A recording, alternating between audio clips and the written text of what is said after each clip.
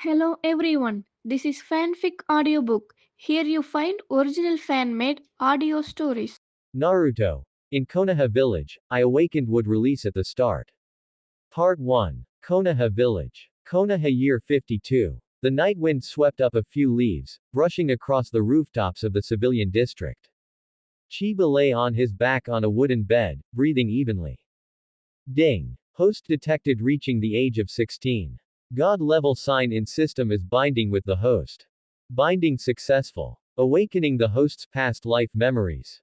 Suddenly, a cold, mechanical voice sounded in Chiba's mind. The boy on the bed snapped his eyes open. The next moment, his brain felt as if it had been shoved into a high-speed blender. Two massive streams of information began to collide crazily. Every recombination of memory fragments brought a sharp pain, as if being hacked by knives and chisels. Chiba gritted his teeth tightly, veins bulging on his hands. Soon, the 2 hours of long torment finally ended. Chiba was soaked in cold sweat, looking as if he had just been fished out of the water. He gasped for air, his chest heaving violently, while deep in his eyes, extremely complex emotions surged. He remembered. He remembered everything. Konoha Year 36. Chiba transmigrated into this world filled with slaughter and chakra. At that time, he was just a newborn baby. An adult's soul was too vast. An infant's body simply could not bear that heavy burden of memories. Out of biological self-preservation instinct, Chiba's subconscious mind forcibly sealed all knowledge regarding his past life. For the 16 years that followed, Chiba became an ordinary Konoha orphan. Fortunately, the original owner's physique was decent enough to barely possess the qualifications to extract chakra. At the age of 6, Chiba successfully stepped through the gates of the Ninja Academy. At that time, he was very naive, thinking that as long as he trained hard, he could change his own destiny. Looking back now, it was simply ridiculous. Konoha Year 46. The Third Shinobi World War broke out in full force. The flames of war spread, and the front lines were short on troops. The high-level officials of Konoha waved their pens and pushed the children of the Ninja Academy directly to the front lines. They called it, For the Will of Fire. Only 10 years old, Chiba, who could barely even use the 3 Academy Jutsu, was graduated early just like that. Back then, more than 90% of the students who went to the battlefield with Chiba had become cold corpses. Severed limbs. Scattered internal organs. Blood stained the soil of Kikyo Mountain red. Chiba had relied purely on excellent dumb luck, along with playing dead in piles of corpses several times, to barely save his own life. To this day, Chiba is already 16. By constantly completing D-rank and C-rank missions, Chiba has muddled his way into becoming an ordinary Chunin, neither outstanding nor terrible. Before awakening his memories, Chiba was quite satisfied with such a plain life. When one person is full, the whole family is full, occasionally doing a couple of C-rank missions to earn some commission, life was quite stable. But now, after completely retrieving his identity as a transmigrator, a bone-chilling cold instantly shot up Chiba's spine. As a transmigrator, Chiba knew the future direction of this world too well. This wasn't some hot-blooded, inspirational ninja game, it was a crazy meat grinder that devoured people without spitting out the bones. 4 years later, which would be Konoha Year 56, the Uchiha clan would be exterminated, and that filial son would turn the village upside down. 8 years later, Konoha Year 60. The Nine-Tails Jinchuriki, Uzumaki Naruto, would graduate, followed immediately by the Konoha Crush plan initiated by Orochimaru. Giant summoning snakes would crush most of the civilian district. The allied forces of Otogakure and Sunagakure would storm into the village like locusts. 11 years later, Konoha Year 63. The Shippuden plotline would go completely haywire. The Fourth Shinobi World War would begin. The Ten Tails, the God Tree, Uchiha Madara, Otsutsuki Kagaya. Those monsters capable of destroying the world and splitting mountains with ease would appear one after another.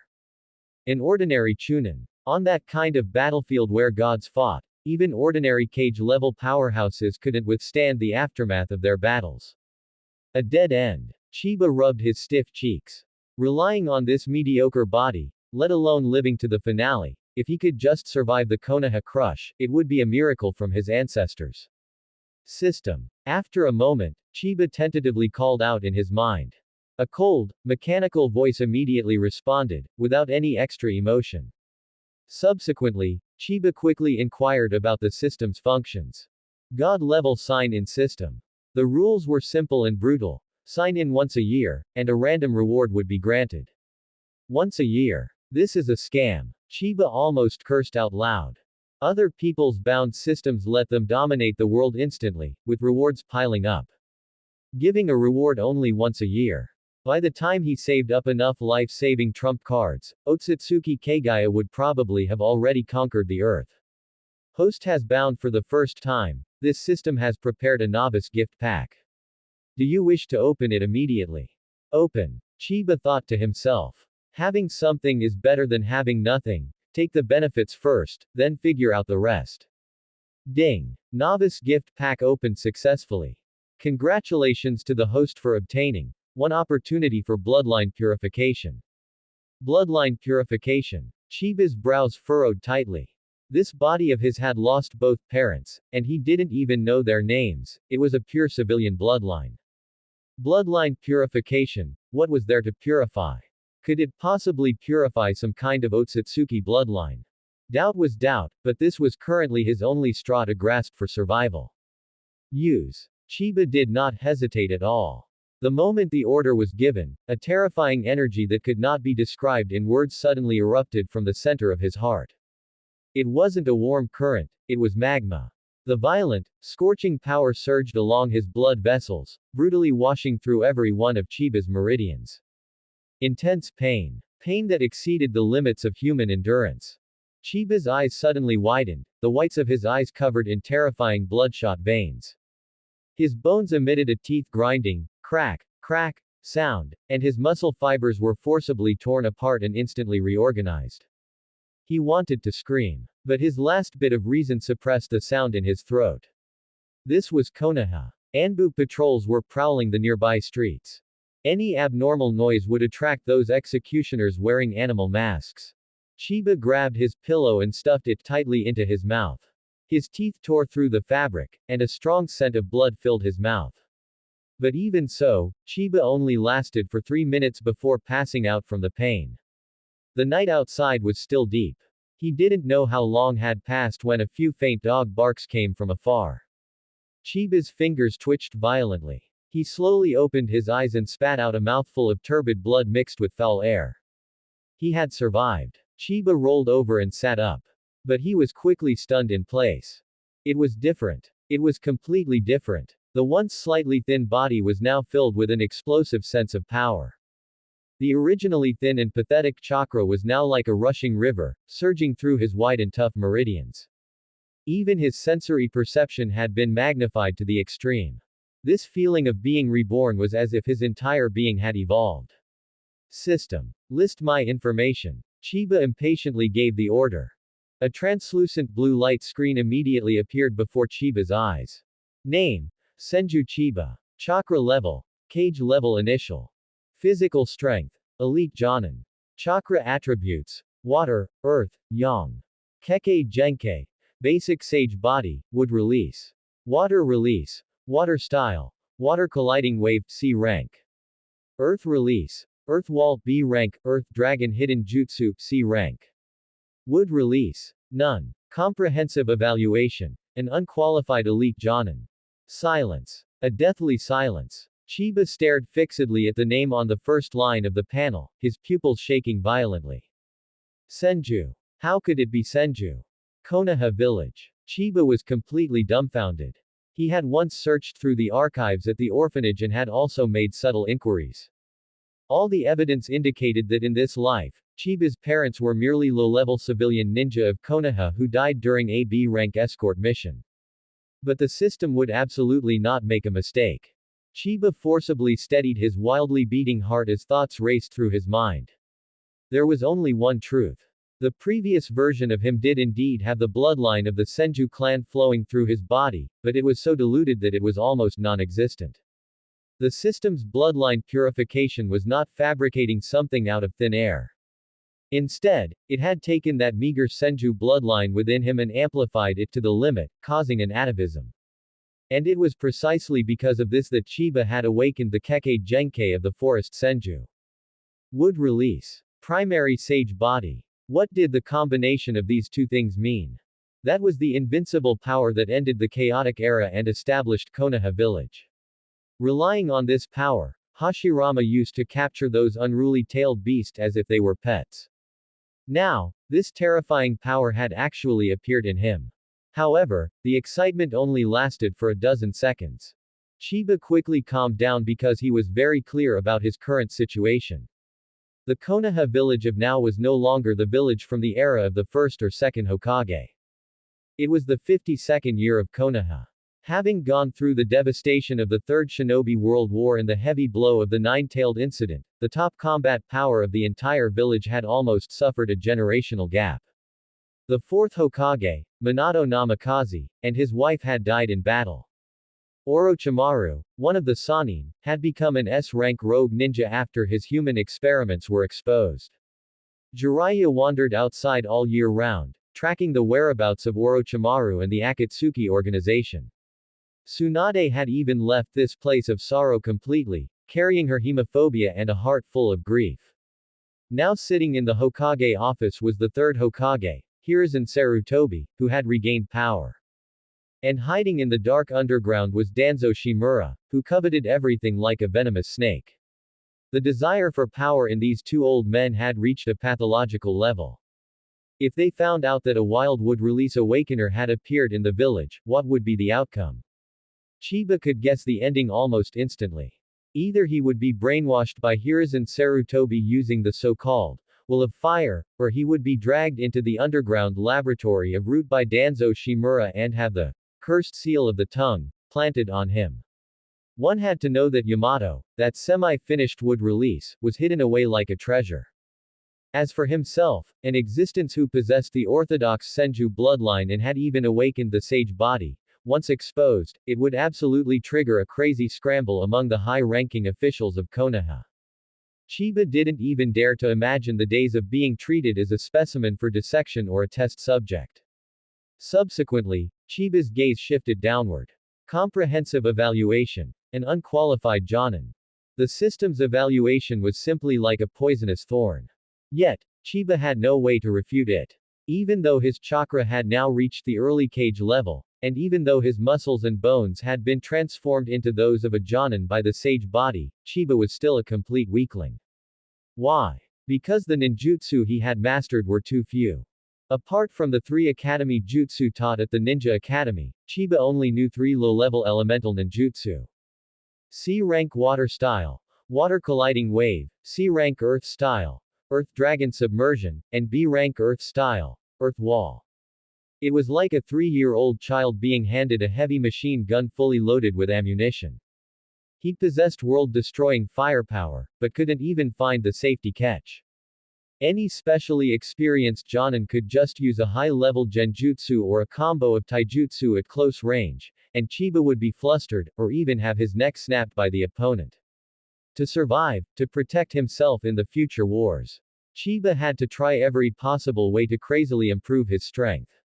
However, where was the path? Konoha village had long since completely rotted. For a civilian ninja to want to access high-level ninjutsu or forbidden jutsu was harder than ascending to heaven. The first path, relying on the inheritance between master and student. Like Kakashi Hatake or Minato Namikaze, having a powerful teacher teach everything they knew. But Chiba's instructor was just an ordinary chunin. He had long since been blown to pieces by Iwagakure ninja on the battlefield of the Third Shinobi World War. This path was blocked. The second path, gaining the favor of the higher-ups to obtain new ninjutsu. But this was even more of a dead end. In Konoha's archives, Chiba was just a civilian chunin who had survived by luck. If he suddenly ran to the training ground tomorrow and conjured a ninjutsu with astonishing power, he wouldn't be appreciated, instead, he would be targeted by the Anbu. What would follow would be endless interrogation and investigation. Chiba rubbed his brow in frustration. Since the high-ranking officials of Konoha could not be trusted, who else could he rely on? who held the true heritage and ninjutsu lineage of the Senju clan in their hands. Suddenly, a name flashed through his mind like lightning. Tsunade. One of the Sanin, the granddaughter of the first Hokage, Hashirama. The only remaining survivor of the Senju clan on the surface. She was the only person in the current ninja world who had the qualification and the ability to protect the Senju bloodline. Although she currently suffered from severe hemophobia and spent her days addicted to gambling and drowning her sorrows in alcohol, the protective nature in her bones had absolutely not changed. As long as Chiba could stand in front of her, as long as Chiba could prove to her that the blood of the Senju clan flowed in his body and that he had awakened would release, Tsunade would absolutely not stand by and watch. She would definitely do everything in her power to protect Chiba, and even impart those lost Senju secret techniques to him. After figuring this out, the corners of Chiba's mouth curled up slightly, revealing a faint smile. However, the smile on his face quickly stiffened. Because a new problem had appeared. How should he leave Konoha village? Konoha's barrier team operated 24 hours a day. Any unregistered chakra forcing its way out of the village would immediately trigger an alarm. Without a permit issued by the higher-ups, any ninja leaving the village privately would be directly labeled as a rogue ninja. Chiba didn't even have a decent offensive ninjutsu, let alone the ability to evade the pursuit of the Anbu. He had to use official channels. Accept a mission. Accept a mission that would take him out of Konoha village, and then take the opportunity to head to the area where Tsunade often appeared. Chiba immediately began to plan his next course of action in his mind. Ding. The host still has one check-in opportunity this year. Do you want to check in immediately? Just at this moment, the cold, mechanical electronic voice sounded in Chiba's mind again. Chiba was stunned for a moment. The newbie gift pack and the annual check-in were actually calculated separately. This system was truly rigidly cute. Check in immediately. Chiba issued the command in his heart. This was a cheat that could directly change his destiny. Even if he checked in a kunai, he would accept it. Check-in successful. Congratulations to the host for obtaining the reward. God-level comprehension. The next moment, as the system's voice fell, a cool airflow that could not be described in words rushed directly along his spine into Chiba's brain. There was no pain, nor was there the tearing sensation from the previous bloodline purification. There was only an unprecedented sense of clarity. It was as if an old, rusty gear machine that had been around for decades had been replaced by a top-tier quantum computer. The world in front of Chiba immediately changed. And in his mind, the few ninjutsu he had mastered flashed through. In the past, when performing ninjutsu, he could only rigidly follow the seals on the scrolls, mobilizing chakra step by step. Hand signs, refinement, projection. Copying mechanically, without any flexibility. But now, under the blessing of God-level comprehension, these few ninjutsu were dismantled into countless tiny energy modules. He followed the flow of people and headed straight to the mission hall. The hall was bustling with activity, filled everywhere with ninjas preparing to accept or submit missions. Sitting behind the counter was a special jonin named Tanaka Chuichi. Tanaka Chuichi was flipping through the documents in his hand, catching a glimpse of Chiba walking up to the counter out of the corner of his eye. He curled his lip imperceptibly. He had some impression of this unlucky guy, Chiba. A mediocre talent, a loser who only survived the Third Shinobi World War by hiding in a pile of corpses. What mission do you want to take? Tanaka Chuichi didn't even lift his head, his voice tinged with the coldness of official business. Tanaka-senpai, I'm a bit tight on money recently. I'd like to take a C-rank escort mission with higher pay. Chiba rubbed his hands together. And on his face, he squeezed out a fawning smile. They're all here, pick one yourself. Tanaka Chuichi pushed a stack of scrolls in front of Chiba. Chiba thanked him repeatedly and began to search through them, putting on an act.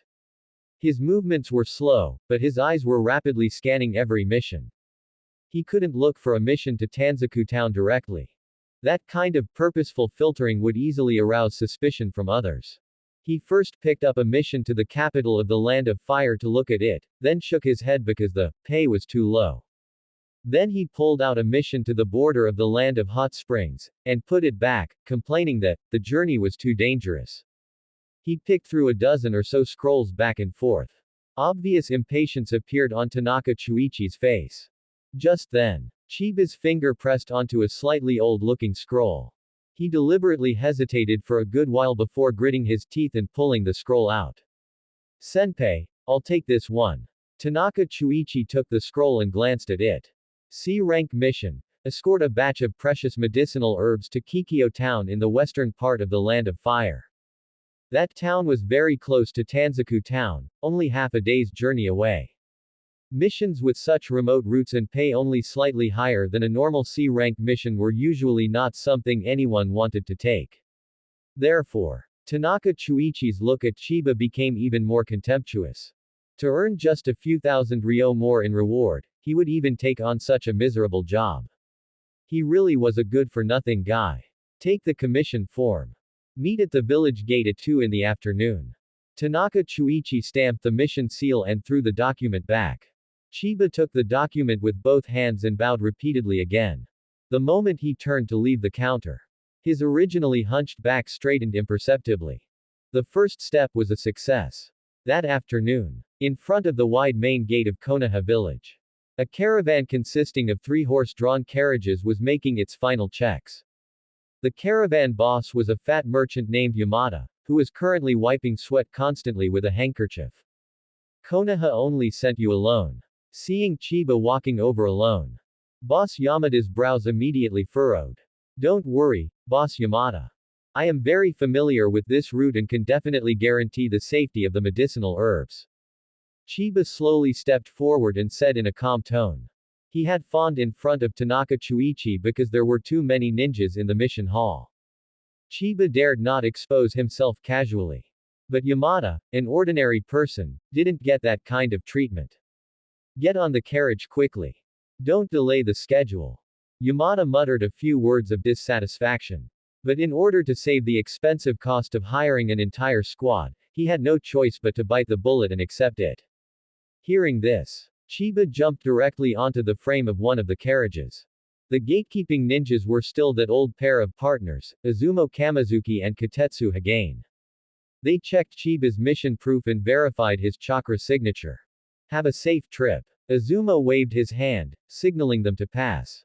The carriage wheels rolled slowly, crushing over the white line at the village entrance that symbolized the boundary of the barrier. The moment he passed through the barrier, the huge stone that had been pressing on Chiba's heart was finally completely shattered. The air of freedom poured into his lungs through his nasal cavity. He lowered his head, a flash of wild ambition appearing in his eyes. That evening, the caravan encountered a few blind wandering samurai. With just a few precise kunai throws, Chiba easily took care of those few petty thieves.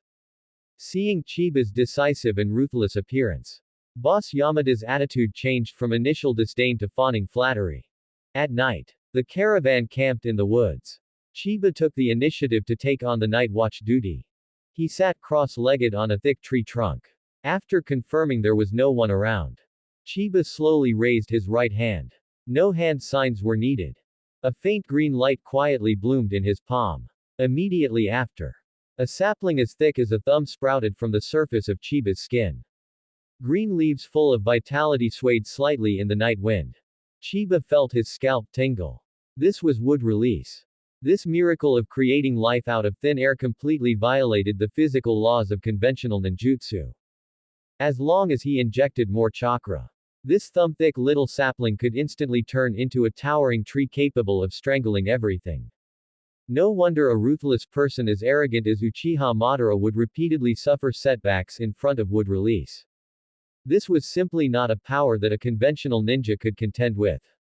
A moment later, Chiba immediately withdrew his chakra. The sapling withered instantly, turning into a small pinch of flying ash that drifted away in the wind. He dared not attempt too large a scale. In this wilderness, once too big a commotion was caused, it would easily attract unnecessary trouble. The primary task now was to find Tsunade. Land of Fire. The 5th morning, the caravan slowly drove into the streets of Kikyo town. Brother Chiba, he said. Are you really not considering a long-term partnership? Yamada took out 2 extra large denomination bills from his money pouch. He wanted to tie this reliable chunin to his caravan for good. Sorry, Chiba replied, taking the extra commission, his tone flat as he declined the offer. I still have missions in the village. After parting ways with the caravan, Chiba did not choose to return to Konoha. Instead, he ducked into a dark, damp alleyway. Confirming there were no Anbu trailing him, he quickly formed hand seals with both hands, and his chakra surged slightly. Poof! A cloud of white smoke exploded in the alley. As the smoke cleared, a wandering samurai wearing a gray cloth tunic appeared. To make the disguise realistic, Chiba even created a shallow fake scar on his left cheek.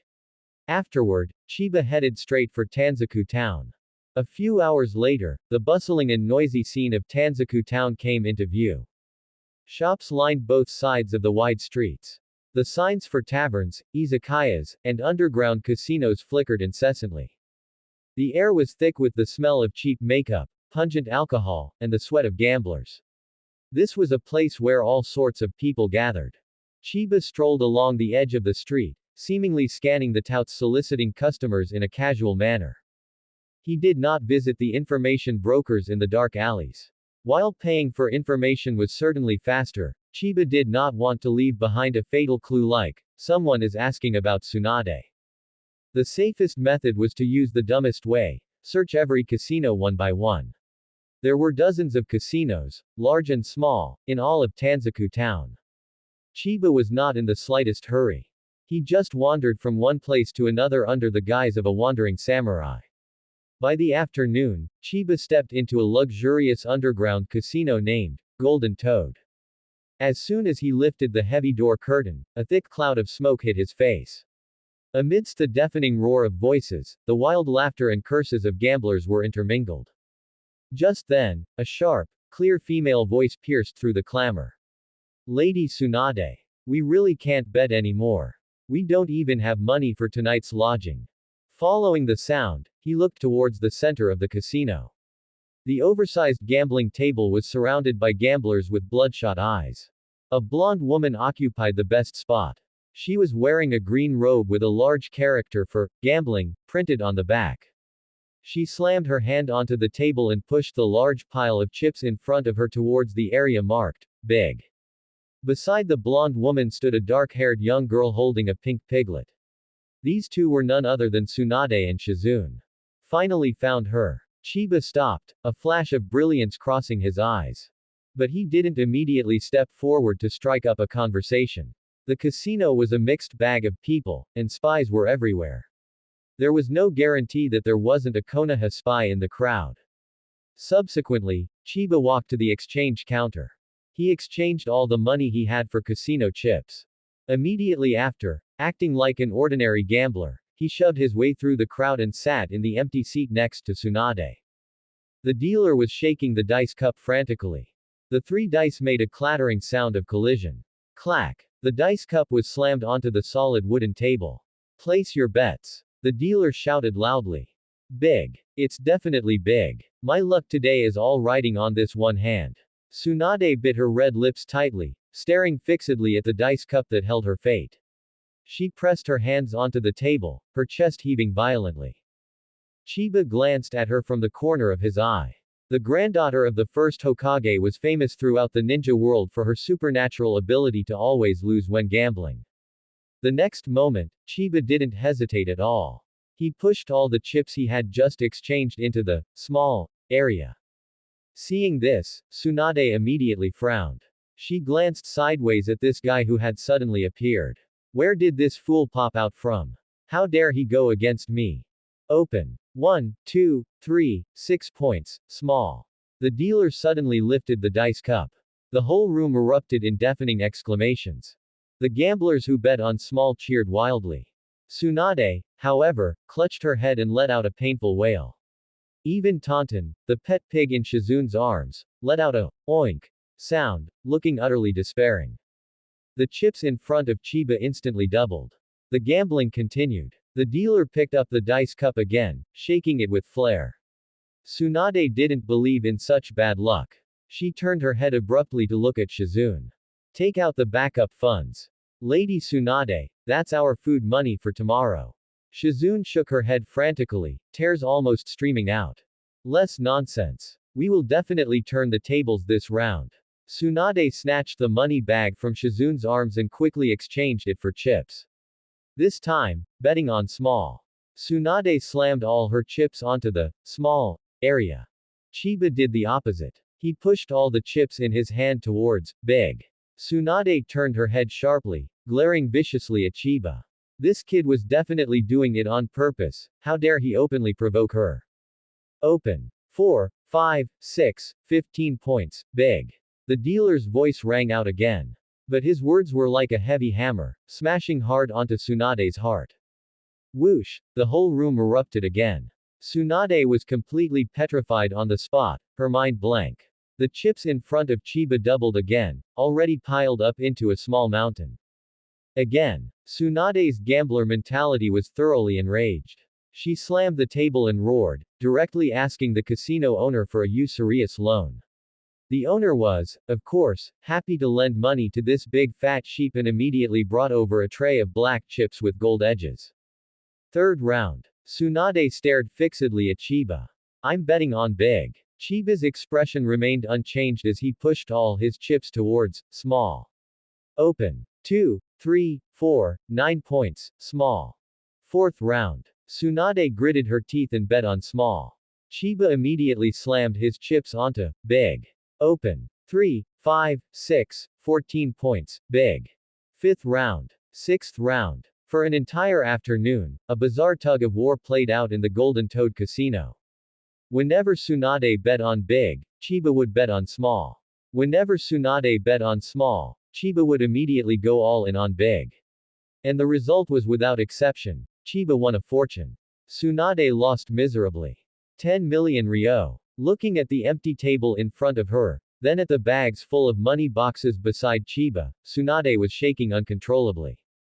The usurious loans she had taken had accumulated to a terrifying, astronomical figure. Shizune had long since collapsed onto the floor. Taunton, in her arms, was crying so hard it was about to faint. Lady Tsunade. We are completely finished. Tsunade stood up abruptly. She kicked over the solid wooden chair in front of her and glared fiercely at Chiba. That look was as if she wanted to devour him. Just as Chiba was secretly on guard, the wind is strong, let's bolt. Tsunade grabbed Shizune from the floor and sprinted towards the back door of the casino. The way she ran clearly showed she was an old hand at this. Catch them. Don't let the fat sheep get away. The casino owner roared at the top of his lungs. A dozen fierce-looking thugs immediately grabbed their clubs and chased after them. On the outskirts of Tanzaku town. In a remote and deserted dead-end alley. Lady Tsunade held Shizune by the back of her collar and landed steadily. She was panting heavily, her ample chest heaving violently. Lady Tsunade. Where are we going now? Shizune had a miserable look on her face, her voice trembling. Taunton, in her arms, had rolled its eyes back and fainted. Where else could we go? We're going to a different town to lie low. Hearing Shizune's words, Lady Tsunade spat in annoyance. Suddenly, she stopped abruptly, her gaze becoming extremely sharp. Under Shizune's surprised gaze, Lady Tsunade slowly turned around and looked at a shadow at the corner of the alley. Are you going to come out yourself? Or do you want me to beat you out? As Lady Tsunade's voice fell, tap, tap, tap. A crisp sound of footsteps emerged from the shadows. Senju Chiba, disguised as a wandering samurai, appeared before Lady Tsunade and Shizune. It's you. After seeing who it was, Lady Tsunade's brows knitted into a tight knot. This was the fool who had frantically opposed her at the gambling table and won a full 10 million ryo from her. Did the casino owner send you to collect the debt? Or are you a hitman hired by some enemy who doesn't like me? Lady Tsunade sneered, and her knuckles cracked as she clenched her fists. No matter who the other party was, today, she had to snatch the 10 million ryo back. Senju Chiba stopped at a safe distance of 10 steps away from Lady Tsunade. He did not speak immediately. His perception spread wildly around like a spider web. Within a 1-kilometer radius, there was no chakra fluctuation of the Anbu, and no cold aura of the root. After confirming that the surroundings were absolutely safe, Senju Chiba slowly opened his eyes and formed hand seals with one hand.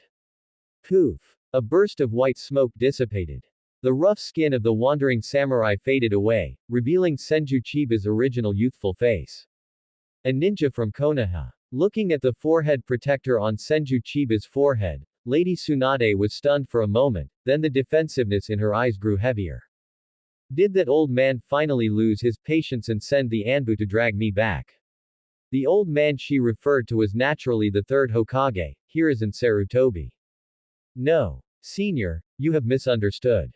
I am not acting under orders, but have escaped the village on my own. Senju Chiba's tone was extremely calm. Hearing this, Lady Tsunade was even more surprised. A 16 or 17-year-old Chunin actually dared to become a rogue ninja. Oh. Escaped from Konoha. Then you should have fled far away. Why did you run here to find me? I have long had nothing to do with that corrupt village. After saying these words, Lady Tsunade turned around directly, preparing to leave this place. Regardless of whether Senju Chiba was a ninja from Konoha or a rogue ninja from Konoha, Lady Tsunade did not want to deal with these matters right now. I need your protection, senior. Senju Chiba's voice echoed in the empty alley. Lady Tsunade's footsteps paused. It was as if she had heard some terrible joke. Protection. What kind of thing are you, that you deserve me to make a move? Just because you won the 10 million ryo from me at the casino. Lady Tsunade turned around, her face full of mockery. Shizune stood by the side, too scared to even breathe. She knew very well how terrifying Lady Tsunade could be once she got angry. Senju Chiba's back remained straight. He knew very well in his heart that negotiating with a big shot who had been baptized by the flames of war could not rely on words alone. Therefore, Senju Chiba slowly raised his right hand. His palm was flat, facing upward. The chakra in his body began to undergo a miraculous qualitative change. Water nature and earth nature were frantically fusing under the catalysis of yang release. An extremely pure life force surged along Senju Chiba's meridians toward his palm. There were no complex hand-seal movements. This power felt like an innate instinct. Soon, a faint yet pure green light bloomed in Senju Chiba's palm. This green light appeared particularly blinding in the dim alley. At first, Lady Tsunade was still full of disdain. But when she felt the chakra, her whole body was as if struck by lightning. This is. The mockery in Lady Tsunade's eyes instantly disappeared without a trace. Replacing it was extreme shock. Immediately after, under the gaze of Lady Tsunade and Shizune, a tender green tree bud sprouted from Senju Chiba's palm. This thumb-thick sapling radiated a vigorous vitality. The air in the alley seemed to have frozen at this moment. Shizune covered her mouth. Her legs went weak, as if she was about to be unable to stand. And Lady Tsunade, this Sanin who had seen many storms, had her breathing come to a complete halt at this moment. Her pupils contracted violently, her gaze glued to Senju Chiba's palm, staring at the swaying sapling. Even from a distance of 10 steps away, she could clearly feel it. That was the miracle power that only her grandfather, who was revered as the god of shinobi, had ever possessed. Would release. Lady Tsunade murmured in a low voice. Her voice was very hoarse, with a distinct tremor. To reproduce this power, the high-ranking officials of Konoha had performed so many insane human experiments. But now, an ordinary young man had actually perfectly displayed wood release.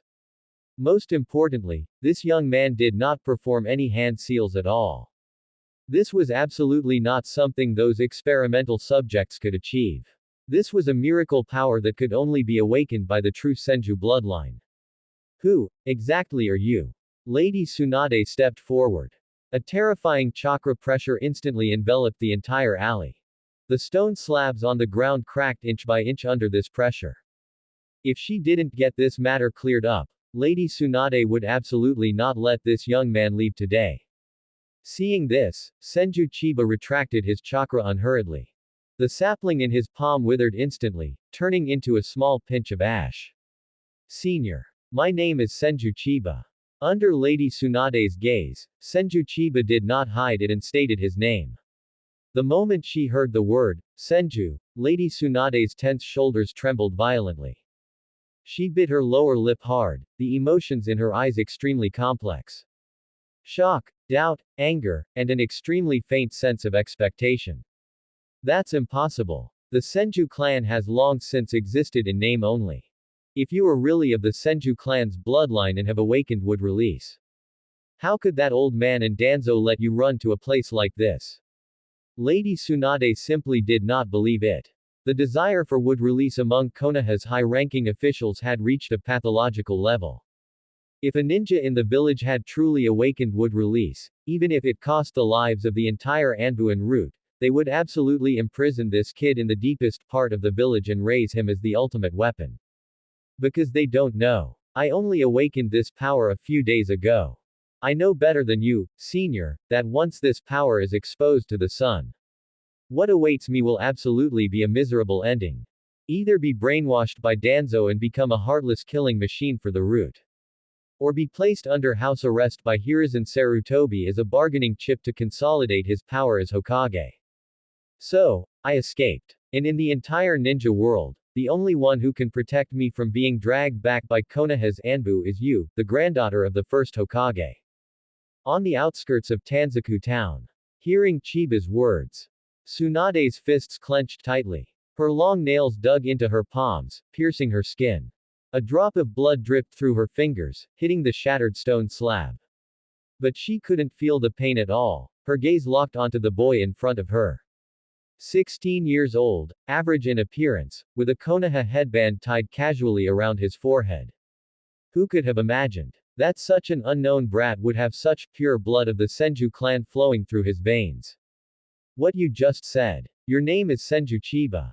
After a long while, Tsunade finally spoke slowly, her voice incredibly hoarse. Chiba nodded calmly. He didn't flinch in the slightest, meeting the gaze of this legendary female ninja head-on. To survive, he had to borrow power.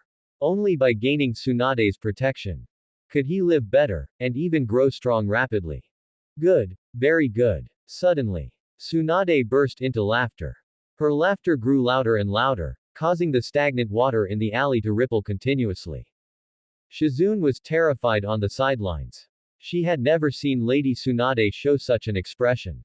It was like ecstatic joy, yet also like sorrow, mixed with endless mockery toward the high-ups of Konoha. You want me to protect you? Fine. Hand over all the money you just won. The next moment, Tsunade appeared in front of Chiba.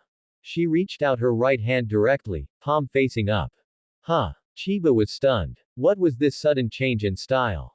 Huh. What? Huh. In order to protect you, I have to risk falling out with the entire Konoha. What's wrong with collecting some protection money from you? Be quick about it, 10 million ryo, not a single coin less. Tsunade grabbed Chiba by the collar and leaned in with a fierce look. Lady Tsunade. You are being too rude. Shizune's face was flushed red, she wished she could crawl into a crack in the ground. Shut up. Tsunade turned back and roared at Shizune.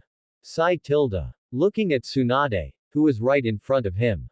Chiba sighed helplessly. This senior's greed and gambling addiction were indeed well deserved. He reached into his pocket and pulled out a sealing scroll. This was the cash he had just exchanged from the casino that afternoon, it hadn't even warmed up yet. It's all here. Chiba handed the scroll over.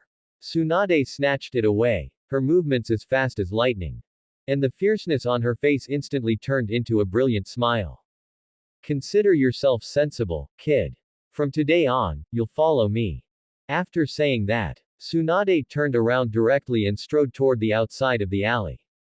Shizune, let's go. Tonight I'm going to drink the best wine. Shizune gave Chiba an apologetic look, quickly picked up the pet pig Tauntaun, and trotted to catch up. Chiba stood in place, watching Tsunade's retreating figure. The heart he had been holding in his throat finally settled down completely.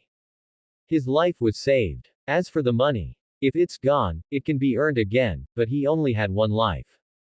Up ahead, Tsunade walked down the street with long strides. The streetlights shone on her face. The greedy and mercenary appearance from just a moment ago had long since vanished. Replacing it was an unprecedented solemnity. Her eyes at this moment were as deep as a cold pool. The Senju clan had not yet been cut off. Not only had it not been cut off, but a spark capable of using wood release had even been born. No matter what the price. Even if it cost her life. She absolutely could not let those vampires in Konoha destroy this seedling. The next day. A desolate mountainous area. Surrounded by barren rocks, it was completely uninhabited. Tsunade stood on a giant rock, looking down at Chiba. Shizune retreated hundreds of meters away to serve as a temporary lookout.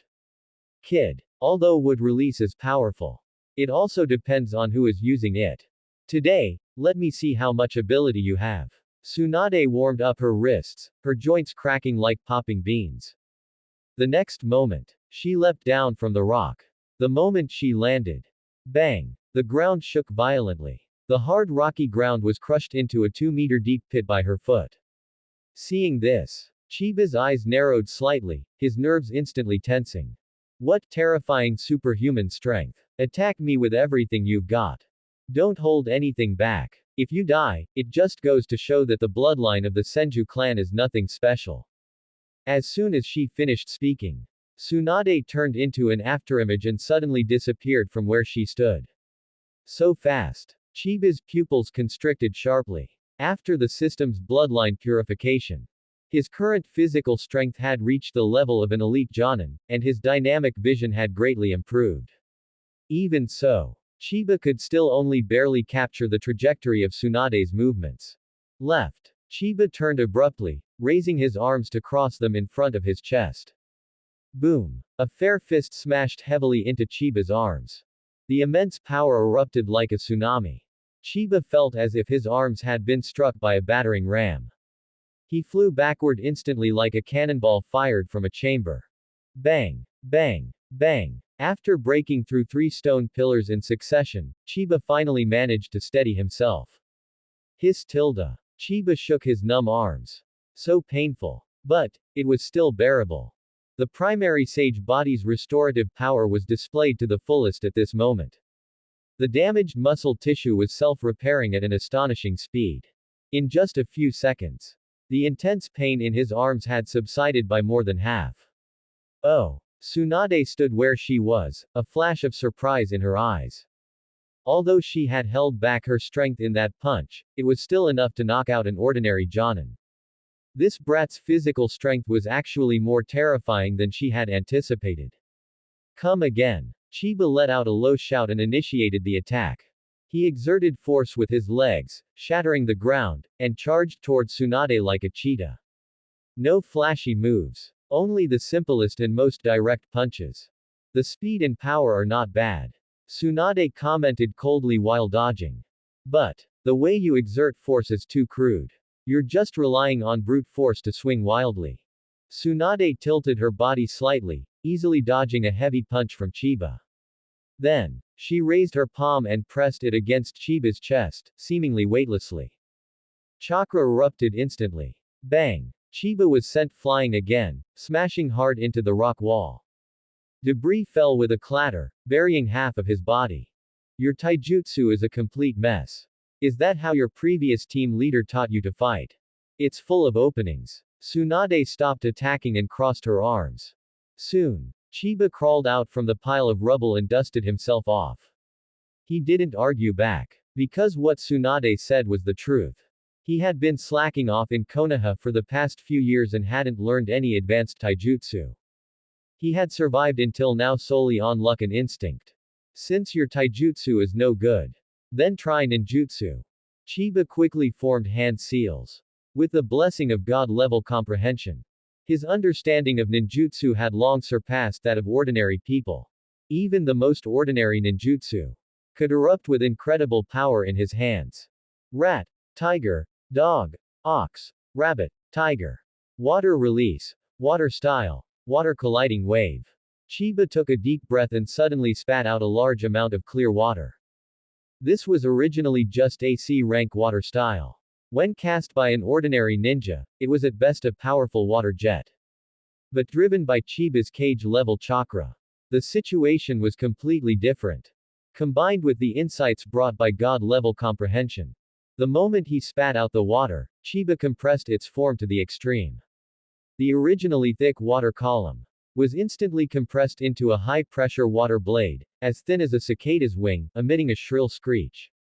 The water blade sliced through the air and slashed towards Tsunade at a terrifying speed.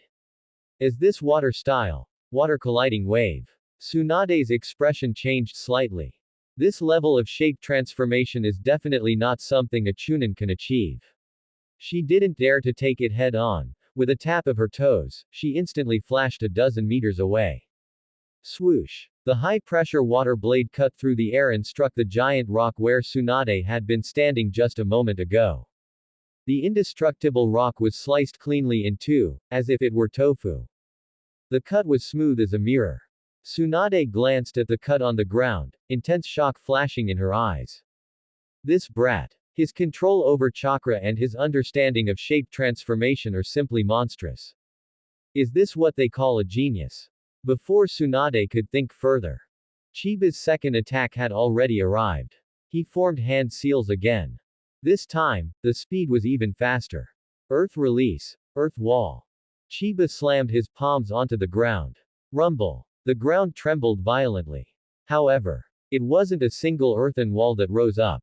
Under the modification of his god-level comprehension, Chiba directly changed the way Earth release, Earth wall functioned. 4 massive earthen walls rose from the ground, not for defense, but to lock Tsunade firmly in the center. Immediately after, Chiba changed his hand seals again. Earth release, Earth dragon submersion technique. He instantly sank into the ground and disappeared without a trace. Interesting. Tsunade stood in the center of the 4 earthen walls, a dangerous curve tugging at the corner of her lips. Using Earth release, Earth wall to restrict the enemy's movement space. Then using Earth release, Earth dragon submersion technique to lurk and assassinate. The tactical thinking is extremely clear. Furthermore, the transition between ninjutsu is smooth and fluid, without any hesitation.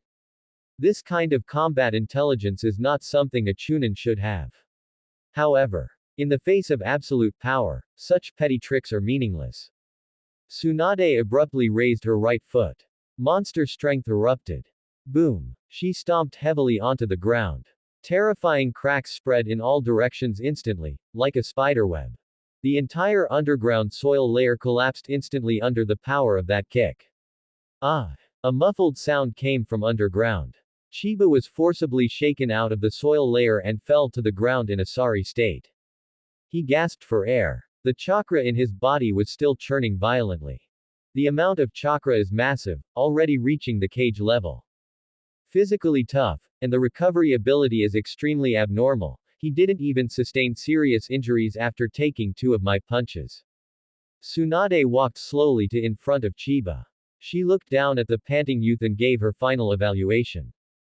But, your foundation is hopelessly rotten. You possess a mountain of treasure but only know how to dig it up in the crudest way. Too little combat experience, and your repertoire of ninjutsu is pitifully small. If this is all the level you have, let alone Konoha's Anbu, any random elite jonin could easily crush you to death. Chiba gave a bitter smile. Senior is right to lecture me. He had no way to refute it. The system's evaluation was very fair. He was indeed an unqualified elite jonin. Apart from good panel data, his actual combat ability was indeed a mess. Watching Chiba's attitude of accepting the lesson, a hint of satisfaction flashed in the depths of Tsunade's eyes. Not afraid of a poor foundation. Only afraid of not seeing oneself clearly. This brat has a tough personality and learns quickly. As long as he is polished well, he will definitely be a priceless treasure. Starting tomorrow, I will create a devilish training plan for you. If you can't endure it, then get lost early. Don't go around embarrassing the Senju name. Tsunade snorted coldly and turned to leave. But at the moment she turned around, a light that hadn't been seen in years ignited in her eyes. The Senju clan has hope for revival. A few days later, Konoha village, Hokage office building. The spacious office was filled with a faint scent of tobacco. Hiruzen Sarutobi, the 3rd Hokage, was sitting behind a large desk. His face was covered in age spots, and he took a deep puff from his pipe. White smoke curled upward. Hokage-sama. An Anbu wearing an animal mask appeared silently in front of the desk. This is a letter sent back by Lady Tsunade. The Anbu handed over a sealing scroll with both hands. Tsunade. Hiruzen Sarutobi's hand holding the pipe paused slightly. A look of surprise flashed in his cloudy eyes. Ever since Tsunade left the village, she had been addicted to gambling all day and hiding from debts everywhere. It had been several years since she had voluntarily contacted the village. Why the change of heart today? He undid the seal on the scroll and unfolded the letter. The handwriting on the letter was very sloppy, revealing a sense of impatient perfunctoriness. Hiruzen Sarutobi read it word by word. His brows, however, furrowed deeper and deeper. Met a Konoha Chunin in Tanzaku town. Thought this kid had good chakra control. Has talent for learning medical ninjutsu. Planning to keep him by my side and teach him for a while. Hiruzen Sarutobi finished reading the letter, completely bewildered. Tsunade wants to take an apprentice. How is that possible? Ever since Kato-dan and Nawaki died, Tsunade had suffered from severe hemophobia. She couldn't even hold a scalpel. How could she teach others medical ninjutsu? Unless this Chunin named Chiba had something extremely special about him. Go. Hiruzen Sarutobi put down his pipe and ordered in a deep voice. Get me the file on this Chiba immediately. Yes. The Anbu disappeared instantly. In less than 5 minutes. A thin file was placed in front of Hiruzen Sarutobi. He put on his reading glasses and began to read carefully. Name: Chiba. Age: 16. Identity: Konoha Chunin. Parents: Konoha civilian ninjas, died in a B-rank mission.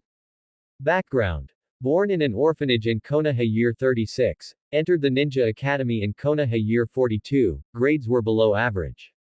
Konoha year 46, graduated early, assigned to the 3rd Shinobi World War Cannon Fodder Battalion, survived to this day by luck.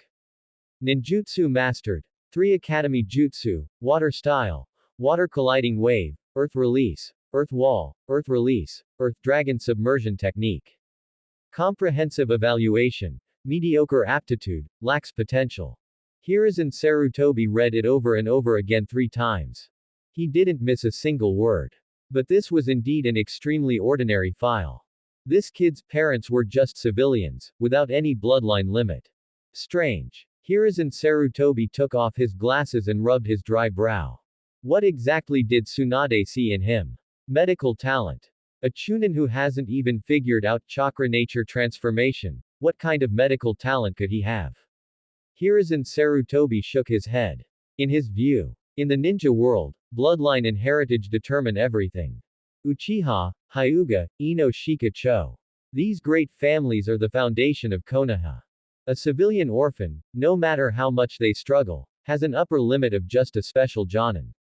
Perhaps. It's just Tsunade being bored and finding some brat to pass the time. Hiruzen Sarutobi tossed Chiba's file into the wastebasket on the side. He picked up his pipe again and took a deep puff. Regardless. As long as Tsunade doesn't return to the village to cause trouble, let her be. Meanwhile, deep beneath Konoha village, the root base that never sees the light of day. The damp air was filled with a faint smell of blood and rust. A few dim candles barely illuminated the vast underground hall. Tap, tap, tap. The sound of a cane striking the floor echoed in the empty hall. Danzo Shimura, half of his face wrapped in bandages, walked slowly out of the shadows. His only remaining left eye, cold like a viper, stared fixedly at the root ninja kneeling before him. What did you say? Tsunade took a civilian Chunin as an apprentice in Tanzaku town. Danzo's voice was hoarse and grating, revealing a bone-chilling coldness. Yes, Lord Danzo. The masked root ninja lowered his head, his tone devoid of any emotion. Hokage-sama has already received the letter. The Anbu retrieved the file on the one called Chiba. But after reading it, Hokage-sama did not give any instructions. Danzo snorted coldly. He leaned on his cane and arrived at a stone table. On the stone table lay the file just delivered by the root ninja. Danzo narrowed his single eye and quickly scanned the text on the file. On the surface, this Chiba was indeed worthless. But Danzo was suspicious by nature. He never believed in coincidences. Who is Tsunade? She is the granddaughter of the first Hokage, one of the Sanin. With her arrogant personality, How could she possibly take a fancy to a civilian piece of trash? Kino. Next. Danzo spoke coldly. Swoosh. Swoosh. Two black shadows appeared in the center of the hall, kneeling on one knee. Go to Tanzaku town. Keep an eye on Tsunade and that brat named Chiba. I want to know exactly who they meet every day, what they say, and even what they eat. If that brat is suspicious, kill him immediately and bring back his corpse. Land of Fire. On the streets of a bustling town, a massive, clamorous chase was unfolding. Stop. Don't run. That woman in the green clothes, stop right there. If you don't pay back the money today, I'll sell you to a brothel. Chase her. Even if we have to turn the Land of Fire upside down, we must get that money back. The roar of the crowd echoed through the streets. Dozens of gleaming machetes flashed blindingly in the sunlight. Tsunade took the lead, running at the very front. Her long blonde hair danced in the wind, and her Geta sandals struck the ground rapidly. Shizune followed closely behind. She clutched the little pink pig Tauntaun tightly to her chest, running until she was out of breath. Lady Tsunade. Why are we running away? Shizune was on the verge of tears. Nonsense. Of course we have to run if we don't have money. Do you expect us to stay and wash dishes for them? Tsunade shouted back righteously without even turning her head. Behind the two of them, Chiba was sprinting across the rooftops. He was covered in metaphorical black lines, and veins were throbbing on his forehead. What kind of situation was this? He, Senju Chiba, a cheater who had awakened a basic sage body and would release. A man destined to change the landscape of the ninja world. Yet now, he was actually being chased by a group of casino thugs. It was so embarrassing. If he didn't want to cause such a big commotion, Chiba would have really wanted to form hand seals and wipe out these fools with a water colliding wave. Most importantly, this was the third time this month. Ever since that day in Tanzaku town, Tsunade had taken him and Shizune on a chaotic, aimless wandering life. Casinos, taverns, hot springs. Wherever there was fun, they would head there. Chiba's 10 million ryo only lasted 5 days before Tsunade gambled it all away, leaving absolutely nothing. For the remaining half of the month, they were completely trapped in a vicious cycle of borrowing money, gambling, losing it all, and running away.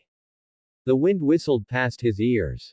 Chiba glanced at Tsunade, who was running in front. What on earth was this woman thinking? Wasn't it agreed that I was the last hope of the Senju clan? Is this your way of nurturing hope? Could it be that you want me to become an excellent, seasoned deadbeat? They ran for 2 full streets. The cursing behind them finally began to fade. Those ordinary thugs could never keep up with the pace of a ninja. Phew. In a secluded dead-end alley, Tsunade stopped and leaned against the wall to catch her breath. Shizune collapsed onto the ground. Tauntaun broke free from her arms, letting out 2 dissatisfied grunts. Lady Tsunade, we really.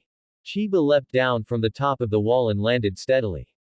He stared at Tsunade, filled with confusion. But before he could finish his sentence, Tsunade whipped her head around. In those light brown eyes, a chilling, oppressive glint suddenly erupted.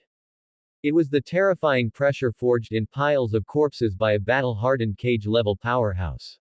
This pressure was almost tangible, slamming hard against Chiba's chest. Chiba forcibly swallowed the second half of his sentence. Tsunade stared at him coldly. Then, she cast an almost imperceptible glance at the roof outside the alley. It was only for an instant, but Chiba caught it. He was a smart man.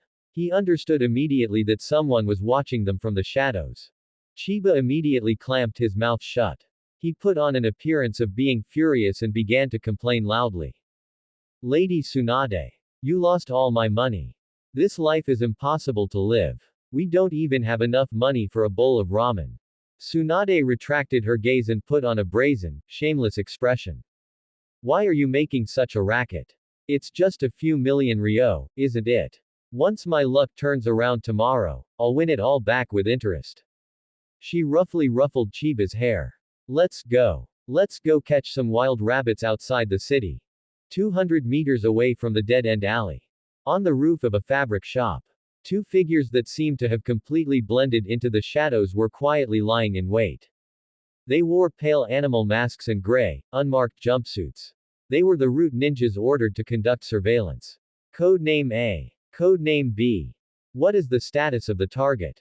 A's voice was lowered to the extreme through special communication ninja tools.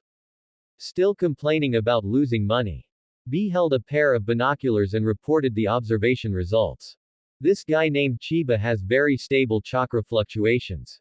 His physical stamina is heavily depleted, and his breathing is erratic. He completely fits the standard of a mediocre chunin. A sneered. Danzo is being far too paranoid. He's just cannon fodder who got lucky and survived the battlefield. Tsunade is a waste of space, too. A dignified Sanin, actually reduced to being chased through the streets by lone sharks. B lowered the binoculars. Record it. Konoha Year 52, August 7th. Target has lost all funds and is evading debt collectors. No abnormal teaching behavior detected. Over. The next moment, the two figures vanished from the roof like ghosts. Night fell. On a stretch of wilderness outside the town, a bonfire was burning fiercely. Shizune was roasting two scrawny wild rabbits. Oil dripped onto the burning coals, making a sizzling sound. Tsunade sat sprawled on a rock. She held a twig in her hand, idly poking at the fire. Hey, kid. Tsunade suddenly spoke up. Chiba slowly raised his head. Since we don't have money to go to the casino, I'll teach you something to pass the time. Tsunade's tone was casual, as if she were talking about a trivial matter. Chiba immediately perked up. After acting like a deadbeat for a month, it was finally time for the real deal. Come here. Tsunade beckoned. Chiba walked quickly to her front. The foundation of medical ninjutsu is ultimate chakra control. Tsunade extended a finger. A faint yet extremely pure green light lit up at her fingertip. Like this. Gather chakra at a single point. Not too much, not too little. Try to cut this leaf in half, but don't shred it. She casually picked up a fallen leaf from the ground and tossed it to Chiba. Chiba took the leaf. He closed his eyes, and the chakra within his body surged. God-level comprehension triggered. In his mind, countless pathways regarding chakra flow instantly became incredibly clear. How to guide it. How to compress it. How to maintain stability. It was as if it were instinct, deeply imprinted into Chiba's muscle memory. In just 3 seconds, a faint green light also lit up on Chiba's fingers.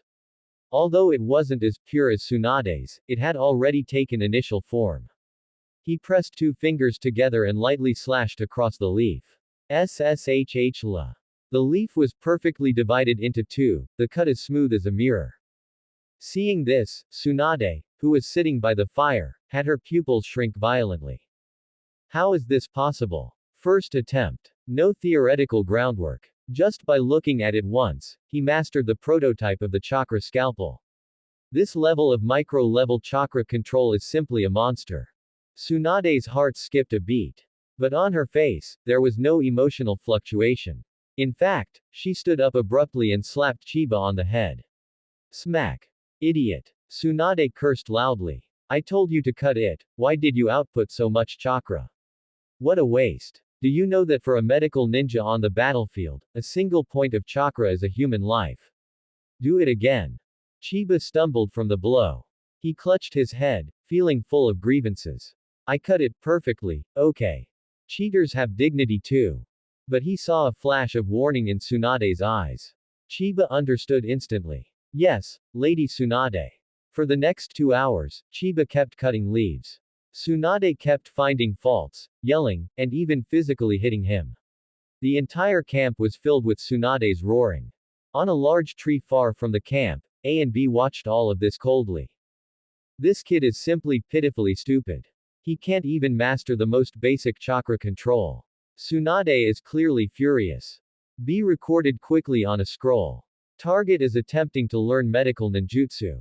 Aptitude is dull. Evaluation. No threat whatsoever. Land of fire. Time passed day by day. Chiba's daily life was repetitive.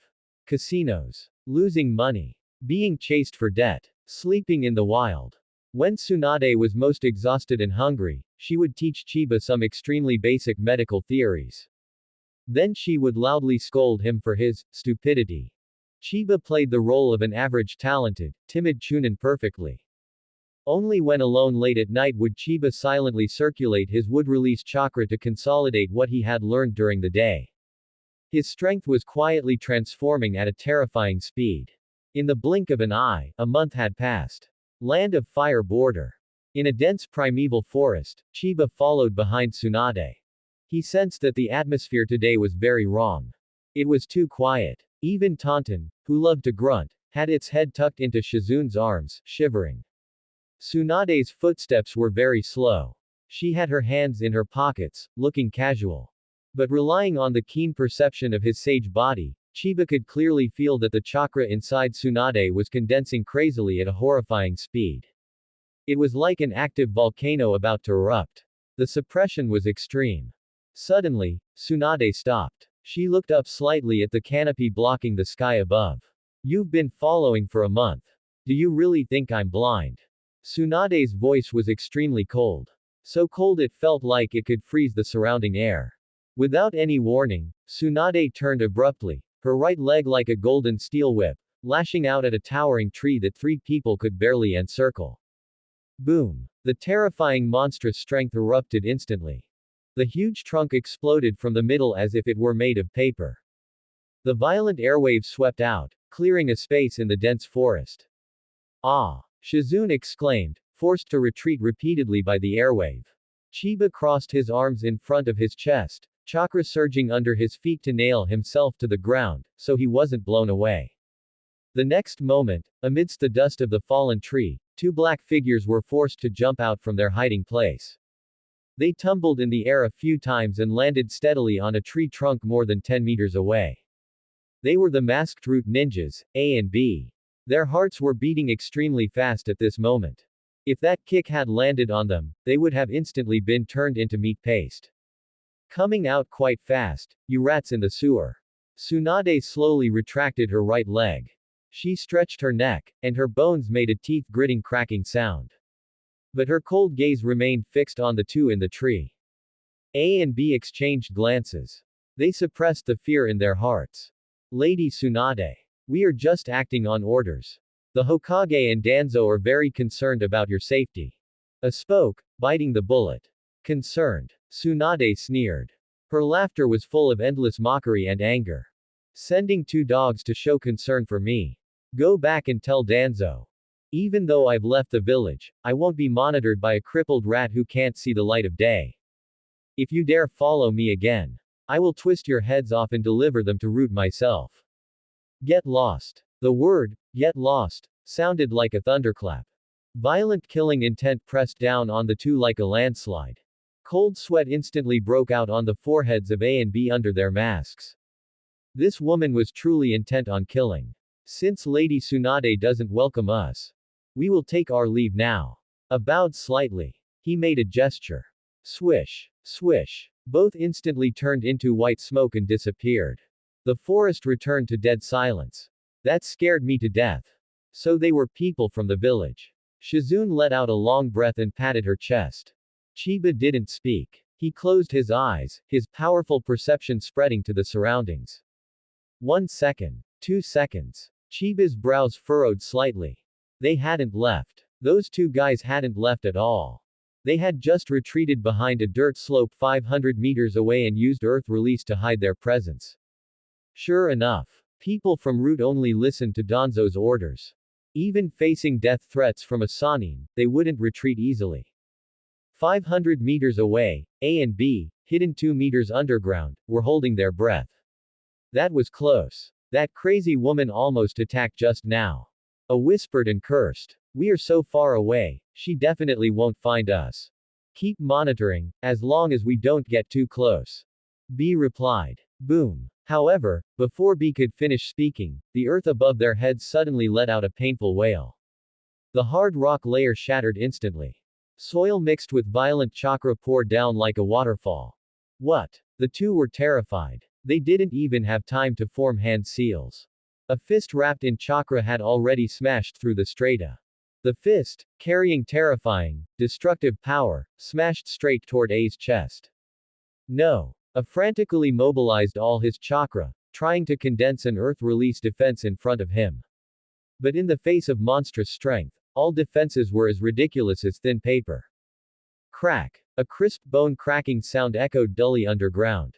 A's chest instantly collapsed at a terrifying angle. Dozens of ribs broke at once. His whole body was blasted out of the ground like a broken sack by the terrifying fist wind. B was completely terrified. His body was cold, his mind blank. Escape. Must escape. This woman really dared to kill Konoha ninjas. Earth release Earth Dragon submersion technique. B bit the tip of his tongue regardless of the cost. Borrowing the clarity brought by the sharp pain, he frantically formed hand seals. Now, he couldn't care about A's life or death. Like a mad dog, he fled frantically underground, disappearing at top speed. Bang! On the ground, Tsunade jumped out of the pit. She brushed the dirt off her hands and glanced at A, who was like a dead dog in the distance. She didn't chase B. Leaving one alive to go back and report was the result she wanted. Before long, Chiba and Shizune arrived. Looking at the unconscious root ninja, Chiba didn't speak. But in his heart, he understood completely. The previous month had all been a play Tsunade put on for the root ninjas. To numb Danzo. To make everyone think that Chiba was just a worthless commoner trash. And now, the play was over. Tsunade used the most violent method to put a bloody period on this play. Did you understand, kid? Tsunade turned around and looked at Chiba.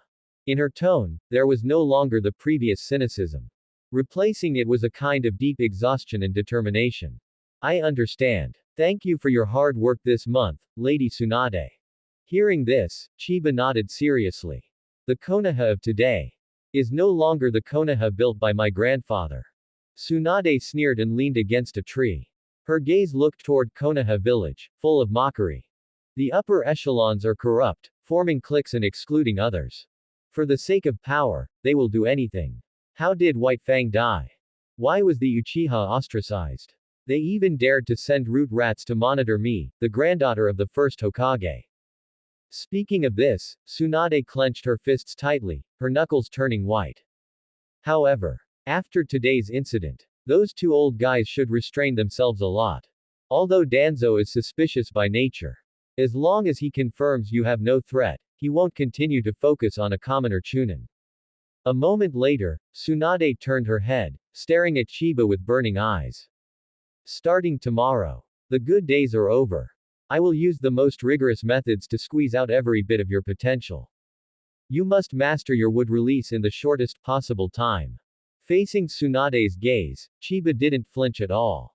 Because he knew his situation very well. Once his wood release was exposed, Danzo would definitely spare no cost to capture him and dissect him for research. Hiruzen Sarutobi would also completely control him in the name of, for Konoha.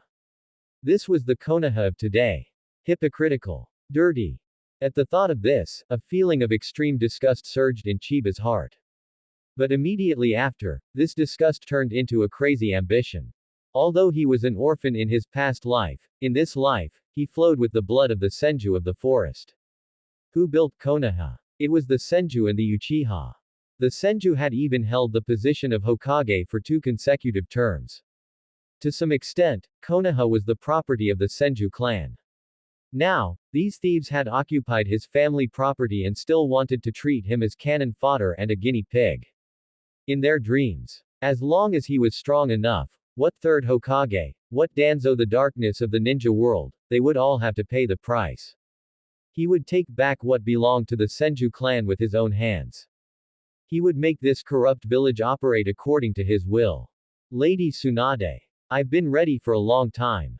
A few days later. Deep underground in Konoha village. Bang! The dull sound of a heavy object hitting the ground echoed through the empty secret chamber. That root ninja, Yi, who had fled, knelt directly before Danzo. Lord Danzo. This subordinate is incompetent. Before Danzo could ask, Yi recounted everything he had observed over the past month in full detail. From the high-stakes gambling at the casino. To the drunken stupors at the tavern. And then, when Tsunade was in a good mood, how she would casually teach that brat, Chiba, a bit of medical ninjutsu. Finally, the sudden, unprovoked outburst in the forest. Tsunade said. If you dare to send anyone to follow her again, she will head straight back to the village and uproot root entirely. The report was finished. The entire secret chamber fell into a deathly silence. Danzo sat upright on a high stone chair. His only remaining eye was half closed, his fingers tapping lightly on the armrest. Tap, tap, tap. This monotonous sound fell into the ears of the ninja below like a death knell. Danzo was not angry. Or rather, he did not care at all about the life or death of the trash on the ground. He was thinking. His aged face, filled with gloom, was full of darkness and calculation. She lost her temper. Danzo let out a cold snort. The sound seemed to drift out from the depths of hell, cold enough to penetrate the bone. In the end, she is still that spoiled princess. In Danzo's view, Tsunade's outburst only proved her weakness behind a facade of strength. If she had truly discovered some core secret. If that brat named Chiba really had some unspeakable secret. Tsunade would never make such a big fuss, she would simply hide the person away quietly. A useless person with hemophobia. Dragging along two useless burdens. HMPH. In the end, she is just a pathetic wretch wallowing in the past. Danzo stopped tapping the armrest. So what if she is the first Hokage's granddaughter? Today's Konoha is already the world of Hiruzen and himself. The Senju clan. It is nothing more than a yellowed noun in history books.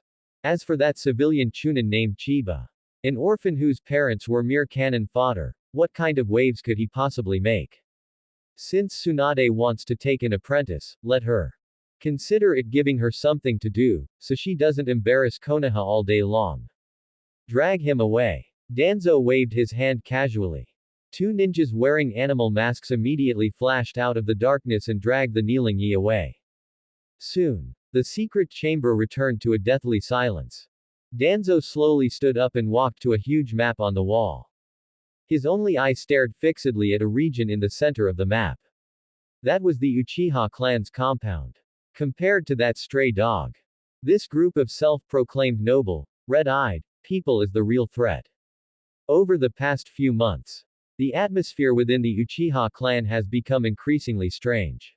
The frequency of clan meetings has also been increasing. These guys, who carry the cursed blood, are definitely plotting something.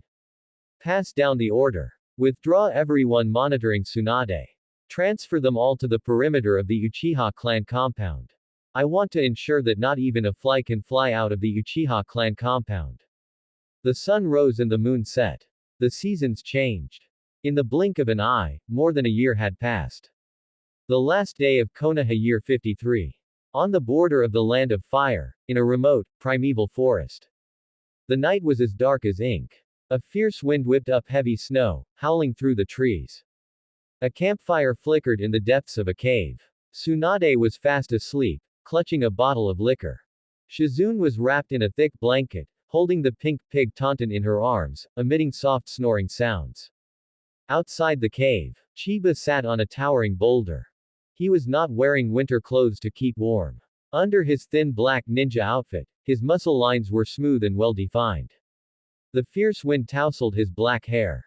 Chiba slowly opened his eyes, reflecting the sky full of snow in his pupils.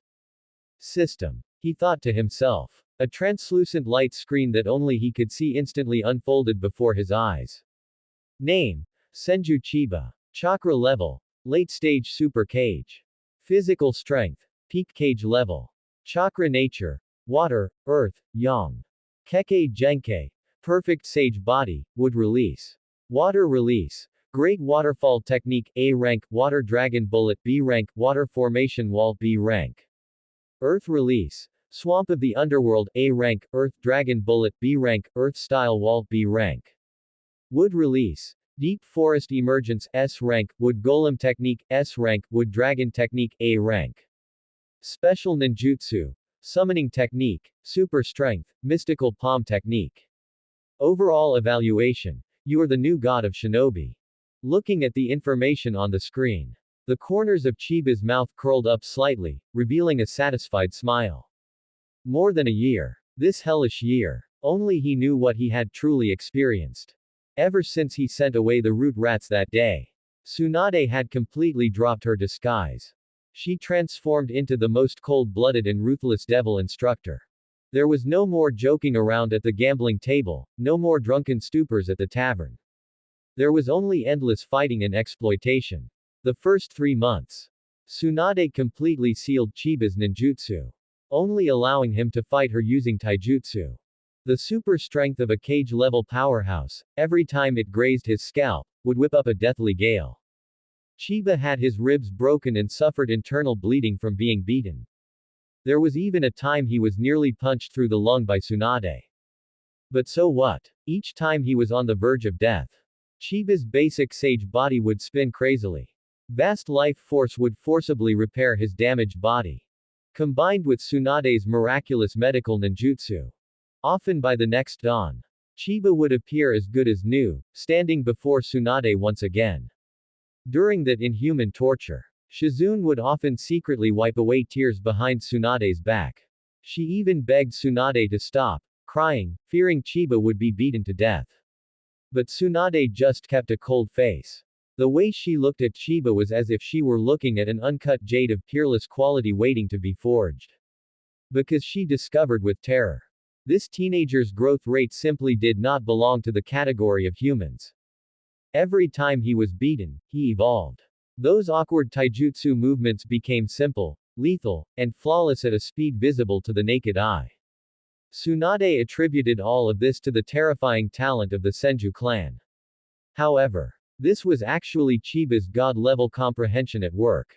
Any complex combat technique, any exquisite chakra circulation method. In Chiba's mind, they would be instantly broken down into the most basic code.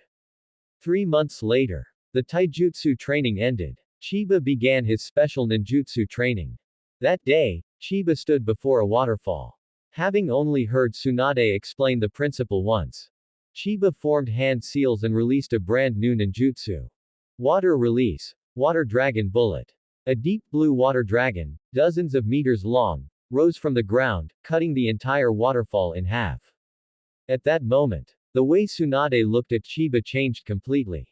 From looking at a potential asset to looking at a monster. Later on, came the core wood release training. When Chiba first conjured a forest that blocked out the sun in front of Tsunade. This legendary Sanin, who had seen life and death, trembled all over. She drank 3 whole bottles of sake on the spot. Crying and laughing, like a madwoman. The Senju clan really had hope.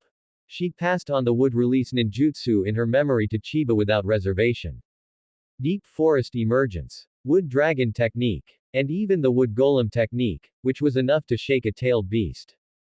Chiba was like a dry sponge, crazily absorbing this knowledge of wood release. Of course, what truly caused a qualitative change in Chiba was the check-in at the beginning of this year. The system reward, perfect sage body. It was an ultimate constitution even purer and more domineering than Senju Hashirama's. The night he merged with the perfect sage body. Chiba rolled in the mud in pain, blood seeping from every pore on his body. Old cells were torn apart. New cells were crazily reorganized. His bone density skyrocketed, and his muscle fibers became tougher than steel wire. The most terrifying thing was his chakra. The chakra, which was originally as vast as a lake, under the blessing of the perfect sage body, directly transformed into a vast ocean. Boundless. Endless. A chakra level of late-stage super cage. Combined with a terrifying body at the peak of cage level.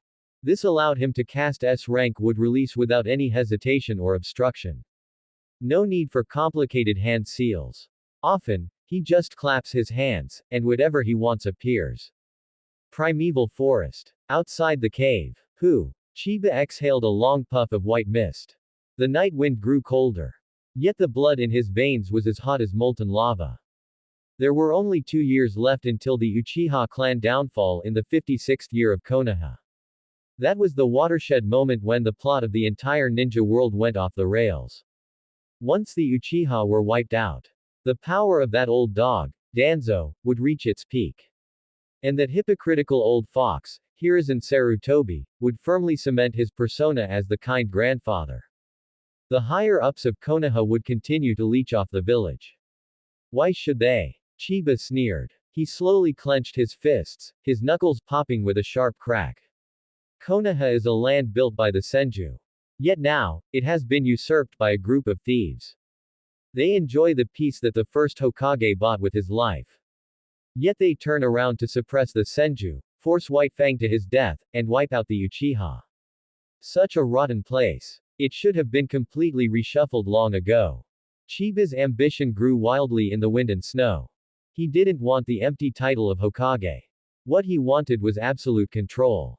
He wanted to trample those high and mighty elders into the mud. He wanted to let that rat Danzo, hiding in the gutter, witness what true would release justice was. But now, there was still one last step missing. Ordinary wood release was certainly powerful. But when facing those overspec enemies, like Susanoo or the future Akatsuki organization, relying only on standard wood release still carried the risk of failure. He still needed an absolutely invincible trump card. An ace that would ensure he remained invincible. Chiba looked up. His deep gaze pierced through the layers of wind and snow, looking toward the distant horizon. The night was brewing in the extreme darkness.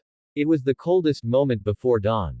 Dawn. A few hours later. A new day arrived. New Year's Day, 54th year of Konoha. At that very moment, a crisp mechanical sound exploded in Chiba's mind like the music of the heavens. Ding! A new year has arrived. Detected that the host has an annual sign-in opportunity. Do you want to sign in immediately? Chiba stood up abruptly. The strong wind caused his clothes to flap loudly. His heartbeat accelerated sharply at this moment. He had waited a whole year for this day. Sign in immediately. Chiba roared in his heart. Hopefully, this sign-in would allow him to possess a true trump card. Ding! Sign-in successful. Congratulations to the host for receiving the reward, Perfect Sage Mode. Boom! The notification sound in his mind had just faded. The space around Chiba seemed to have been hit with a pause button. The snowflakes flying all over the sky hung suspended in midair. An aura, indescribable in words, spread outward with Chiba as the center. This was natural energy. The most primitive and violent power existing between heaven and earth. In the ninja world, wanting to master this power was as difficult as ascending to heaven. Whether it was the toads of Mount Myoboku, the white snakes of Ruchi Cave, or the slugs of Shikatsu Forest. Their sage modes were all accompanied by huge risks. A slight carelessness. The ninja would be backlashed by natural energy, turning into a stone frog or a monster that lost its sanity. Even Hiruzen Sarutobi, known as the professor of ninjutsu, could not touch the threshold of sage mode throughout his life.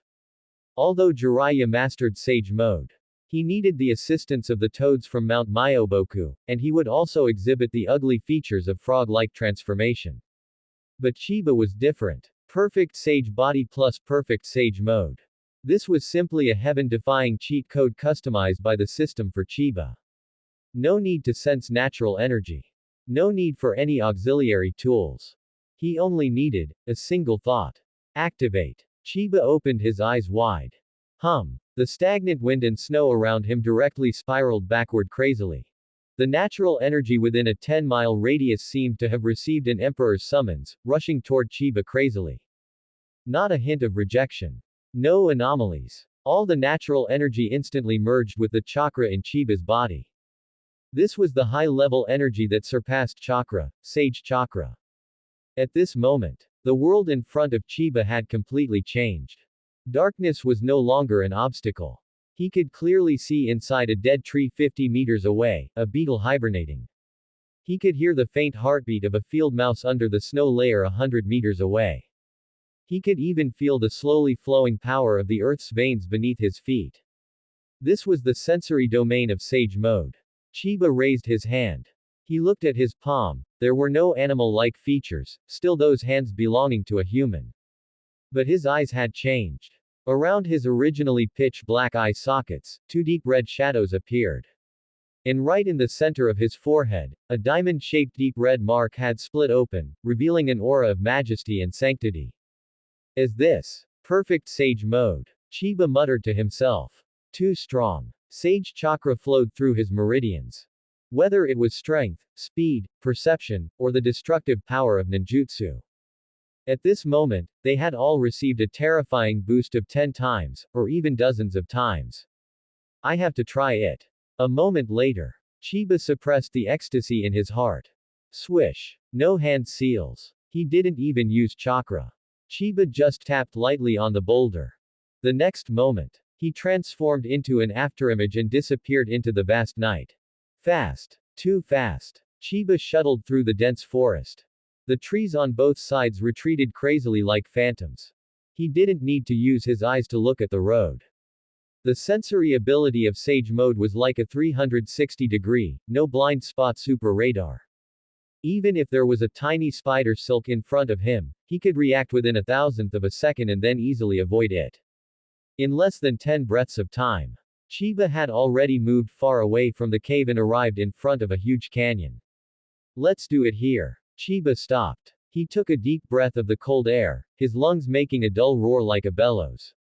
Immediately after, Chiba clenched his right fist, mobilized the sage chakra in his body, and punched toward the canyon cliff in front of him. Sage art. Super strength. No flashy lights or shadows. Only pure, extreme violence. Boom. The deafening, earth-shattering sound tore through the silence of the entire winter night.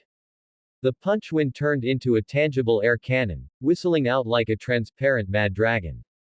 The moment it touched the rock wall, the towering, hard cliff was like it was made of tofu. Tons of heavy boulders were ground into powder by the violent power. A terrifying gully, dozens of meters deep and dozens of meters wide, was forcibly torn open on the cliff. The strong shockwave turned into a Category 12 hurricane. The snow and trees within a 100-meter radius were all uprooted and twisted into sky-filling debris. This punch. Even Susanoo would be smashed into pieces, right? Looking at the ruins he had created with one punch. Chiba stood in place, feeling a dry throat. This was just an ordinary taijutsu attack. What if he used Sage Chakra to trigger Wood Release? Sage Art. Wood Release. True several thousand hands. This was the ultimate move of Wood Release. In the past, Chiba hadn't mastered Sage Mode and couldn't perform it at all. But now it was different. With this perfect Sage Mode, Chiba's Wood Release would welcome an epic boost. However, although the power is invincible, but endurance is also very important. Chiba quickly calmed down. He knew the drawbacks of Sage Mode too well. When Naruto was in the battle against Pain, Sage Mode could only last for a short 5 minutes. After firing 2 Rasenshurikens, he would revert to his original form. If his perfect Sage Mode could only last a few minutes, it would at most be considered an explosive skill, not a truly invincible trump card.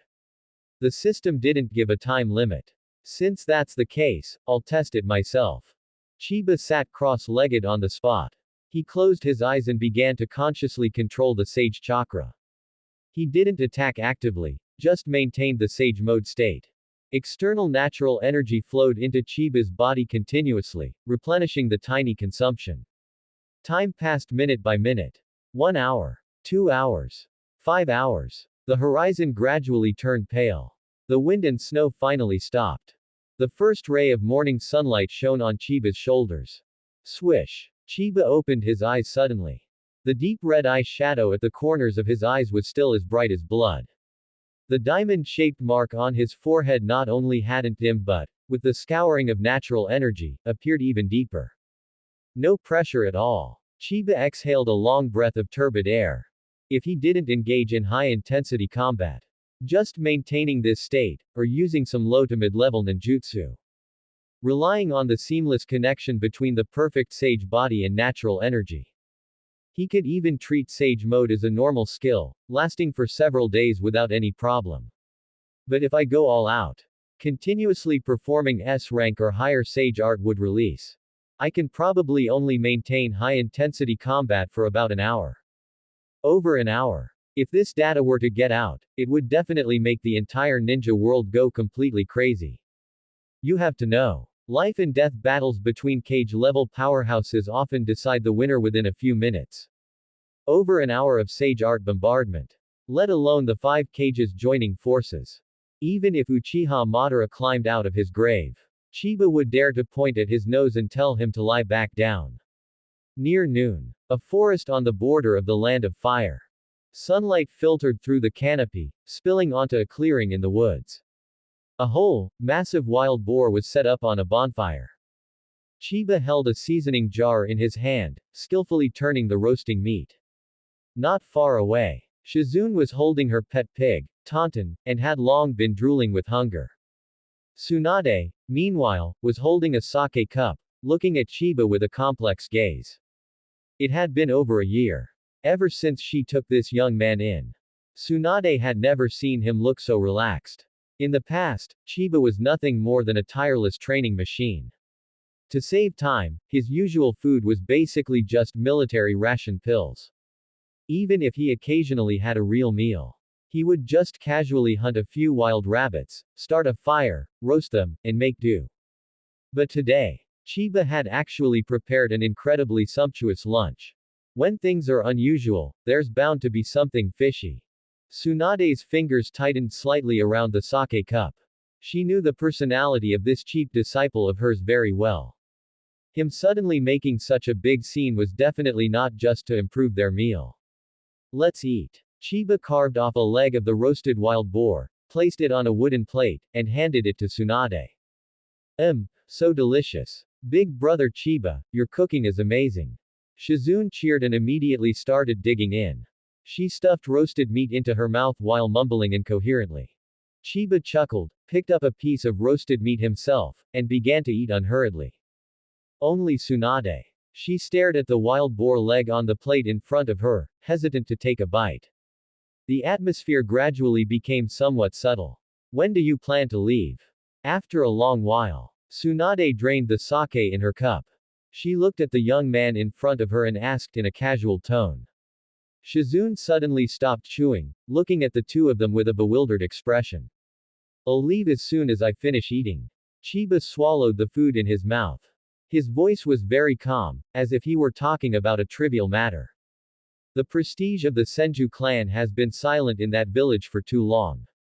So long that some people seem to have forgotten who actually founded Konoha village. Saying this, Chiba slowly looked up. His gaze crossed over the bonfire, meeting Tsunade's eyes. No concealment, no disguise. It was unmasked ambition and extreme arrogance. Tsunade fell silent. In fact, she had long anticipated this day would come. Because as early as over half a year ago, Chiba's comprehensive combat power had already surpassed hers in every aspect. Whether it was that massive amount of chakra, or that pure, extreme super strength taijutsu, or that would release ninjutsu that could be called a miracle. This kid was simply a carbon copy of the first Hokage, perhaps even more terrifying in some aspects. The most critical thing was, Chiba had never hidden his disgust for the current state of Konoha. He wanted to change Konoha. One could even say, he wanted to seize control of Konoha. I'm going back with you. Tsunade took a deep breath and stood up abruptly. Her beautiful eyes revealed a determination that could not be refused. You think the politics of Konoha are too simple. The trump cards in the hands of the Konoha higher-ups are definitely not what you see on the surface. In Tsunade's view, although Chiba possessed martial power comparable to her grandfather's, in terms of political struggle, this kid was still a novice. The tactics of the Konoha higher-ups were filthier than anyone could imagine. She absolutely could not watch the last hope of the Senju clan be lost to those dirty schemes. There's no need. Teacher, you seem to have misunderstood one thing. I'm not going back to Konoha to play games of power balance with them. And I don't plan on sitting in a conference room and reasoning with them slowly. Chiba shook his head, directly refusing. His tone was extremely arrogant. He was returning to Konoha this time just to clear out the trash. If Tsunade went back with him, Hiruzen Sarutobi would definitely play the emotional card, using the so-called will of fire to morally coerce them. When that time actually came, Tsunade, caught in the middle, would only be in a difficult position. Are you crazy? Even if your wood release is strong, it's impossible for you to fight the power of the entire village alone. Where do you think that is? That is the strongest military fortress among the 5 great nations. Tsunade was anxious. She stared fixedly at Chiba, hoping he would change his mind. However, Tsunade was disappointed. Chiba not only did not retreat, but instead chuckled. Fight the entire village. No. It's to make them unable to even summon the courage to resist. The moment his voice fell, a terrifying aura erupted from Chiba as the center. Invisible natural energy, like a crazed tsunami, surged madly into Chiba's body. The bonfire that had just been burning fiercely was instantly extinguished by this invisible pressure. This chakra. Seeing this, Tsunade's pupils suddenly contracted, and she uncontrollably took half a step back. So heavy. This pressure was truly too heavy. Even with her cage-level strength, she felt it difficult to breathe at this moment. Shizune, beside her, felt her legs go weak and fell directly to the ground, holding taunton and trembling. This was not a normal chakra eruption at all. This was an absolute crushing at the level of life itself. Chiba's eye corners revealed deep red eyeshadow. And in the very center of his forehead, a diamond-shaped mark appeared, emanating a heart-palpitating fluctuation. Perfect Sage Mode. Impossible. Tsunade exclaimed in shock. This was Sage Mode. In order to give Chiba an extra trump card. She did indeed let Chiba sign a summoning contract with Shikatsu Forest. But in her plan, the training for Sage Mode was extremely dangerous. One slight carelessness and he would turn into a stone statue. She had intended to wait another 2 or 3 years before taking Chiba to Shikatsu Forest to ask for guidance from Katsuyu. But now, Chiba had never even been to Shikatsu Forest. This guy had actually comprehended Sage Mode on his own. How did you do it? Tsunade's throat felt a bit dry. Even seeing it with her own eyes, she still found it hard to believe. Teacher. In this world, nothing is impossible. Chiba withdrew the natural energy from his body. That suffocating sense of pressure instantly vanished. As I am now, if I fully unleash would release. Do you think anyone in Konoha village can stop me, teacher? Tsunade fell silent. She looked at Chiba's young face. Would release combined with Sage Mode. This was no longer a realm that cage-level powerhouses could contend with. This was the absolute forbidden zone belonging solely to the god of ninja. In the face of this absolute power, even if all the powerhouses in Konoha village attacked together, they couldn't possibly be Chiba's match. I understand. Tsunade let out a long, turbid breath. She looked at Chiba, her eyes flashing with incredibly complex colors. There was gratification, shock, but even more, an indescribable fanaticism. The Senju clan was about to welcome a true god. Go. Since you have this strength. Then go and turn that rotten village completely upside down. Remember, don't you dare embarrass me. 2 days later. The main gate of Konoha. The sunlight was a bit dazzling. Izumo Kamizuki leaned idly against the guard post and let out a huge yawn. As the guardians of Konoha's gate, this job was truly monotonous. Except for occasionally checking the travel documents of merchants entering and leaving. They spent most of their time spacing out. Beside him, Katetsu Hagane was looking down, organizing the registry. Hey, Katetsu. Izumo Kamizuki nudged his companion with his elbow. Want to go for a drink tonight? The usual spot. Katetsu Hagane didn't even look up. Not going. I just lost money yesterday, where would I find the mood? Just as the two were bickering as usual. A rhythmic sound of footsteps came from the road outside the gate. The sound wasn't loud, but every step seemed to fall in rhythm with one's heartbeat. Izumo Kamizuki instinctively raised his head, his gaze crossing the long fence. At the end of the road, a young man was walking towards them. The other party was wearing a plain robe without any insignia, his black hair fluttering slightly in the wind. Even though it was just one person walking, it gave one an extremely strange illusion. It was as if he had merged with the surrounding wind, sunlight, and even the dust on the ground. There was no sense of abruptness. It was so natural it was creepy.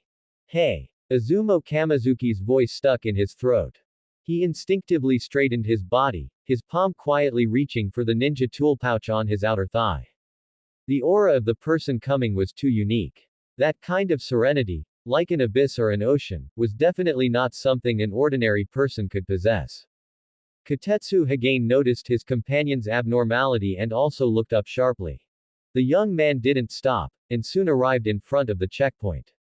Show your identification. Izumo Kamizuki pretended to be calm and extended his hand according to the rules. The young man looked calm, pulled out a slightly worn small notebook from his pocket, and handed it over. Izumo Kamizuki took the notebook. He flipped to the first page, his gaze sweeping over the photo and name on it. Then, his eyes widened, and his eyeballs almost popped out. Kai. Chiba. Izumo Kamizuki's voice instantly rose by an octave. Upon hearing this name, Kotetsu Higane's body shuddered violently. He snatched the ninja registration from Izumo's hand and stared fixedly at the information on it. Name: Chiba. Rank: Chunin. ID: 012604. That's right. It was the Chiba. But, how is this possible? Kotetsu Higane looked up sharply. His gaze shifted back and forth between the young man in front of him and the photo on the ID. The person in the photo had the reserve and timidity of a commoner ninja between their brows. But this person in front of him, although his facial features still had shadows of the past, but that composure and indifference seeping from his bones made it seem like he had changed his soul. What terrified Kotetsu Higane the most was not the change in temperament, but a memory from over a year ago. At that time, he was organizing the list of people entering and leaving the village and discovered a Chunin named Chiba. The other party had taken a C-rank escort mission and left the village, not returning for a whole month. Logically speaking, in such a situation of being overdue, it was highly likely he had defected or died. At that time, Kotetsu Higane rushed to the Hokage office to report. And the result? The third Hokage just brushed him off with a casual remark, saying that Chiba had gone to execute another secret mission and that he didn't need to worry about it. And now, this guy who was supposed to be executing a secret mission had actually just returned. Is there a problem? Chiba looked at the two stunned men and spoke indifferently. His voice was very light, but it carried an unquestionable sense of oppression. Kotetsu Higane felt his scalp go numb, as if he had been targeted by some terrifying prehistoric beast. No problem. Kotetsu Higane handed the ninja ID back, his movements as stiff as a puppet. Chiba took the ID and shoved it into his pocket. He didn't spare the two a second glance and walked straight into the Konoha gate. Kotetsu, don't you think?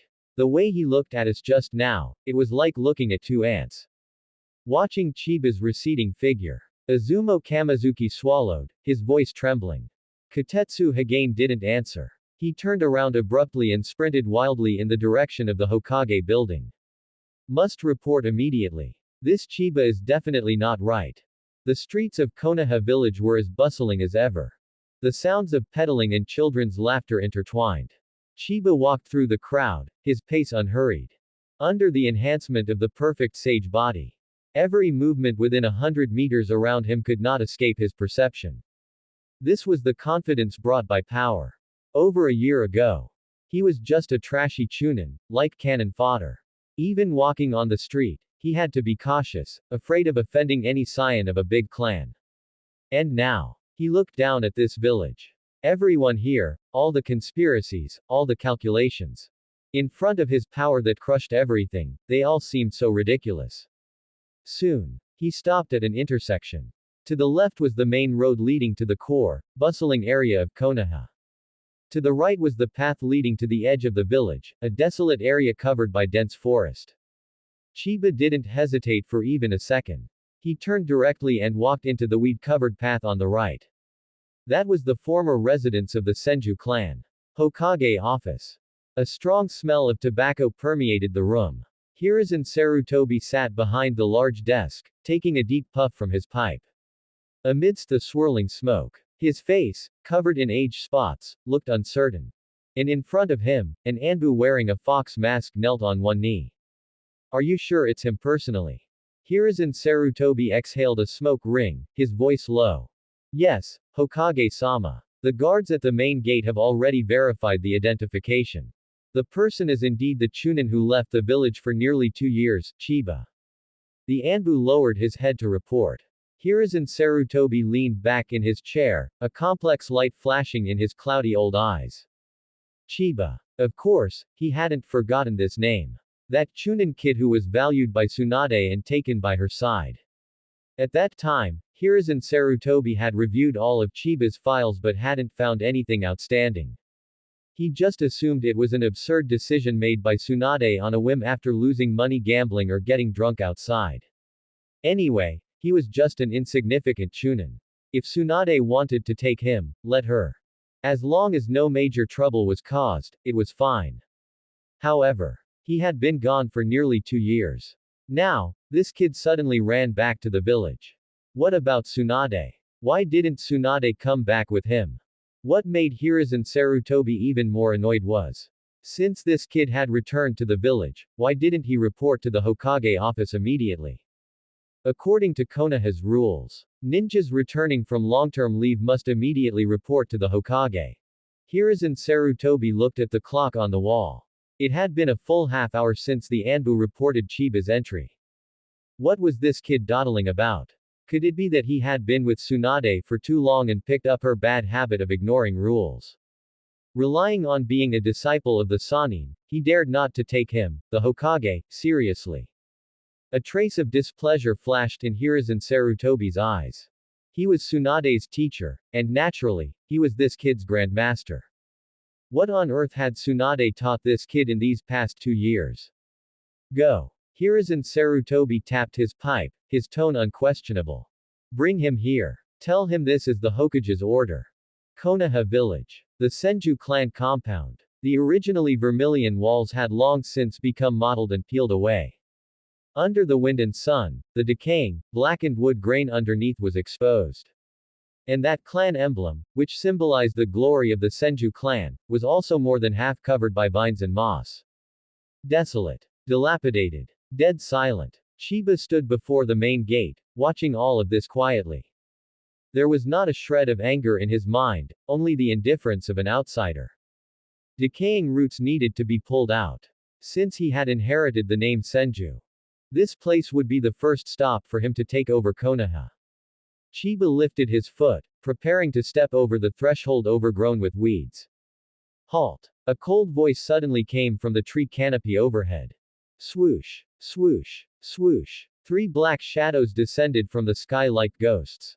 They formed a triangular formation, firmly surrounding Chiba in the center. Eagle mask, bear mask, cat mask, all wearing the standard Anbu uniform, with cold ninja swords strapped to their backs.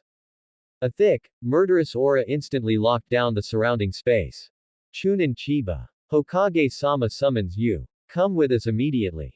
The Anbu wearing the eagle mask took a step forward, his tone haughty. In their eyes, this young man in front of them, who wasn't wearing a flak jacket, was nothing but low-level cannon fodder. If not for the personal order from Hokage-sama, elites like them, who were directly under the Anbu, wouldn't even glance at trash of this level. Sending 3 people to summon a Chunin was simply using a cannon to kill a mosquito. Chiba stopped. He did not turn around, and he didn't even lift an eyelid. It was as if the 3 murderous Anbu around him were just an inconsequential breeze. I'm busy. The 3 plain words spilled from Chiba's mouth. There was not a hint of fluctuation. No emotional attachment to the mission. The 3 Anbu were clearly stunned. They even suspected that something was wrong with their ears. Facing a summons from the Anbu, a mere Chunin actually said, he was busy. You're courting death. The most hot-tempered Anbu with the bear mask roared. A huge insult. How could the dignity of the Anbu be trampled on by a low-level civilian ninja? The bear mask kicked off the ground, his entire body rushing toward Chiba like a cannonball. He didn't draw his sword. There was no need for weapons to deal with this kind of person. He reached out his right hand, wearing a tactical glove, and fiercely grabbed at Chiba's shoulder. He wanted to crush this arrogant brat's shoulder blade. He wanted to let the other party know who really called the shots in Konoha. 5 meters. 3 meters. 1 meter. The bear mask's fingers were less than 10 centimeters away from Chiba. Yet, Chiba still didn't turn back. The moment the Anbu's hand was about to touch Chiba, the chakra within Chiba fluctuated ever so slightly. With Chiba as the center, a terrifying wave of chakra pressure spread outward. At that moment, the air seemed to turn into solidified cement. The bear mask's charging body felt as if it had slammed into an invisible city wall. Crack! A crisp sound of bone breaking rang out. The bear mask's outstretched right arm instantly bent at a strange angle. But this was only the beginning. That terrifying pressure, like a crazed tsunami, slammed fiercely into his chest. PFF'd. The bear mask spat out a large mouthful of blood. His whole body flew backward at 10 times the speed he had arrived with. He crashed through 3 large trees along the way, finally slamming heavily into the dilapidated stone wall. The bricks and stones shattered, burying most of his body. Seeing this, the eagle mask and cat mask standing not far away had expressions completely twisted beneath their masks. What was going on? Wasn't this kid a chunin? How could he have such terrifying chakra? Most importantly, he just unleashed his chakra and directly severely injured a special Jonin. Was this really not a joke? Draw your swords. The next moment, the Anbu with the eagle mask let out a shrill roar. Although he still didn't understand what was going on and didn't want to face this monster that was Chiba. But, he had no choice but to bite the bullet to complete the mission assigned by the third Hokage. Clang! Clang! 2 ninja swords were unsheathed instantly. However, even though they were holding their swords, they felt no sense of security in their hearts. Because that terrifying pressure did not disappear with the fall of the bear mask. Instead, it became heavier and heavier. So heavy that even breathing made them feel like their lungs were tearing. Chiba finally turned around. He looked at the 2 Anbu who were facing a formidable enemy. In those black and white eyes, there wasn't even a ripple. Get lost. One cold word was spat out. The massive chakra of the late Super Cage level surged up once again. Boom. The eagle mask and cat mask didn't even have time to scream. They were like kites with broken strings, blown away by this terrifying pressure. In midair, both their masks shattered simultaneously, and blood sprayed wildly. Then, like broken sacks, they slammed heavily into the muddy ground dozens of meters away. Chiba withdrew his gaze. These 3 Anbu were too weak. So weak that he didn't even have the interest to make a move. He turned around and lifted his foot to step over the moss-covered threshold of the Senju clan compound. He left the 3 severely injured Anbu with nothing but an aloof back view that gradually faded into the distance. The Hokage office. The air was so oppressive that it made people unable to breathe. Hiruzen Sarutobi stood behind his desk. The pipe in his hand dropped to the floor, and the tobacco scattered everywhere. But he didn't care at all. His gaze was fixed tightly on the 2 Anbu kneeling on the ground. The eagle mask and cat mask. The 2 were supporting each other, covered in blood, unable to even stand steadily. And beside them lay the unconscious bear mask, his right arm completely ruined. These were Anbu elites. 1 regular Jonin, 2 special Jonin. But now, they had turned into this miserable state. What made Hiruzen Sarutobi feel the most horrified was the report the eagle mask had just given. Are you sure? Just a burst of chakra caused you to suffer severe injuries. Hiruzen Sarutobi's voice was terribly hoarse, like fingernails scratching across glass. Yes. Hokage-sama, this subordinate is certain. The target did not use any ninjutsu, nor did he even move half a step. He just relied on the aura of his chakra to directly shatter Bear's bones. If not for him showing mercy at the end, the 3 of us would already be dead. The eagle mask endured the excruciating pain in his chest, his voice trembling. In all his years as a ninja, this was the first time he had encountered such a terrifying existence. Upon hearing this, Hiruzen Sarutobi's brain went buzz. This was impossible. Even he, the 3rd Hokage known as the Professor of Ninjutsu. He could not severely injure 3 Anbu elites just by relying on a burst of chakra. And that Chiba, how could he possibly do it? One had to know. Over a year ago, Chiba was still a piece of trash who had only mastered 3 ninjutsu. Now, his strength had actually surpassed his own. How was this possible? What on earth did that crazy woman Tsunade do to him? Where did he go? Where did you intercept him? Suddenly, Hiruzen Sarutobi remembered something. He grabbed the eagle mask by the collar and asked urgently. The edge of the village. The southeast corner. The former site of the Senju clan. The eagle mask was choked to the point of being unable to breathe, answering intermittently. Boom. This answer was like a thunderbolt, striking Hiruzen Sarutobi directly on the crown of his head. He let go. His whole body uncontrollably took 2 steps back and fell heavily into his chair. The Senju clan. Chiba went to the Senju clan. As a civilian orphan, why didn't he go home upon returning to the village, but instead went straight to that long-forgotten ruin? The answer was obvious. Chiba. Senju Chiba. Konoha. Hokage office. Hiruzen Sarutobi collapsed into his office chair. His chest heaved violently. Every clue in his mind was frantically intertwining and colliding at this moment. Finally, he pieced together a truth that made his blood run cold. Why did the proud and arrogant Tsunade look at a commoner Chunin with such special regard? Why was she willing to keep this Chiba by her side, even while avoiding debt collectors outside? It was not because Chiba had some medical talent. The excuses in that letter were all bullshit. The only reason Tsunade took him as a disciple was because he possessed the bloodline of the Senju clan. Hiruzen Sarutobi gripped the armrests of his chair so tightly that his knuckles turned white from the excessive force. The Senju clan. They were the founders of Konoha. They were also the family of his teacher, Senju Tobarama. But now, this terrifying clan had actually left behind such a frightening bloodline. Less than 2 years. Even counting generously, Tsunade had only taken Chiba out of the village for a little over a year. In this short period, how could Chiba have grown from an unremarkable commoner Chunin to such a level? Could he seriously injure 3 elite Anbu just by releasing the aura of his chakra? What terrifying strength this was! Hiruzen Sarutobi knew very well that even he could not accomplish such a feat. What did this mean? It meant that the purity of Chiba's bloodline was ridiculously high. The power contained within his body might very well have already surpassed Tsunade. Even Hiruzen Sarutobi dared not think any further. Those 2 towering figures seemed to appear in his mind once again. The first Hokage, Senju Hashirama. The second Hokage, Senju Tobarama. Was the Senju clan about to produce another monster capable of changing the landscape of the ninja world? Just then, with a loud bang, the solid wood door of the Hokage office was rudely pushed open. The door slammed against the wall, emitting a dull echo. Danzo Shimura stepped over the threshold and strode into the office. Behind him followed 2 root ninja wearing blank masks. Hiruzen. You are too slow. Danzo's voice was as cold and hard as iron, carrying undisguised anger.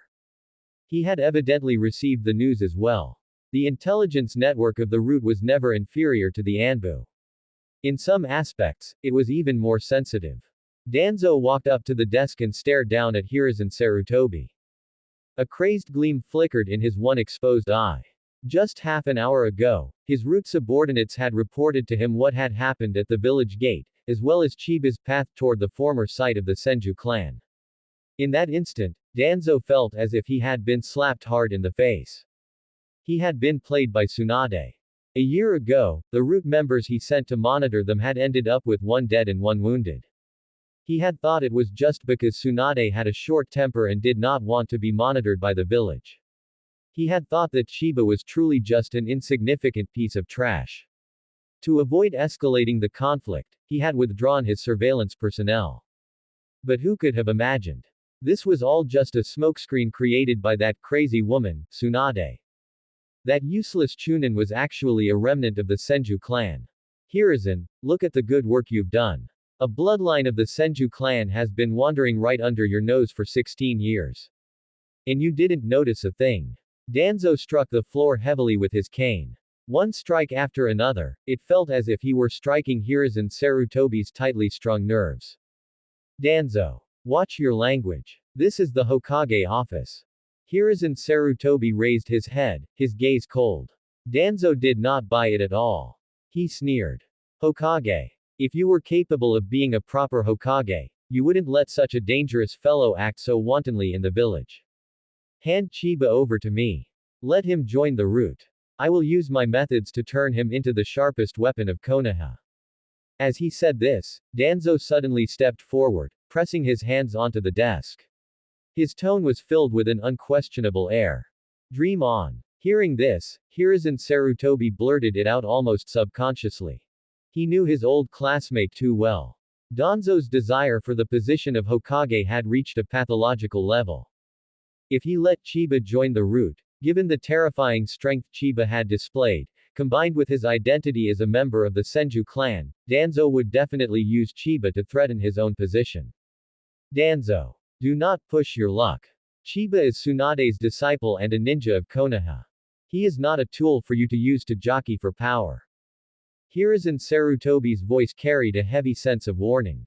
A tool. Danzo laughed in extreme anger. He straightened his body, his one remaining eye full of mockery.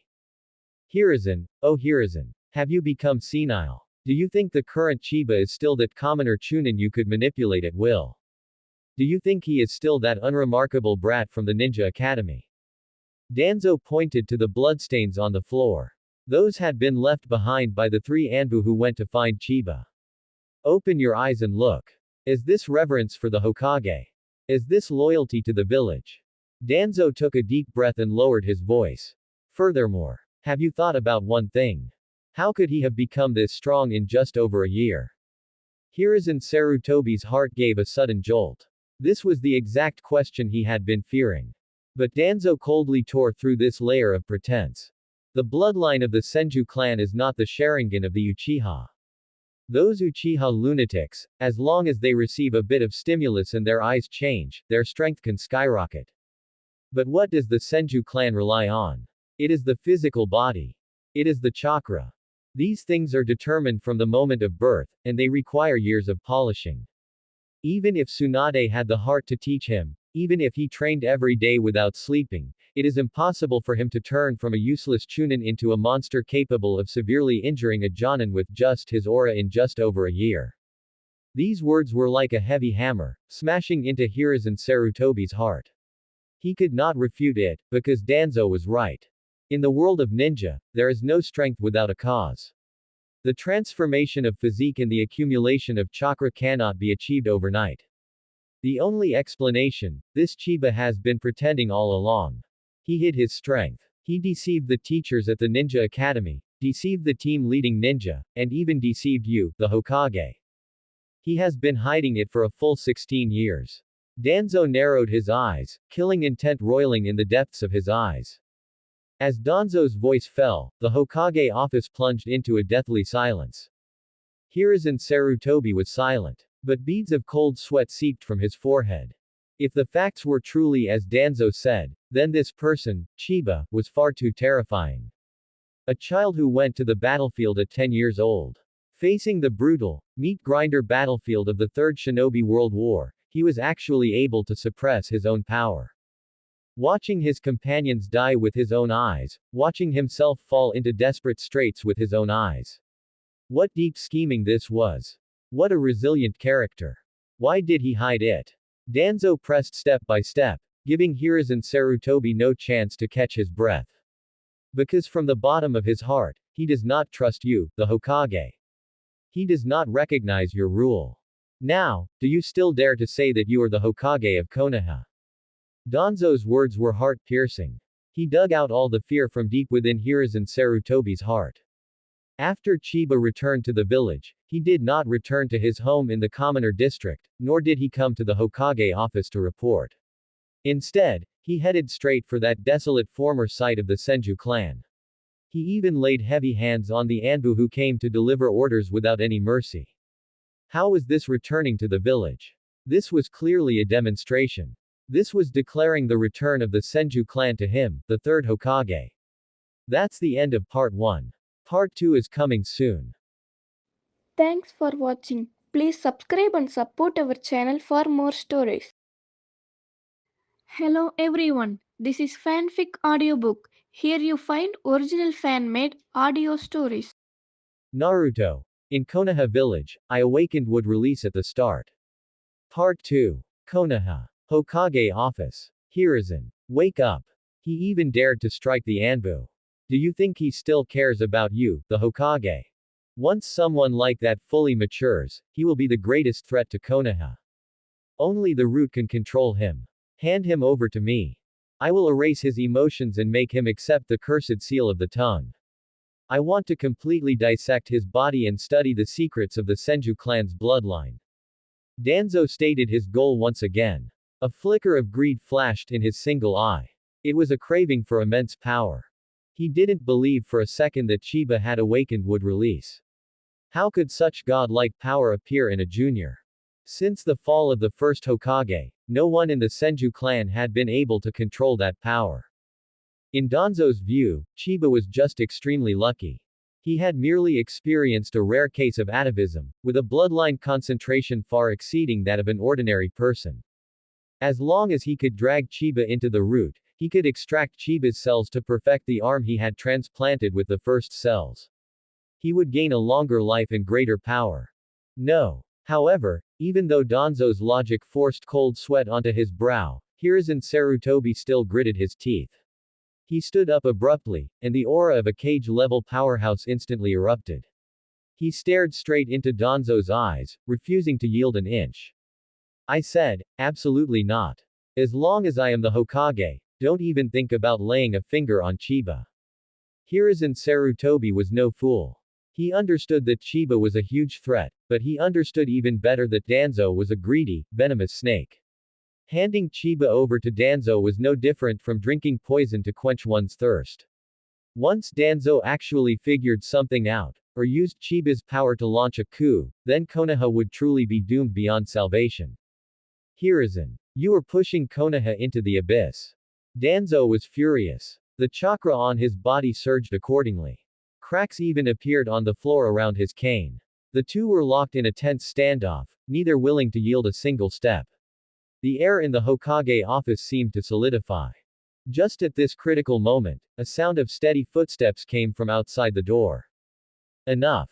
A slightly aged but dignified female voice rang out. Kaharu Uditane and Homura Mitokado walked into the office side by side. These two Konoha advisors, who usually kept to themselves, had arrived together in an unprecedented move.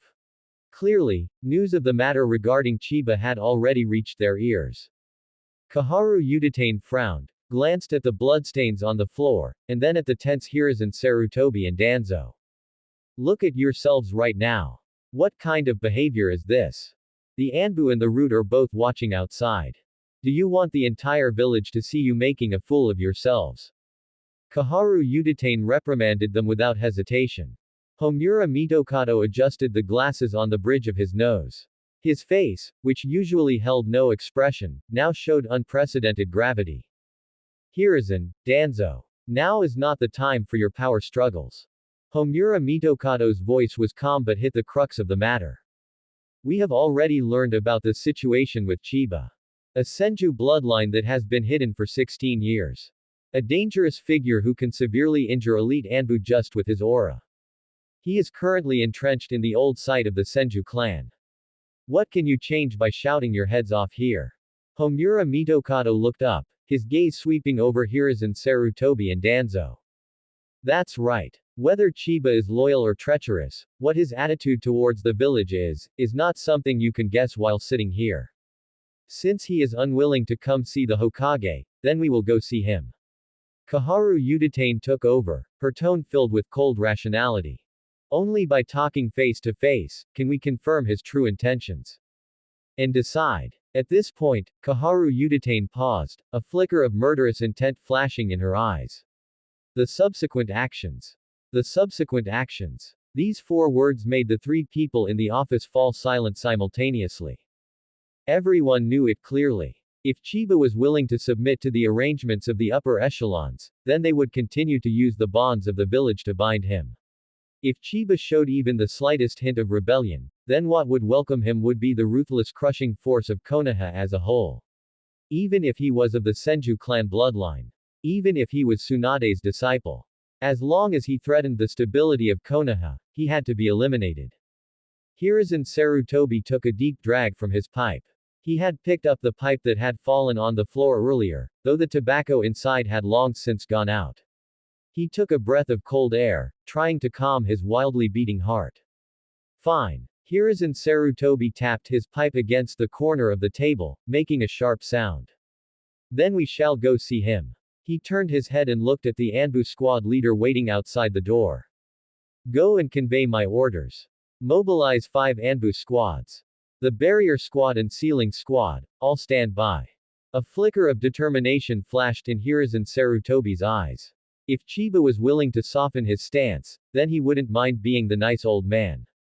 After all, Chiba was Tsunade's disciple and his own grand disciple. However, if Chiba wanted to tear off the mask and confront them, then he had to be prepared for the worst. Danzo snorted coldly. He gestured to the root ninja behind him. Notify the root. Grade a combat readiness. Everyone, move towards the Senju compound. Danzo's plan was very simple. If the talks broke down, he had to seize Chiba before the Anbu did. Capturing Chiba alive was his current core strategic goal. Kaharu Udatane and Homura Mitokado exchanged glances. Neither of them objected. Facing a monster of this unknown level, one could not be too cautious. A few minutes later, below the Hokage building, a dark mass of ninjas gathered like ghosts. There was no noisy chatter, only the occasional light metallic sound of weapons colliding. An atmosphere of killing intent instantly enveloped the entire core area of Konoha. Hiruzen Sarutobi had changed into the combat uniform he hadn't worn for a long time. It was a set of black tight-fitting clothes with special armor worn over it. Although he was old and his face was covered in wrinkles, when he wore this equipment, he was still the legendary ninja who shook the ninja world. Danzo stood beside Hiruzen Sarutobi. As always, he leaned on his cane, his cold gaze scanning the surrounding troops. Kaharu Udatane and Homura Mitokado stood behind. Surrounded by a group of elite ninjas, the four old people who stood at the absolute pinnacle of Konoha's power marched imposingly towards the southeast corner of the village. Along the way, all the civilians and ordinary ninjas sensed that something was wrong. They hurriedly stepped aside, looking at this terrifying group in horror. What happened? Why did the Hokage-sama mobilize in person? Whispers spread along both sides of the street, but no one dared to speak loudly because everyone felt the extremely oppressive killing intent. Hiruzen Sarutobi ignored the surrounding gazes. His eyes remained fixed on the southeast direction. That was the old site of the Senju clan. Once upon a time, it had been the most prosperous and sacred place in Konoha. But ever since the first and second Hokage fell one after another, the Senju clan had voluntarily disbanded their clan structure in order to integrate into the village. Countless Senju members had hidden their names and blended in among the civilians. That vast compound had gradually fallen into disrepair, becoming an untouchable scar in Konoha's history. Uchiha clan grounds. Uchiha Fugaku stood under the veranda eaves. His gaze swept over the many rooftops, locking onto the direction of the Hokage building. Clan leader. The Anbu are making a major move. It's not just the Anbu. According to reports from the perimeter patrol, the rats from Root have also swarmed out. Just then, Uchiha Tekka flashed into appearance before Uchiha Fugaku. Uchiha Fugaku did not speak. In his scarlet eyes, the three Tomo were spinning wildly. Something big had happened. Hiruzen Sarutobi and Danzo were men who never acted without a clear objective. For them to cause such a commotion, it definitely wasn't anything trivial. What direction? Where did they go? Uchiha Fugaku asked coldly. The southeast corner. If I'm not mistaken, the target should be the old site of the Senju clan. Uchiha Tekka swallowed hard. Upon hearing this, Fugaku's pupils constricted sharply. The old Senju site. That godforsaken place that had been abandoned for decades. Let's go. We'll follow them and take a look. Hyuga clan grounds. Hyuga Hiyashi stood in the center of the courtyard. His Byakugan was already activated, and the veins around his eyes were bulging. His vision penetrated countless buildings, crossed the streets, and locked directly onto the Hokage's direct subordinate forces. It was too massive. The chakra of over 100 ninja gathered together, looking just like a sun burning in the night. What on earth is happening? Cold sweat beaded on Hyuga Hiyashi's forehead.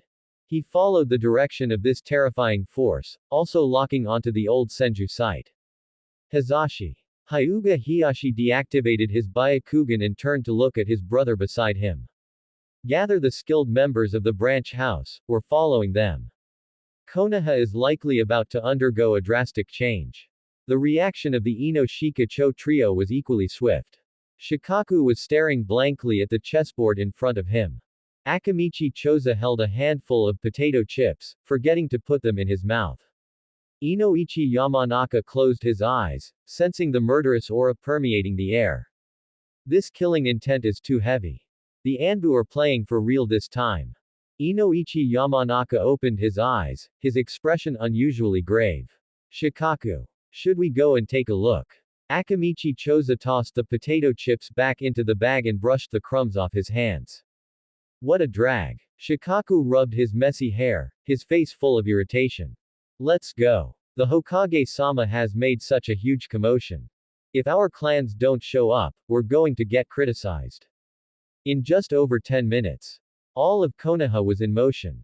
Countless dark shadows leapt rapidly across the rooftops.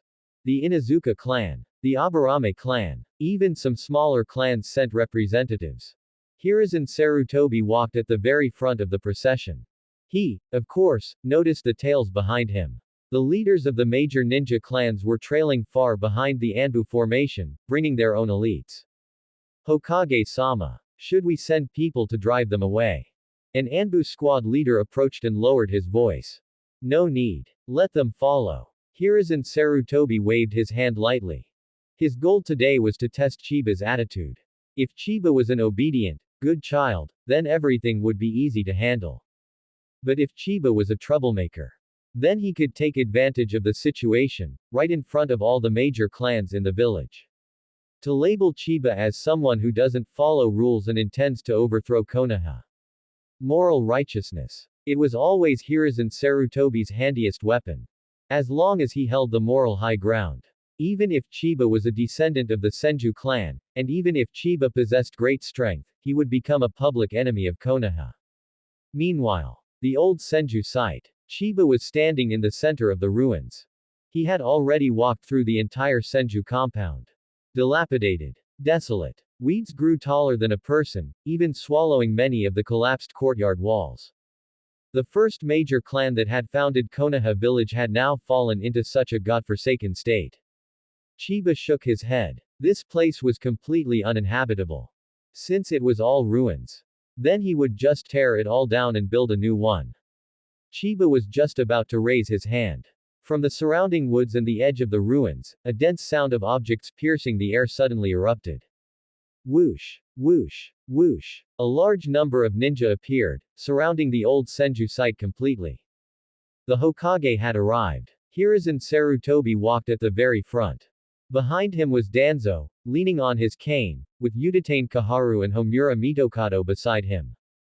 Further behind were the battle-ready elites of the Anbu and Root. The sound of blades being drawn was particularly jarring in the night wind. And on the rooftops and treetops further out, the leaders of the various major clans, such as Uchiha Fugaku, Hyuga Hiyashi, and Shikaku, had also landed. Everyone was sizing up the young man in the ruins. Chiba. This is the forbidden ground of the Senju clan. As a student of Tsunade, did your teacher not teach you the rules of the village? Hiruzen Sarutobi stopped. He stared fixedly at Chiba's back and shouted sternly. His voice was infused with chakra, exploding in the night sky like thunder. As soon as Hiruzen Sarutobi spoke, he slapped a label on him. He made no mention of the Senju clan's bloodline. Instead, he attempted to completely suppress Chiba from the moral high ground. The clan leaders on the perimeter looked at each other.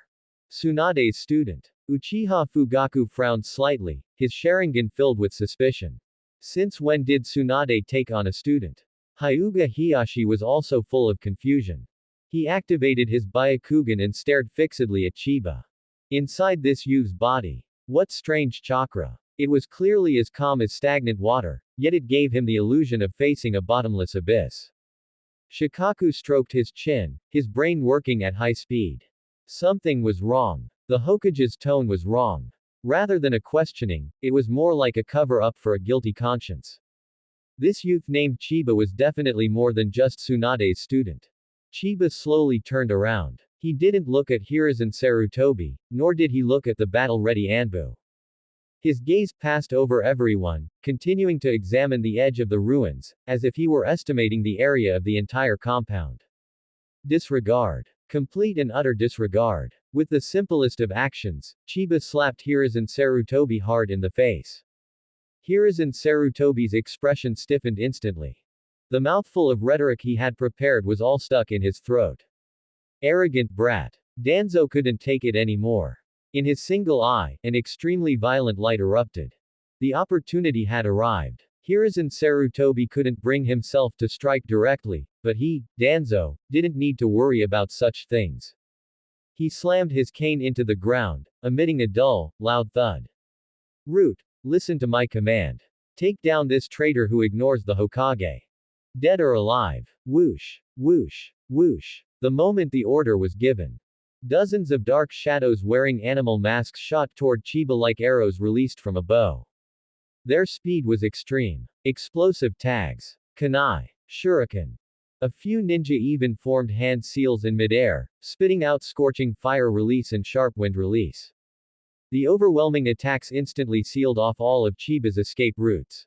Shikaku held his breath. This was a completely lethal formation. The young man named Chiba didn't even have time to form hand seals. Was he doomed? Konoha village. The Senju clan compound. So noisy. Just when everyone thought Chiba was bound to die, he finally lifted his eyelids. His extremely impatient voice clearly echoed across the entire scene. Boom. In the span of a single breath, with Chiba at the center. A visible, materialized blue chakra erupted into the sky like a volcanic explosion. The violent shockwave instantly turned into a Category 12 hurricane. The root ninja charging in the front were like they had slammed into an invisible steel wall. Crack. The sound of bones shattering rang out in rapid succession, chilling to the bone. Dozens of root elites were sent flying backward at 10 times the speed they had arrived. Blood sprayed wildly in midair. Bang, bang, bang.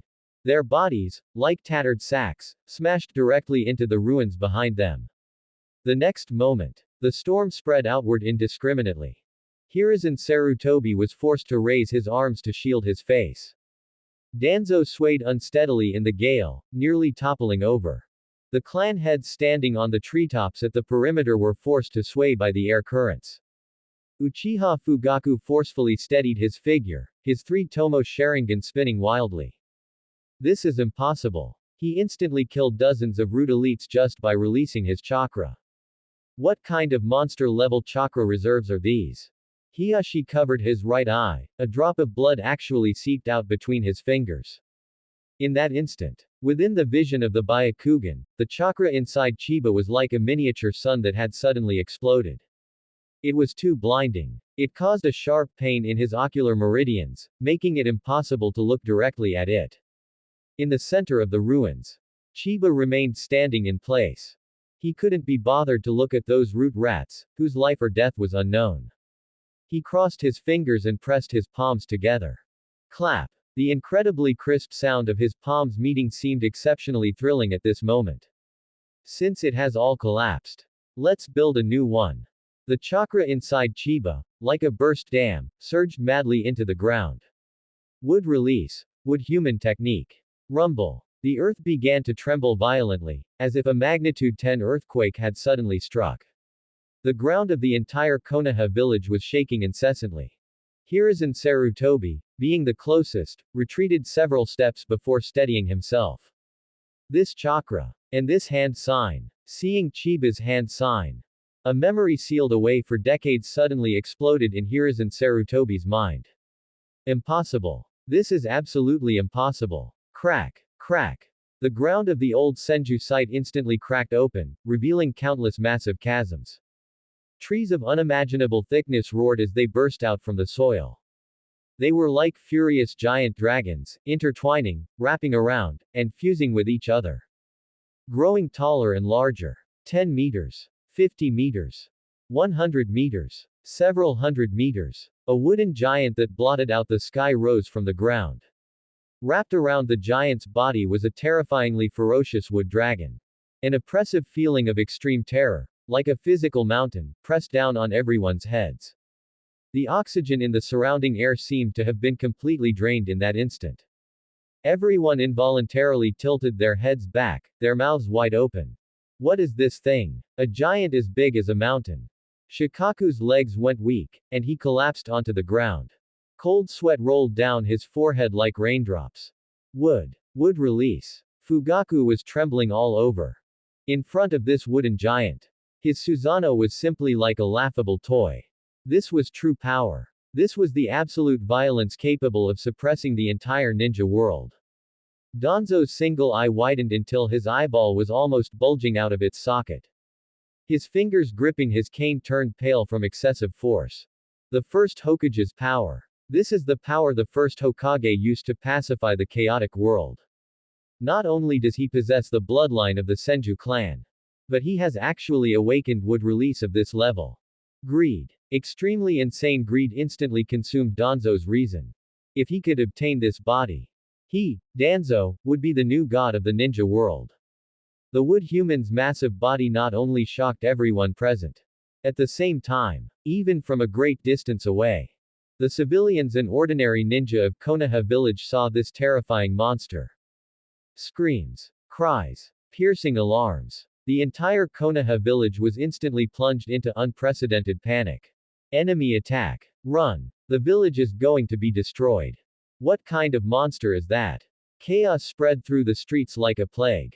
Senju compound. Chiba stood atop the wood human. His eyes were extremely cold as he looked down at the crowd below, who appeared like ants. Go. With a thought from Chiba, the hundreds of meters tall wood human moved. It lifted its massive foot and stomped down hard on the cluster of dilapidated buildings below. Boom. The earth shook and the mountains swayed. A large area of ruins was ground into dust under that single step. Immediately after, the wood human bent down. It swung its palm, which was like a small mountain, and swept it fiercely across the ground. Boom. Boom. Boom. Whatever ruins or broken walls there were. Whatever weeds or trees, in the face of absolute violence, nothing could resist it in the slightest. Large swaths of ruins were uprooted, and huge chunks of rubble flew into the sky. The terrifying shockwave turned into a tangible gale, sweeping madly in all directions. Retreat. Everyone, retreat. Hiruzen Sarutobi roared at the top of his lungs. He desperately channeled the chakra in his body, sticking his feet firmly to the ground. But even so, he was still pushed back by the gale, sliding over 10 meters. The Anbu and Root Ninja were in an even more miserable state. Many were directly blown away by the shockwave, smashing heavily into distant tree trunks. No one dared to step forward. Who would dare to stop him? Even if they were just grazed by it, they would instantly be turned into a puddle of flesh. Homura Mitokado and Udatane Kaharu, these two high-ranking officials, had completely lost their former dignity. They clung to each other, trembling. This was not a power that a ninja could fight against. This was a miracle. In just a few short minutes, the vast old Senju site was reduced to a large area of pitted yellow soil. This place had been completely razed to the ground. Chiba dispelled the ninjutsu. The massive wood human dissipated into countless green points of light. But it wasn't over yet. Under everyone's gaze, Chiba extended his right hand and performed a hand sign with one hand. Earth release. Earth core. Accompanied by the injection of massive chakra. The land for several kilometers around was kneaded at will like soft dough. Those uneven, deep pits were quickly filled in. The protruding mounds of earth instantly sank. In the blink of an eye, the entire ground of the Senju compound became as flat as a mirror. Uchiha Fugaku watched all this numbly. A one-handed sign. Earth release covering several kilometers. How much massive and precise chakra control would that require? Is this really something a human can do? Immediately after, Chiba pressed his palms together again. Wood release. Four-pillar house technique. Rumble. This time, no terrifying monster burst out from the soil. In its place were exquisite wooden buildings. A massive and majestic main residence. A quiet and elegant courtyard. Tall and sturdy walls. A wide and level training ground. In just over 10 seconds, a brand new, sprawling, and magnificent mansion appeared before everyone's eyes. The entire scene was dead silent. Even the sound of the wind seemed to have stalled. No one spoke. The gazes of the clan heads from the various major families toward Chiba had completely changed. Shock, awe, and deep fear. Tsunade's disciple. To hell with a disciple. This is clearly the most legitimate heir of the Senju clan. Only the direct bloodline of the Senju clan could unleash this mythical wood release. Hiruzen Sarutobi, that old fox. He knew everything from the start. He just wanted to use the various clans as pawns to test the bottom line of this monster. In the hearts of the major clan heads, a sense of anger at being used, as well as deep wariness toward Chiba, rose simultaneously. Chiba brushed the wood shavings off his hands, as if he had just completed a trivial matter. He turned around and cast his gaze toward the disheveled Konoha higher-ups. I'm just coming home. And renovating my own house while I'm at it. What? Does Hokage-sama have an objection? Konoha village. Senju clan compound. Upon hearing Chiba's words, Hiruzen Sarutobi's expression was uglier than if he had swallowed a handful of kunai. The age spots on his face trembled violently. The will of fire, which he usually kept on his lips, couldn't even be squeezed out as half a word right now. Too arrogant. This wasn't a tone of negotiation at all. This was a condescending interrogation. The clan heads of the surrounding families were all silent as cicadas in winter. A suffocating pressure permeated the air. These powerful leaders, who usually held their heads high, had all become mutes. Because from Chiba's casual counter-question, they heard a terrifying attitude. This young man bearing the name of Senju didn't put the Konoha high-ups in his eyes at all. Shikaku stood behind the crowd. His brilliant brain was running crazily. Cold sweat slid down his temples and dripped into the soil. Shikaku knew very well. The power Chiba just displayed was enough to destroy the entire village. But even more terrifying than the power was Chiba's approach. Rebuilding the Senju compound without any scruples. Even mercilessly mocking the Hokage. This wasn't just establishing authority. This was clearly announcing the return of a king. Shikaku glanced at Inoichi Yamanaka and Akamichi Choza beside him. Akamichi Choza's bag of chips, which never left his hand, had long since dropped to the ground. Inoichi Yamanaka was even paler, his eyes staring fixedly at the magnificent wooden architecture. The Ino-Shika-Cho trio had always been die-hard supporters of the Hokage faction. But now, Shikaku was wavering. The legitimate heir of the Senju clan had returned. Bringing with him a terrifying momentum that perhaps even the first Hokage didn't possess. The power structure of Konoha was about to face a devastating earthquake. Ino-Shika-Cho, how should they choose their side? Once they chose wrong, it would be true eternal damnation. On the other side, Hiruzen Sarutobi stared fixedly at Chiba. He desperately suppressed the fear and anger in his heart. He couldn't beat him. Absolutely couldn't beat him. Just that several 100-meter tall wooden figure from earlier was enough to grind everyone present into meat paste. He had to stabilize the situation. As Hokage, he absolutely could not lose his dignity in front of the various clans. Chiba. Since you are of the bloodline of the Senju clan. This was originally your home. Returning home to renovate the mansion naturally doesn't count as breaking into a restricted area. Soon, Hiruzen Sarutobi squeezed out a smile that was uglier than crying. His voice was extremely dry, like two rusty iron plates rubbing violently against each other. That was just a misunderstanding earlier. The village has no malice towards you.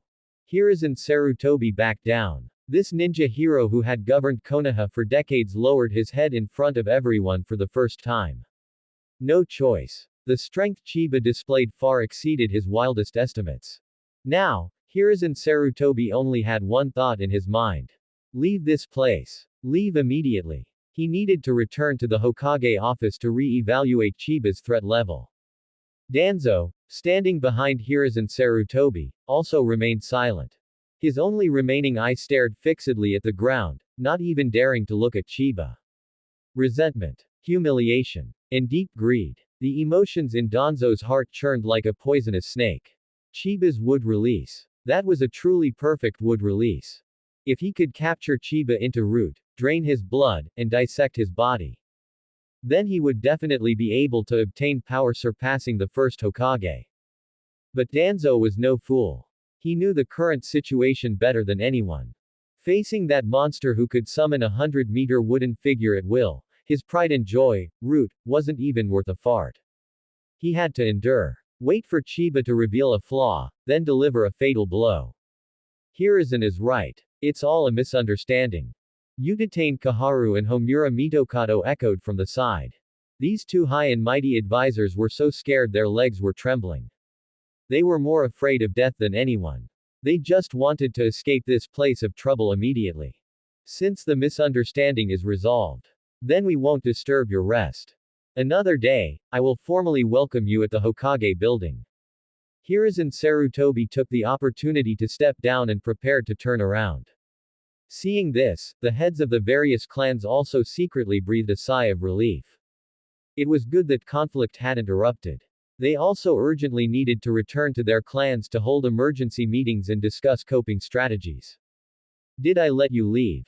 Just at this moment, a calm yet absolutely powerful voice rang in everyone's ears. Everyone's footsteps came to a sudden halt. Cold sweat broke out on Hiruzen Sarutobi's back instantly. He turned his head stiffly. He met Chiba's calm eyes. Hokage-sama can leave. The clan heads can also leave. Chiba stood on the steps, looking down at these Konoha power holders. He slowly raised his right hand, his finger passing over Hiruzen Sarutobi, pointing at that shady old dog whose arm was wrapped in bandages. But him. Must stay. The whole scene was dead silent. Everyone's gaze instantly focused on Danzo. Danzo's single eye widened, his pupils contracting violently. Being singled out in public like pointing at a dog. This great humiliation instantly ignited the violence in Danzo's heart. Presumptuous. I am a high-ranking elder of Konoha. I am the leader of Root. You, a mere junior, dare to speak to me with this attitude. Senju Chiba, do you want to betray the village? Danzo roared. He took a step forward abruptly. His single eye, filled with red bloodshot veins, stared fixedly at Chiba. As soon as he spoke, he slapped a big label on Chiba. In this village, no one had dared to challenge his authority in public. Hearing this, Hiruzen Sarutobi cursed inwardly in a panic. Danzo, that idiot. Can't he even see the situation clearly? Provoking Chiba now, does he want to drag everyone to their deaths? Danzo. Shut up. Hiruzen Sarutobi scolded sternly. Then he changed to a kindly face and looked at Chiba. Chiba. Danzo's temper is just like this. He is also doing it for the good of the village. For my sake, let's just let today's matter go. Hiruzen Sarutobi tried to continue smoothing things over. However, Chiba completely ignored Hiruzen Sarutobi. His gaze remained fixed on Danzo's right arm, which was wrapped in bandages. The ninjas from the surrounding clans all silently took a few steps back, creating a circle. Uchiha Fugaku stood in the crowd, looking at Danzo coldly. He wished Chiba would just kill this old fool directly. Most of the grievances the Uchiha clan had suffered over the years were courtesy of Root. Aburame Shibi pushed up his sunglasses. The parasitic insects under his large trench coat gave off an excited hum. Inuzuka Sume soothed her manic ninja dog, a mocking arc appearing on the corner of her mouth. No one cared if Danzo lived or died. Many people were even hoping in their hearts that Chiba could fiercely deal with this old rat hiding in the gutter. Chiba walked down from the steps slowly. Step. Step. Every step he took seemed to land on everyone's heart. Thump. Thump. The heavy pressure pressed down like a physical substance. Danzo subconsciously took half a step back. It was this half step that made him feel unprecedented humiliation. He was actually afraid of a mere kid. What do you want to do? Danzo asked in a stern voice, though he was inwardly weak. Several Root ninjas lurking in the dark instantly appeared in front of Danzo. They drew their short blades one after another, aiming at Chiba as if facing a great enemy. Konoha Village. Senju Clan Compound. Danzo. Inside your body. Why is there the aura of wood release? Chiba stopped 10 paces away from Danzo. His voice was not loud, yet it clearly reached the ears of everyone present. Boom. This sentence was like a bolt from the blue, crashing heavily into the middle of the crowd. The entire place was in an uproar in an instant. Everyone's expression changed completely at this moment. Hyuga Hiyashi turned his head sharply, looking at Danzo in disbelief. Uchiha Fugaku's pupils trembled, and his hands clenched tightly. Nara Shikaku even stopped breathing. The aura of wood release. That is the exclusive bloodline limit of the Senju clan. Danzo Shimura. An outsider who doesn't even have Senju blood. How could he possibly have the aura of wood release in his body? The heads of the various clans were not stupid. Almost in an instant, a hair-raising suspicion formed in their minds. Human experimentation. Stealing bloodlines. Such an act, which violates the great taboos of the ninja world, was actually happening to a high-ranking official. Every ninja clan values their own bloodline limits and secret techniques above all else. If the high-ranking officials dared to secretly steal even the first Hokage's bloodline, then wouldn't their clans have long since become fish on the chopping block? In an instant, dozens of gazes filled with hostility and defensiveness pierced towards Danzo like sharp swords. Danzo's expression froze instantly. Cold sweat rolled down his forehead like a waterfall. How is this possible? How could Chiba have discovered the secret of his right arm? He had clearly used more than a dozen high-level sealing techniques. Even the Byakugan of the Hyuga clan couldn't see through it. How on earth did this brat know? Nonsense. I don't understand what you are talking about at all. You are slandering a Konoha elder. Danzo roared hysterically. His voice was as shrill as a rooster that had been stepped on by the neck. He couldn't admit it, even if it killed him. Once he admitted to stealing wood release, not only would the position of Hokage be forever out of his reach, but all the ninja clans in Konoha would view him as a public enemy. By then, even Hiruzen Sarutobi wouldn't be able to protect him. Chiba. You cannot say such things recklessly. Danzo's right arm was injured during the Second Ninja World War. He had to wrap it in bandages to suppress the injury. Where would there be any aura of wood release? Hiruzen Sarutobi was anxious and stepped forward, blocking in front of Danzo. But inside, he was also extremely flustered. While others might not know, how could he not? He had turned a blind eye to all of Orochimaru's experiments. He had more or less sensed some of the secrets of Danzo's right arm. But such a thing must never be exposed to the light. Once exposed, the credibility of Konoha's high-ranking officials would completely collapse. Chiba quietly watched Hiruzen Sarutobi blocking his way. That hypocritical old face made him feel extremely disgusted. Reason with them. He, Senju Chiba, didn't return to Konoha to reason with this group of rot. He wanted to use the most violent means to directly tear away this layer of hypocritical fig leaf. Under the gaze of everyone, Chiba's figure instantly vanished from where he stood. The physical strength of a peak cage level, combined with the chakra burst of a late-stage super cage level. With the two superimposed, Chiba's movement speed exceeded the limits of human vision. Protect Lord Danzo. The few root ninja only had time to let out a cry of surprise. Bang! Bang! Bang! Several dark shadows flew backward like tattered sacks, directly smashing through the wall in the distance. What? Hiruzen Sarutobi only felt a blur before his eyes. A violent gust of wind made his cheeks ache. Before he could react, Chiba had already passed him and appeared directly in front of Danzo. The distance between them was less than half a meter. Danzo's single eye widened. Extreme fear instantly froze his blood. He couldn't move. He absolutely couldn't move. The killing intent emanating from Chiba suppressed him tightly like an iceberg. The way you lie is truly ugly. Chiba's cold voice rang out eerily in Danzo's ear. The next second, Chiba's right hand shot out like lightning. His 5 fingers, like iron pincers, clamped tightly onto Danzo's bandage-wrapped right shoulder. No. Danzo let out a scream of extreme misery. Rip. The ear-piercing sound of muscle tearing resounded throughout the entire place. Blood splattered. Warm blood shot into the sky like a fountain, splashing onto the grass nearby. The scene seemed to freeze at this moment. Chiba had forcibly ripped off Danzo's entire right arm. No hand signs. No ninjutsu. It was pure violence, pure physical crushing. Everything happened too fast. From Chiba disappearing to Danzo losing his arm. It didn't even take a second. Danzo hadn't even had time to activate Izanagi, nor could he even mobilize his chakra. His trump card for survival, which he was so proud of, had become an absolute joke in the face of absolute speed and power. Ah! Danzo clutched his bleeding severed shoulder, wailing miserably as he rolled on the ground.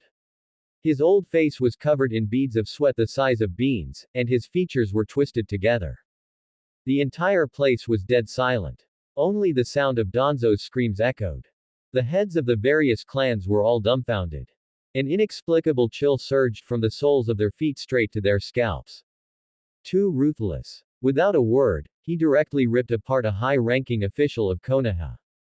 Is this really the Senju clan known for their benevolence? This is simply an Asura reborn. Chiba. You're crazy. Hiruzen Sarutobi finally reacted. He turned around abruptly, his eyes bloodshot as he let out a roar. A massive amount of chakra erupted. The authority of the Hokage was released without reservation at this moment. He never expected that Chiba would dare to cripple Danzo right in front of him. This was completely a slap in the face to him, the Hokage. However, Chiba didn't even look at Hiruzen Sarutobi. He flicked his hand casually. The severed right arm was tossed into the air. The special bandages wrapped around the arm were shattered by Chiba's chakra. The next moment, the true face of the right arm was completely exposed to everyone's sight. The air froze at this moment. Hiruzen Sarutobi's roar came to an abrupt halt. Everyone's gaze was nailed to that severed arm. It was an arm as pale as paper. The surface of the skin even faintly shimmered with the texture of wood. The vitality belonging to the Senju clan was continuously emanating from that severed arm. Wood release. That was definitely an arm cultivated from the cells of Senju Hashirama. But what really caused the whole place to explode was not just the aura of wood release. It was what was embedded in that pale arm.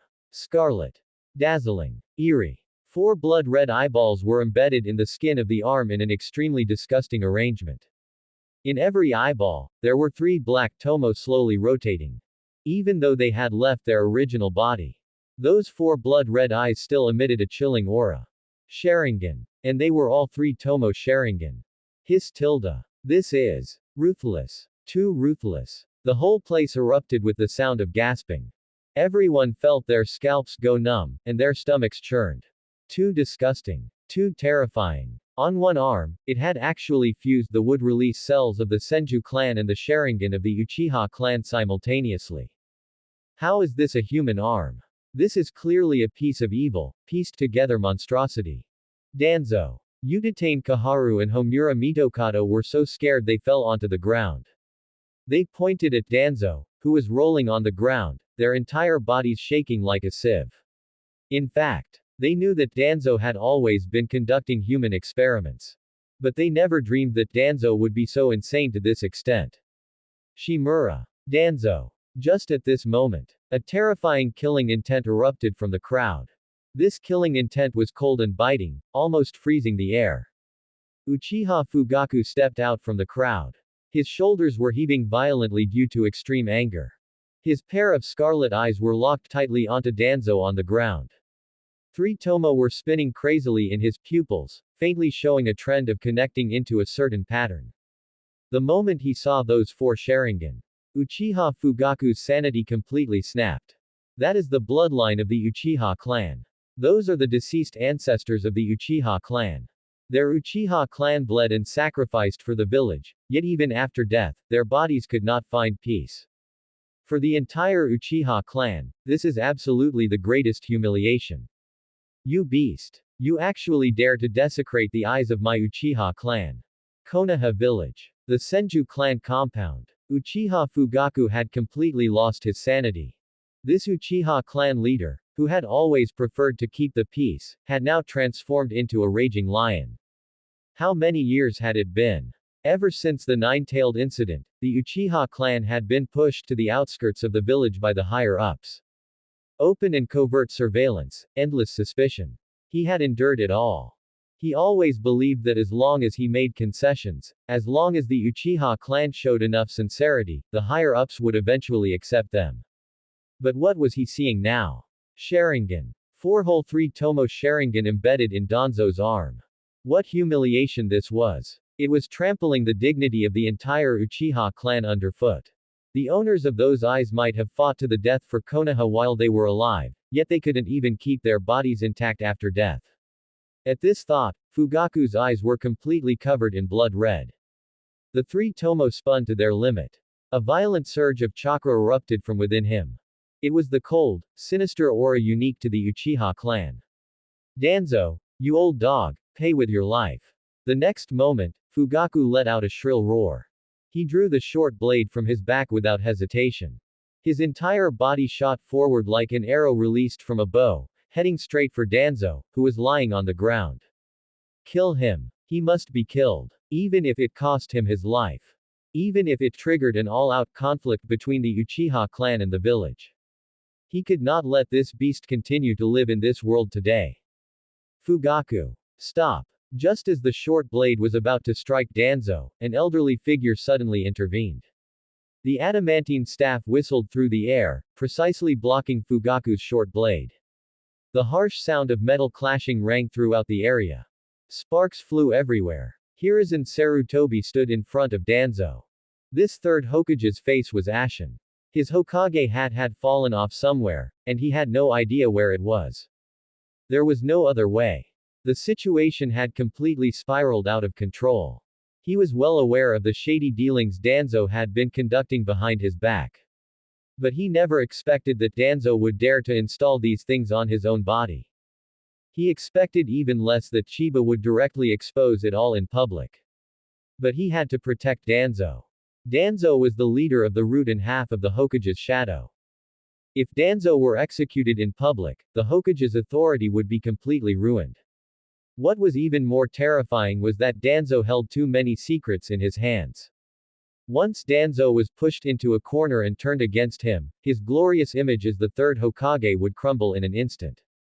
Fugaku. Calm down. Hiruzen Sarutobi gripped the adamantine staff tightly, beads of sweat forming on his forehead. He tried to use words to suppress the enraged man before him. No matter what Danzo has done, he is an elder of Konoha. For so many years, Danzo has remained in the shadows, making huge contributions to Konoha in silence. By openly attacking a high-ranking official of the village like this, are you trying to incite a civil war? What a heavy accusation. What a classic case of moral blackmail. Hiruzen Sarutobi brought out his favorite rhetoric. As long as he brought up terms like, the safety of the village, and, civil war, Uchiha Fugaku, given his personality, would surely hesitate to act. Sure enough, upon hearing the words, civil war, Fugaku's hand holding the blade trembled uncontrollably. Just when Hiruzen Sarutobi thought the situation had stabilized slightly, a piercing, cold laugh erupted across the open field. Hey! Everyone's gaze instantly turned toward the source of the sound. Chiba casually brushed the dust off his sleeves. He looked at Hiruzen Sarutobi, who was blocking the way in front of Danzo, his eyes filled with undisguised mockery. Contribution. Chiba repeated the word slowly, as if he had heard the funniest joke in the world. Old man Sandame, why don't you explain it carefully to everyone? What exactly has this despicable beast contributed to Konoha? The entire place went dead silent. Everyone was holding their breath, not even daring to breathe loudly. The heads of the various large and small clans had all turned into statues. Shikaku's brows were tightly knitted together. His brilliant mind was working at high speed. Things had gotten serious. Chiba was about to completely tear away the fig leaf covering Konoha's high-ranking officials. What kind of person Danzo was, did any of the big clans present not have an idea? Forcing orphanages to provide test subjects. Assassinating civilian geniuses who wouldn't listen. Even during the Third Shinobi World War, the root had intentionally or unintentionally preserved its own strength. Everyone knew about these dirty deeds, but nobody dared to bring them into the light. Now, Chiba had directly detonated this bomb. Hiyashi touched the forehead protector on his forehead. He looked at Danzo's arm embedded with the Sharingan, a flash of extreme wariness appearing in his eyes. If Danzo dared to gouge out Uchiha eyes today, would he dare to gouge out their Hyuga clan's Byakugan tomorrow? A mad dog like this could absolutely not be left alive. Akamichi Chose's eyes widened, completely stunned by the tense, sword-drawn atmosphere. Chiba's questioning continued. He pressed on step by step, not giving Hiruzen Sarutobi any chance to catch his breath. Why aren't you saying anything? Are his contributions so numerous that you can't think of them for a moment? Or is it that the things he did are too dirty, too foul, and simply cannot see the light of day? Chiba's volume suddenly rose, exploding in everyone's ears like thunder. Is it taking civilian ninjas from the village to conduct human experiments? Or racking his brains to harm families with bloodline limits within the village? Are these the so-called contributions you speak of? Hiruzen Sarutobi's lips trembled slightly. He couldn't answer at all. Every word Chiba said was like a sharp knife, accurately stabbing into his lungs. How was he supposed to explain? Say that those were necessary shadows that had to exist to protect Konoha. That kind of nonsense might work on Genin who had just graduated. But to fool the old foxes present here. It was nothing but a pipe dream. Speak. Sandame. Gouging out the eyes of our Uchiha ancestors and installing them on his own body. Is that also a contribution he made for the village? Fugaku reacted abruptly. Chiba's words reignited the rage in his heart. This Uchiha clan leader, with bloodshot eyes, let out a beast-like question. Kill him. Kill this beast who desecrated the dead. Does the third Hokage intend to harbor such a criminal?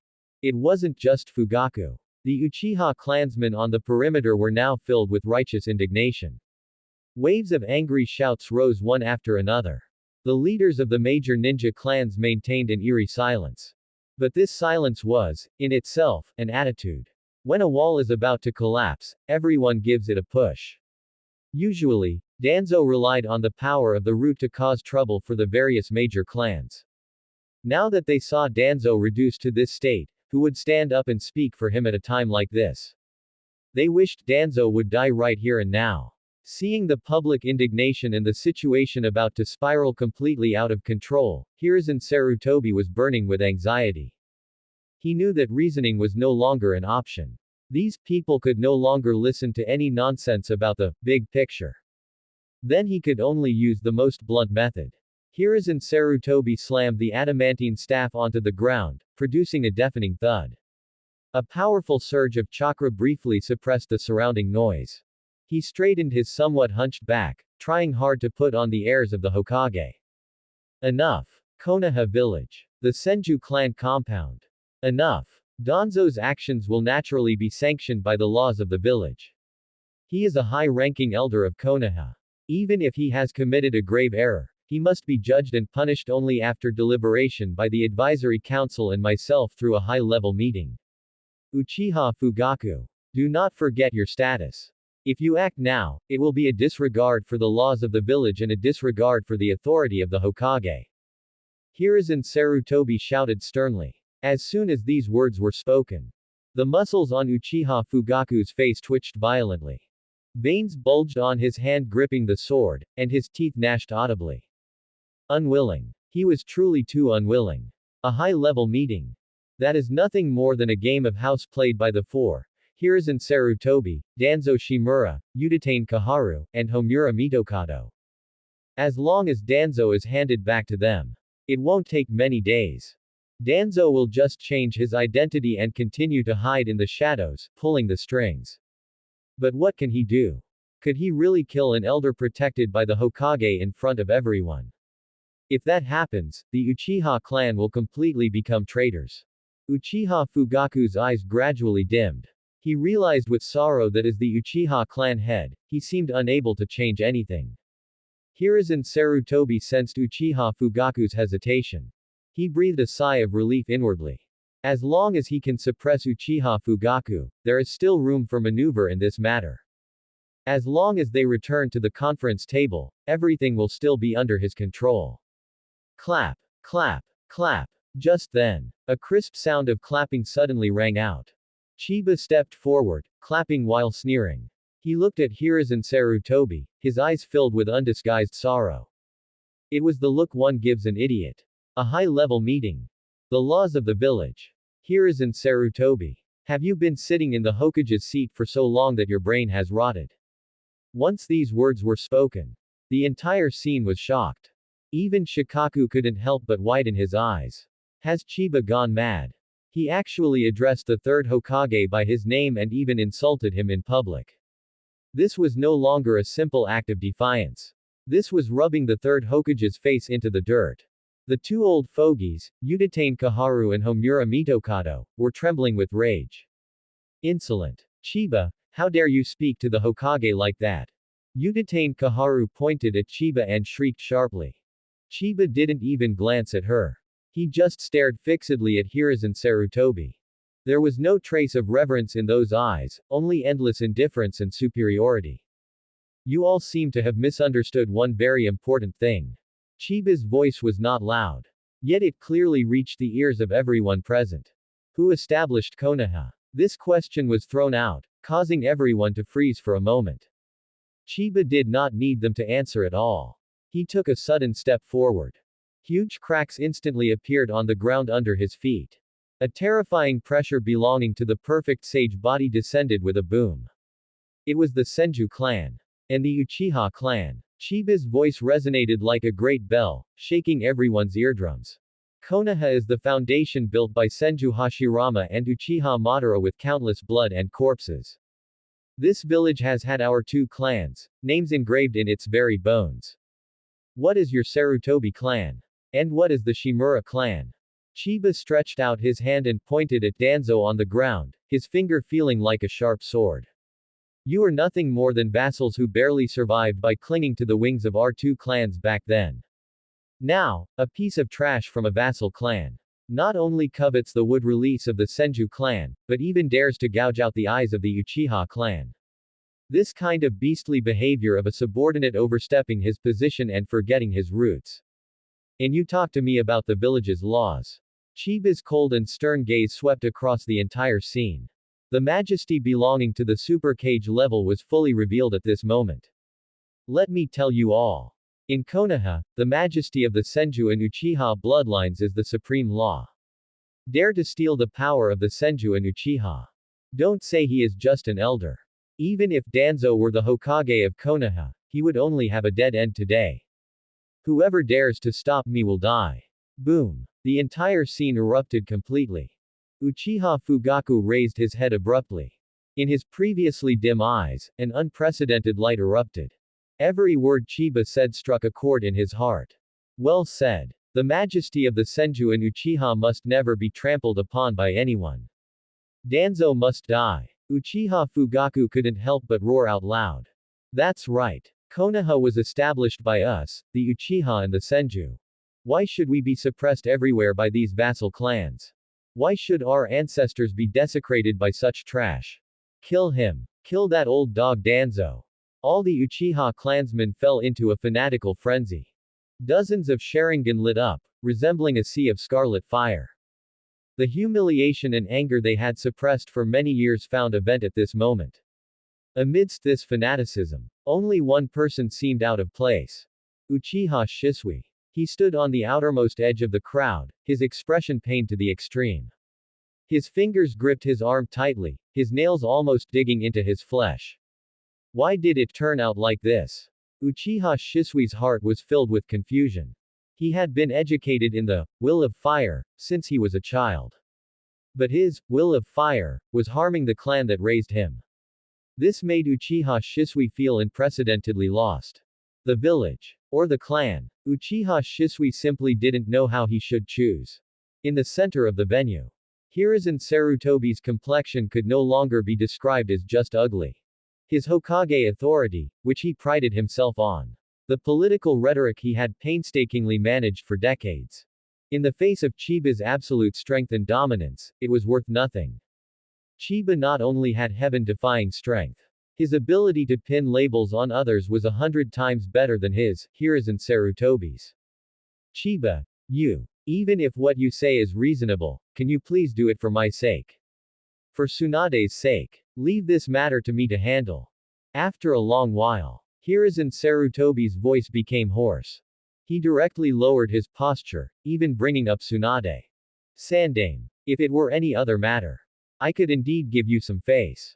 But in this matter, your face is useless. I will only ask you one thing. Do you insist on openly violating the iron laws originally set by Konoha just for this beast who gouged out his comrade's eyes? Do you want to declare to the entire ninja world that Konoha has become a den of thieves, where bloodline limit families can be wantonly harmed? Chiba refused without hesitation. His gaze at Hiruzen Sarutobi was like looking at trash. If it weren't for Hiruzen Sarutobi's tacit approval, how could Danzo's root have become so arrogant to this extent? I. After hearing Chiba's words, Hiruzen Sarutobi froze on the spot. This label was too heavy. So heavy that even Hiruzen Sarutobi dared not accept it. If he dared to nod, not only would the Uchiha riot immediately today, the Hyuga, Ino Shika Cho present, and even those ordinary civilian ninjas would be completely disheartened. The foundation of Konoha would truly be destroyed in one fell swoop. It cannot be saved. It really cannot be saved. Danzo, today, is undoubtedly dead.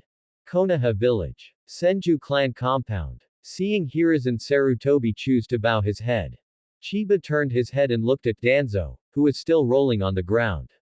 Soon, Danzo's wails grew weaker. He lay in the dirt, gasping for breath.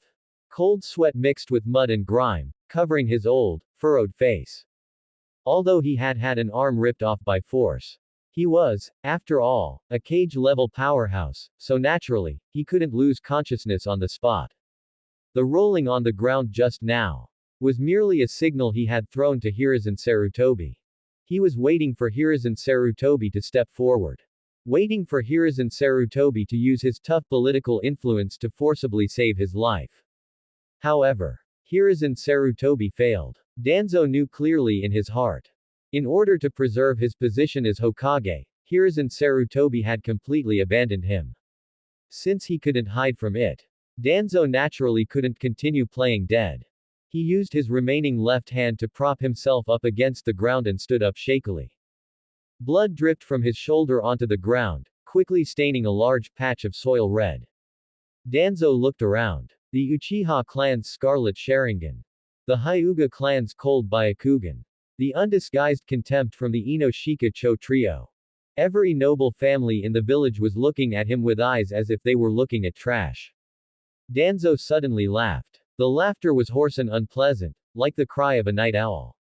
What do you understand? Konoha is a towering tree. Where there is sunlight, there must be darkness.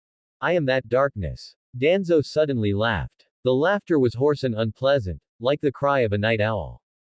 He raised his remaining left arm and pointed at everyone present. In these past few years, if it weren't for me handling those unspeakable matters, Konoha would have long been annexed by the other 4 great ninja villages.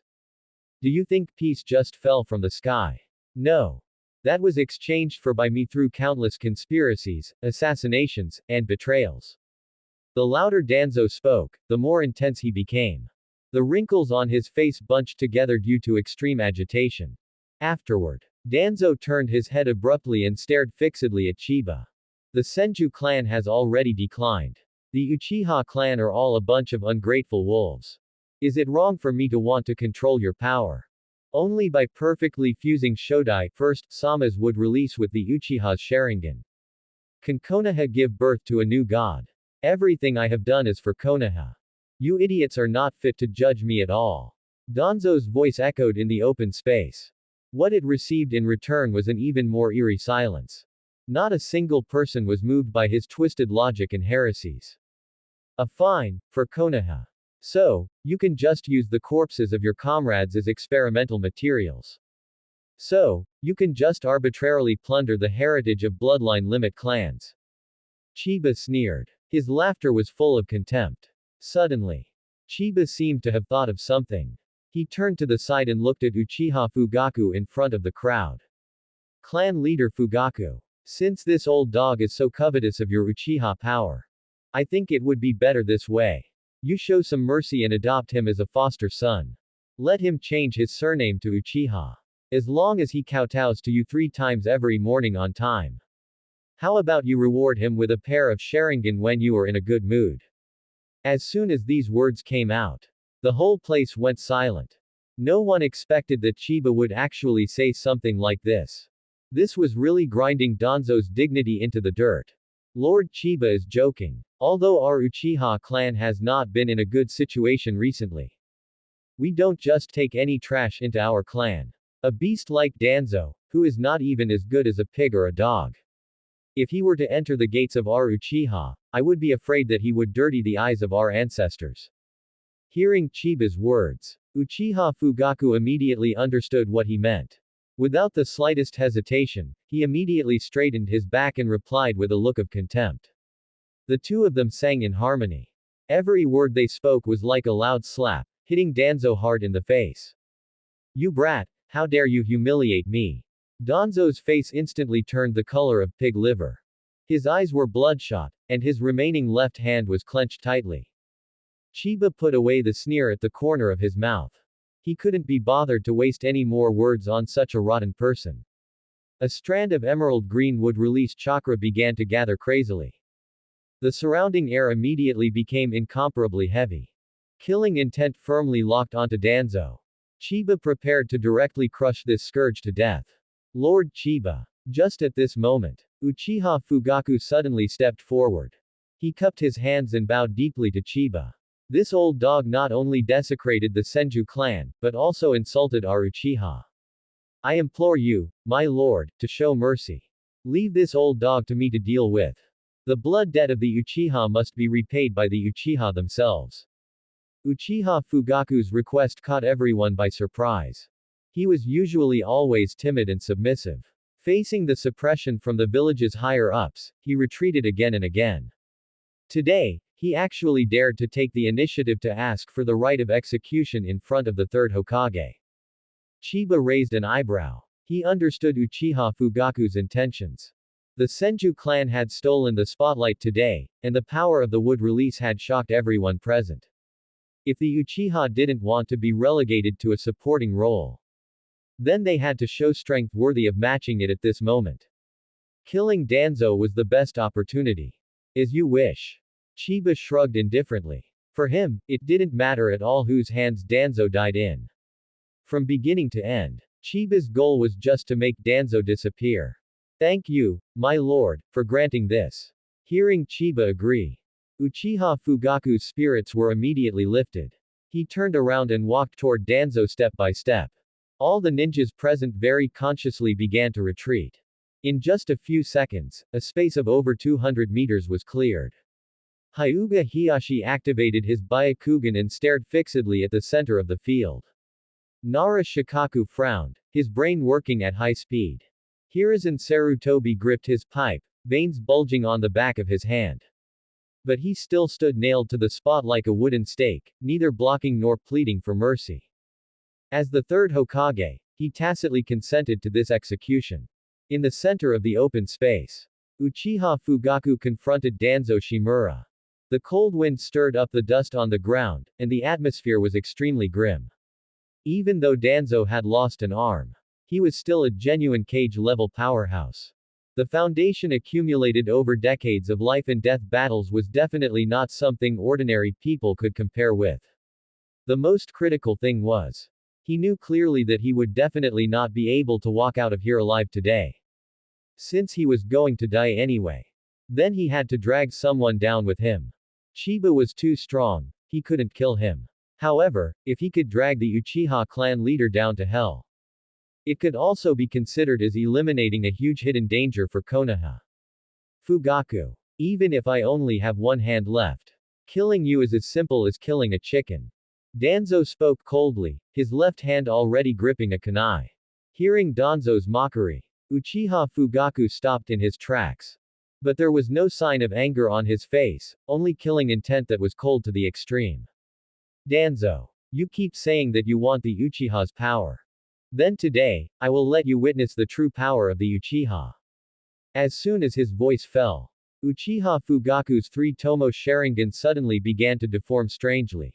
They kept elongating and merging, weaving into an incomparably complex pattern. In an instant, a cold, violent chakra erupted from Uchiha Fugaku's body. Mangekyo Sharingan. This was Uchiha Fugaku's trump card that he had hidden for many years. Even his closest wife and son didn't know about it.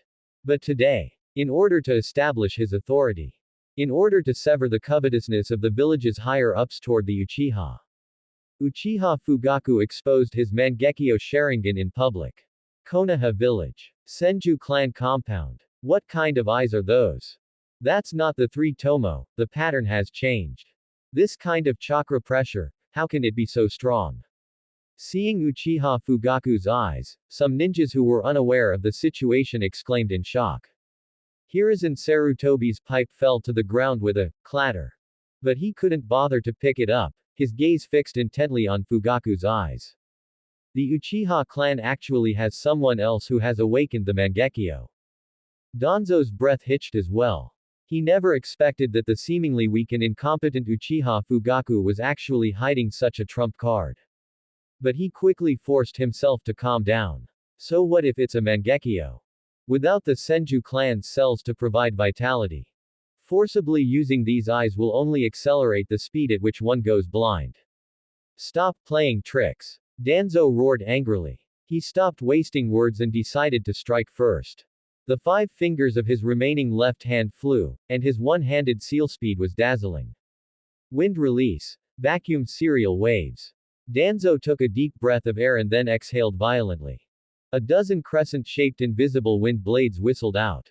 These wind blades were extremely sharp, and wherever they passed, even the bluestone slabs on the ground were cut into deep trenches. Uchiha Fugaku stood in place, not moving at all. Blood tears flowed from his eyes. Susanoo. Materialized dark gold chakra erupted. Immediately after, a huge skeletal frame rose from the ground, firmly protecting Fugaku in the center. Meridians and muscles quickly climbed and wrapped along the skeleton. In just a few seconds, a half-bodied Tengu warrior god, dozens of meters tall, stood in the center of the field. The warrior god was clad in sturdy chakra armor, holding a long chakra sword in its hand, like a demon god descended from mythology. The violent wind blades finally struck Susanoo's armor. Clang! Clang! A series of harsh metallic clashing sounds rang out. Sparks flew everywhere. However, in front of Susanoo's defense, this level of ninjutsu was simply a joke. Seeing this, all the ninjas present held their breath. Is this the true power of the Uchiha? In this posture, like a god, even 100 ordinary ninjas going up would just be throwing their lives away. Danzo Shimura. Is that all you've got? Uchiha Fugaku stood inside Susanoo. His voice was amplified by chakra, making everyone's eardrums ache. Danzo's face turned livid. He understood that conventional ninjutsu would have no effect on this monster. To break through Susanoo's defense, he had to use greater power. The next moment, Danzo suddenly raised his left hand. He grabbed the bandage wrapped around his right eye and pulled it hard. With a rip sound, the blood-stained bandage fluttered away in the wind. Everyone widened their eyes again. Danzo's right eye, which had been kept tightly closed, was now wide open. That was definitely not a normal person's eye. It was a Sharingan that also displayed a complex pattern. Dark red chakra overflowed from the eye socket, carrying a thick, ominous aura. That old fool. He actually still has a Sharingan. Mangekyo. Another pair of Mangekyo. The crowd exploded in an uproar again. This time, even the ninjas of the Hyuga clan couldn't help but curse out loud. Ordinary clan members might not know. But the heads of the various major clans knew exactly what was going on. Sharingan can only be awakened by the Uchiha clan. Danzo not only stole someone else's eyes, but they were also a pair of Mangekyo. This kind of behavior had already violated the absolute taboo of all ninja clans. Fugaku. Do you think only you possess these eyes? I have been preparing for this day for a long time. Regarding the surrounding curses, Danzo turned a deaf ear to them, only grinning as he looked at Uchiha Fugaku. Then, he pointed to his right eye. Look clearly. These are the eyes of your Uchiha clan's genius, Uchiha Kagami. Today, I will use the power of your ancestor to personally send you on your way. Once these words were spoken, in the area where the Uchiha were, Uchiha Shisui felt as if he had been struck by lightning. He froze in place, his mind going blank. Grandfather. Those are grandfather's eyes. Shisui had been instilled with the will of fire since he was a child. He had always believed that his grandfather had heroically died on the battlefield to protect the village. This was the honor he was proud of. It was the motivation that drove him to desperately want to protect this village. But now, that elder who kept saying everything was for Konoha. He was actually showing off the eyes he had gouged out of his grandfather's sockets in front of everyone. Shisui felt the world spinning. What will of fire? What bond between the village and the clan? It's all bullshit. It's all lies used by the higher-ups to brainwash and exploit. Shisui's knees went weak, and he fell to the ground with a thud, his fingers digging desperately into the soil. His nails broke. Blood flowed. But he couldn't feel any pain at all. The three tomo in his eyes spun frantically, and 2 lines of blood tears slid down silently. In the center of the battlefield, Uchiha Fugaku saw that eye. Massive rage completely destroyed his last shred of reason. Danzo, I will tear you to pieces. Uchiha Fugaku roared. Susanoo raised its dozens of meters long giant chakra sword and slashed down at Danzo. Before the blade even arrived, the terrifying sword pressure had already cut a huge crack in the ground. Don't underestimate me. Danzo did not dodge or avoid. He frantically activated the ocular jutsu of his right eye. A strange chakra fluctuation erupted instantly. An invisible mental shock pierced directly into Fugaku's brain. He wanted to use the Mangekyo's genjutsu to directly control Fugaku and release Susanoo. If it were an ordinary Uchiha clan member, this move might have really worked. But unfortunately, the person Danzo was facing was the Uchiha clan head, who also possessed a Mangekyo. What was more fatal? Danzo's wood-release arm had already been torn off by Chiba. Now, Danzo no longer had Hashirama cells in his body and could not withstand the massive backlash of the Mangekyo. Just after activating the ocular jutsu, a tearing, excruciating pain came from Danzo's right eye. Uchiha Fugaku snorted coldly. His massive ocular power crushed over without reservation. 2 invisible mental forces collided fiercely in midair. It only stalemated for half a second. Danzo's genjutsu was forcibly torn into countless fragments. Danzo suffered a severe backlash and once again sprayed a mouthful of blood. The trump card he was so proud of was fragile and vulnerable in front of the true Uchiha bloodline. Just at the moment his ocular jutsu was broken, Susanoo's giant sword, with world-destroying momentum, smashed down. Boom! A deafening roar. The earth shook violently, as if a magnitude 8 earthquake had occurred. Countless gravel mixed with soil splashed in all directions like cannonballs. Dust rose into the sky, blocking out the sun. The ninjas on the periphery cast ninjutsu to defend themselves. But even so, they were still forced back dozens of meters by this terrifying shockwave. A full dozen seconds passed. The strong wind slowly blew the dust away. Everyone poked their heads out, looking at the center of the field. The originally flat ground had been smashed into a giant pit over a dozen meters deep. At the bottom of the giant pit, Danzo lay there like a pile of mud. His bones were shattered, and most of his body had been smashed into pulp. On the other side, Uchiha Fugaku deactivated Susanoo. Although the Mangekyo is powerful, its consumption is equally astonishing. At this moment, Uchiha Fugaku's vision was already a bit blurry. But he forced himself to stay conscious, slid down the pit wall, and walked to Danzo's side. Old fool. Hand over Senior Kagami's eyes. Uchiha Fugaku's eyes were cold, without a shred of pity. He bent down directly, preparing to reach out and gouge out Danzo's right eye. Just then, Danzo, who had been on the verge of death, suddenly opened his eyes. His pupils began to dilate, but his mouth curled into an extremely crazy smile. Fugaku. Come with me, to hell. Danzo's voice was very soft, but it carried endless malice. Along with these words, dense black curse marks emerged from Danzo's heart area. These curse marks were like living creatures, spreading over his entire body at a terrifying speed and extending to the surroundings. Reverse 4-character sealing technique. This was the ultimate method Danzo had prepared for himself. Once activated, the caster's blood turns into ink, forming a black spherical space. Everything within the spherical space would be dragged into a sealed death barrier and permanently sealed. Uchiha Fugaku wanted to retreat. But he was too close. The black curse marks had already crawled onto his shoe soles. The power of the curse marks further restricted all his movements. It's over. Uchiha Fugaku's pupils constricted violently. He never expected someone as cowardly and afraid of death as Danzo would actually have such a mutual destruction move.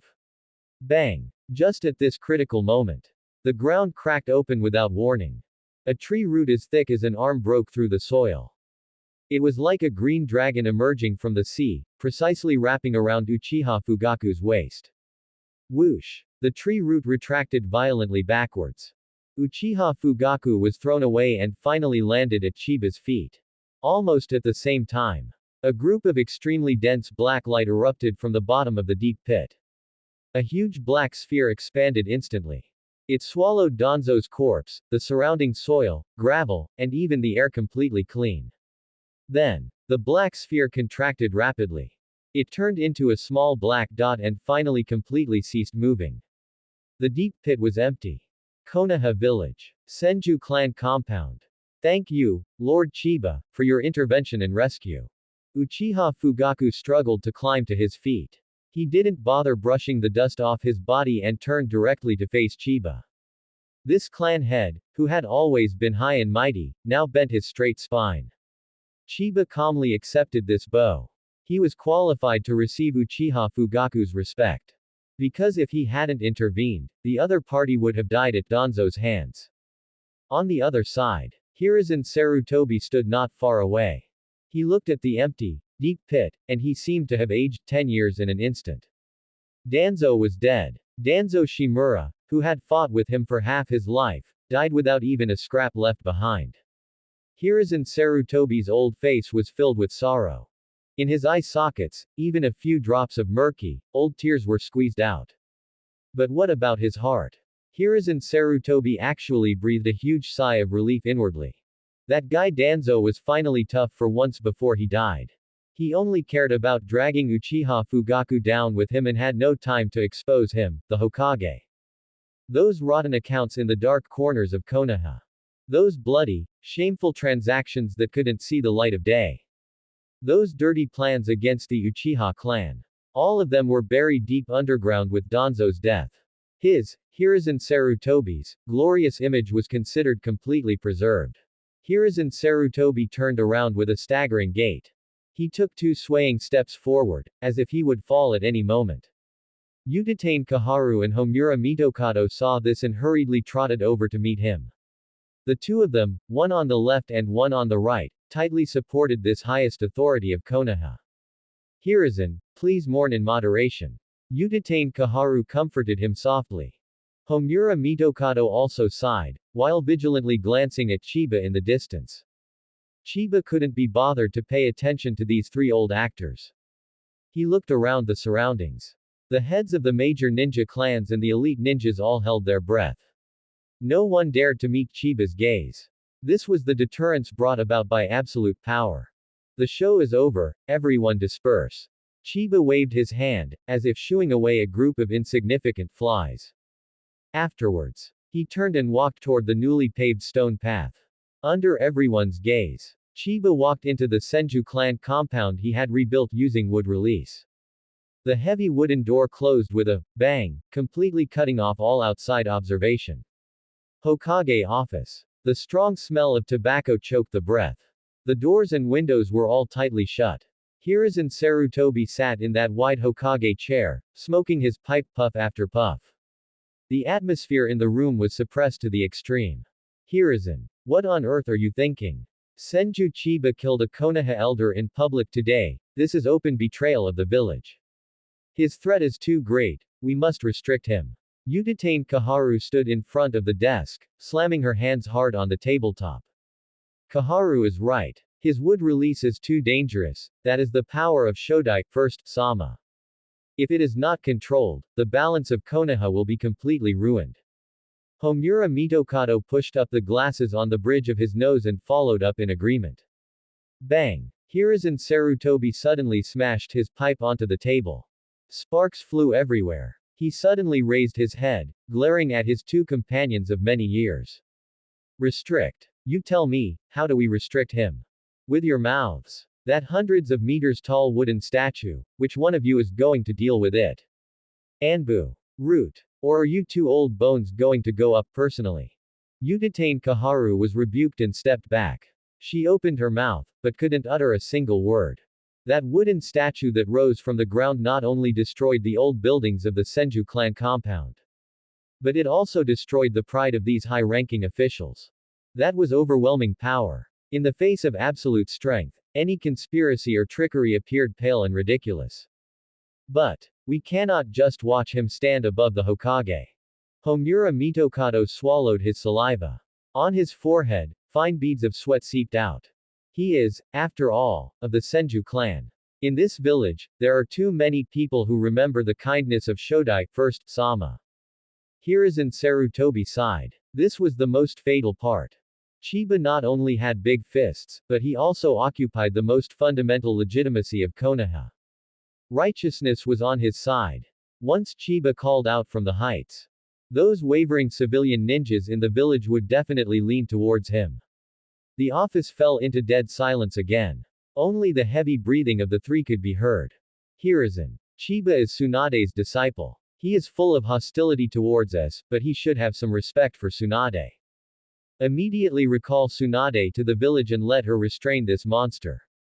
After a long while, Homura Mitokado gritted his teeth and made a suggestion. Restrain. What kind of personality do you think Tsunade has? If she comes back, do you guess she will help us, or help her only disciple? Hiruzen Sarutobi sneered. He looked at Homura Mitokado as if looking at an idiot. Homura Mitokado was speechless. With Tsunade's explosive temper, if she knew about the dirty things the village had done over the years, it would be lucky if she didn't tear down the Hokage building. However, Hiruzen Sarutobi picked up the pipe on the table again and tapped the ash on the edge of the table. Let's try it as a last resort. Draft an urgent letter in the name of the Hokage and send it out of the village overnight to find Tsunade. Even if she only comes back to act as a buffer, it is better than letting Chiba go crazy directly. Homura Mitokado breathed a sigh of relief. He nodded quickly in agreement. Seeing that their goal was achieved, the two advisors didn't dare to provoke Hiruzen Sarutobi's bad mood again and turned to leave the office. The door closed again. The exhaustion on Hiruzen Sarutobi's face vanished instantly. Replacing it was an extremely cold determination. He pressed the hidden bell under the desk. Swish. 3 Anbu wearing animal masks appeared instantly in front of the desk. Hokage-sama. Hiruzen Sarutobi's gaze was cold and gloomy. Immediately mobilize all Anbu elites to surround the root underground base. Confiscate all files and scrolls. Especially the laboratory records involving Shodai, first, Sama's cells and the Uchiha Sharingan. Destroy them all. Absolutely do not let anyone, especially Senju Chiba, see these things. The Anbu captain trembled. He immediately lowered his head to accept the order.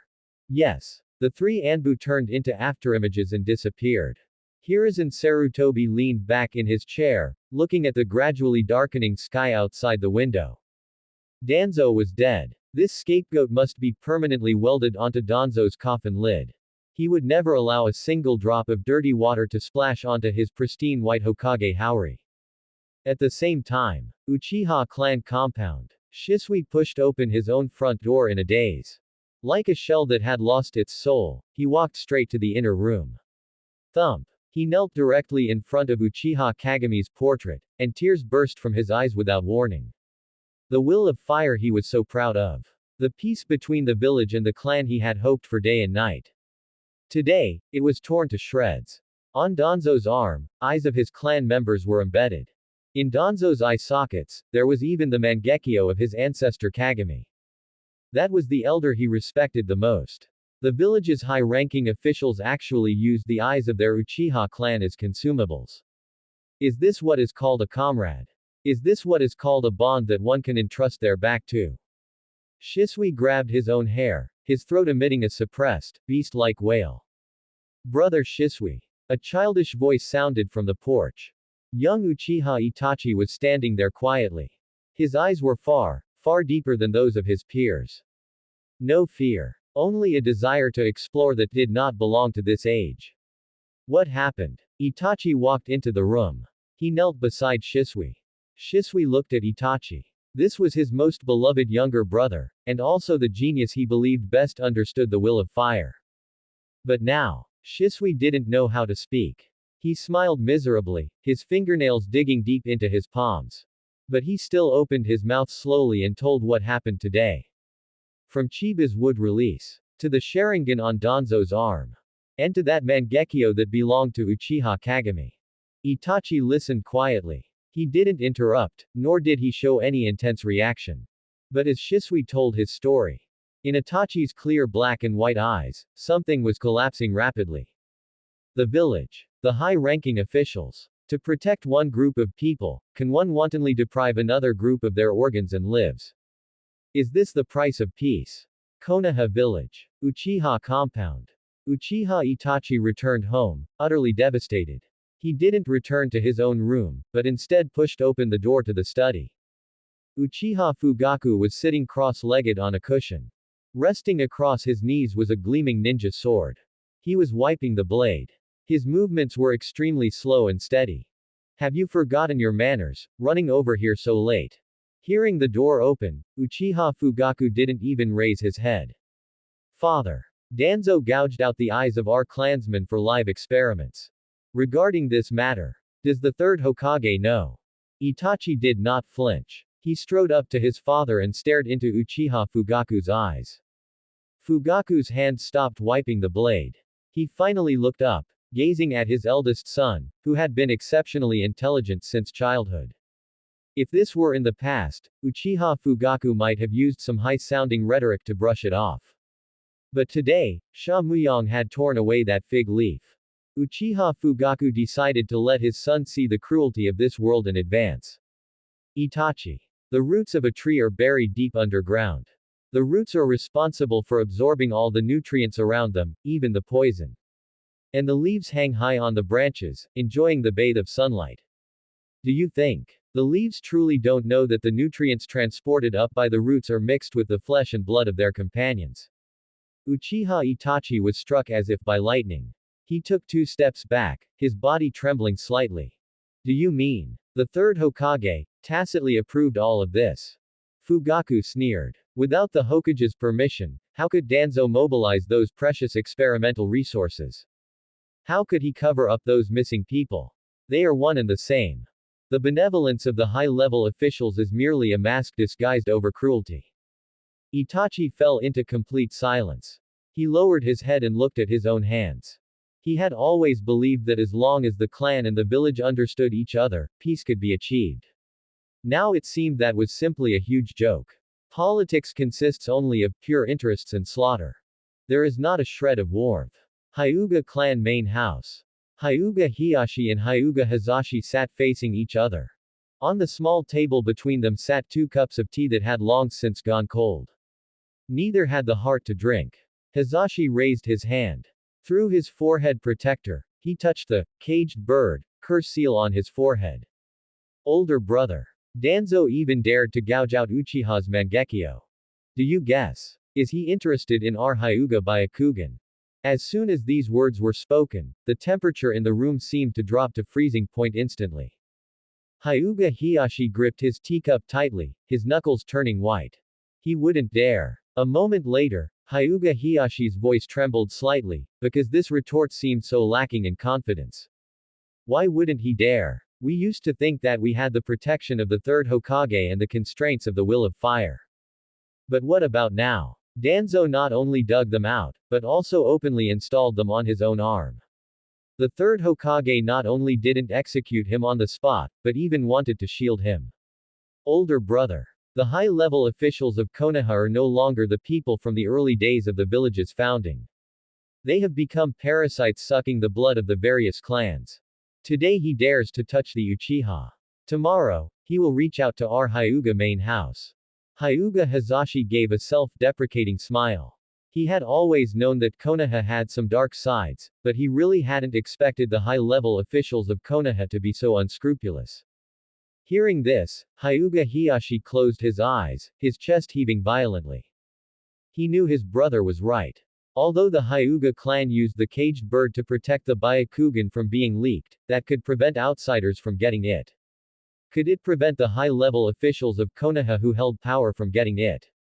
They just needed to find an excuse to arrange for the Hyuga main house to carry out a suicide mission, and the Byakugan would naturally fall into their pockets. Hazashi. Pass down the order. From today on, everyone in the clan is to cancel all unnecessary outings. After a long while, Hyuga Hiyashi opened his eyes again. There was a rare hint of ruthlessness in his gaze. Older brother. What about the summons from the Anbu and the village? Hyuga Hizashi was stunned. Stall. The sky over Konoha is about to change. Before the situation is completely clear, the Hyuga clan will never be anyone's cannon fodder.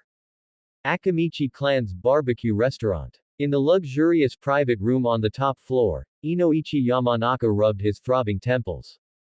Akamichi Choza's massive body was squeezed into a relatively small chair, looking very cramped. Neither of them spoke. Their gazes looked in unison at the man beside them. Shikaku. Say something. What should our three clans do next? Finally, Inoichi Yamanaka couldn't hold back. He was the first to speak, breaking the silence in the private room. That's right, Shikaku. Our three clans have always advanced and retreated together. Tell us what to do, and we'll do it. Choza also nodded repeatedly. The fat on his body trembled slightly with his movements. Sha Muyong's attitude is very clear. He is coming specifically for the high-level officials of Konoha. He wants to flip the table and re-establish the rules.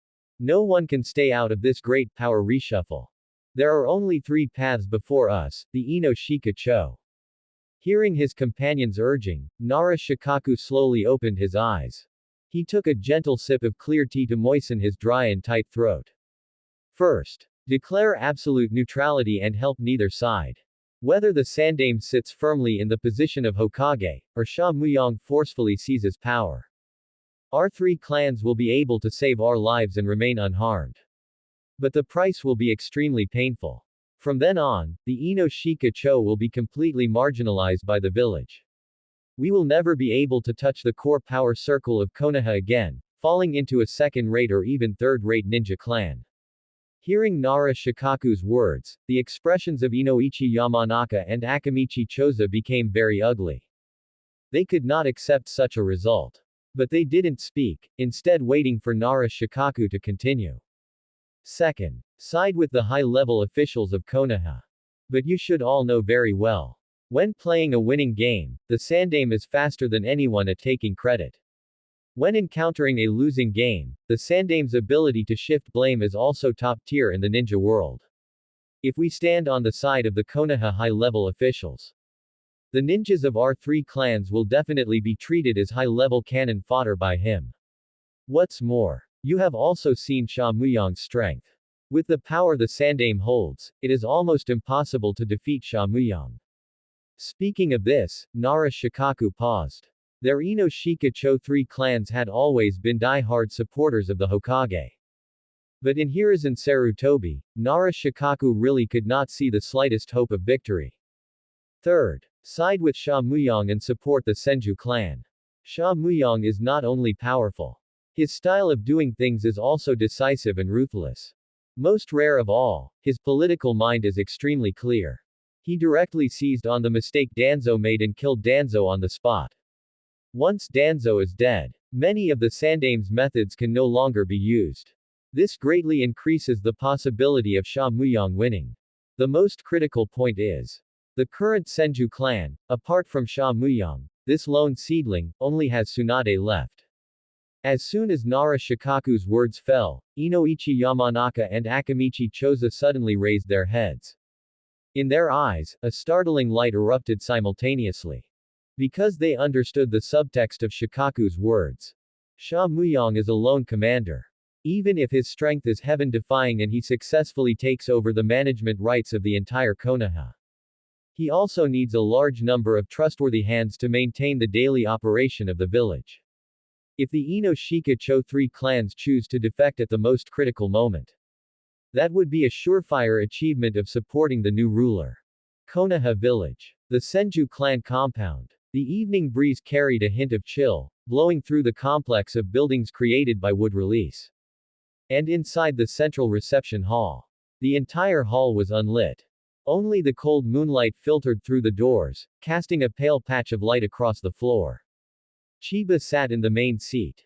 In front of him stood a wide, low table, the tea upon it having long since lost its warmth. Tap, tap, tap. Chiba half closed his eyes, his fingers tapping against the tabletop. The dull rhythmic tapping echoed endlessly through the empty hall. The farce from earlier that day had already ended. But Chiba knew very well in his heart. Whether it was Hiruzen compromising, or Danzo's gruesome death. This was merely the beginning. Konoha was a piece of rotting flesh that had to be cut away with the sharpest of blades. And he, Chiba, was that blade. The terrifying sensory abilities brought by the perfect sage body acted like an invisible net shrouding Konoha. The undercurrents surging within the village could not escape Chiba's perception. The Anbu were scurrying around like headless flies. The remnants of Root were currently in a panic, leaderless and adrift. And those ninja clans with years of history were likely holding emergency clan meetings at this very moment. A cold sneer tugged at the corner of Chiba's mouth. He was in no rush at all. A hunter always has enough patience to wait for the prey to come to him. Finally, at the edge of the Senju compound, a ripple of chakra was detected. Someone had come. And not just one. Chiba stopped tapping the table and leaned back slightly. It was deep in the night. The perimeter of the Senju compound was silent and still. A middle-aged man walked out from the shadows. It was none other than Shikaku. He had brought no followers with him. Not even Inoichi Yamanaka or Akamichi Choza had accompanied him. Soon, Shikaku arrived outside the main hall. He looked up at the pitch-black doorway, his Adam's apple bobbing. Nara clan head, Shikaku. Please forgive this late-night visit, Lord Chiba. Shikaku kept his posture extremely low. He bowed respectfully outside the door, not daring to even lift his head. Come in. Chiba's voice emerged from the darkness. It carried no emotion, yet it held an oppressive weight that commanded awe without anger. Shikaku stepped over the threshold. By the faint moonlight, he clearly saw the young man sitting in the main seat. He was clearly only in his teens. Yet he possessed terrifying strength that made the entire ninja world tremble. Shikaku was just about to exchange a few pleasantries to test the other's stance. But Chiba cut him off first. Sit. The tea is cold, pour it yourself. Then shut your mouth and wait a while. Shikaku's expression stiffened slightly. But he was an extremely clever man. With just 3 sentences, Chiba had completely shut down all his attempts at probing. Telling him to sit was granting him a place. Telling him to pour his own tea was telling him he had no privileges here. Telling him to wait a while was indicating that he was not the only guest tonight. Shikaku walked to the first seat on the left and sat down. Who else would come? Hyuga, Uchiha, or those fence-sitting small and medium ninja clans? Not long after, a faint buzzing sound broke the silence. Shikaku's ears twitched. This is the sound of insects flapping their wings. At the entrance of the hall, a man wrapped in a trench coat and wearing sunglasses appeared silently. The current head of the Aburame clan, Aburame Shibi. Aburame Shibi stood at the entrance, his body tense to the extreme. The insects within his body were currently transmitting an emotion called fear. The natural energy emanating from Chiba was akin to deadly poison to these insects. Aburame clan, Shibi. Greetings, Lord Chiba. Aburame Shibi's voice was hoarse as he also bowed respectfully.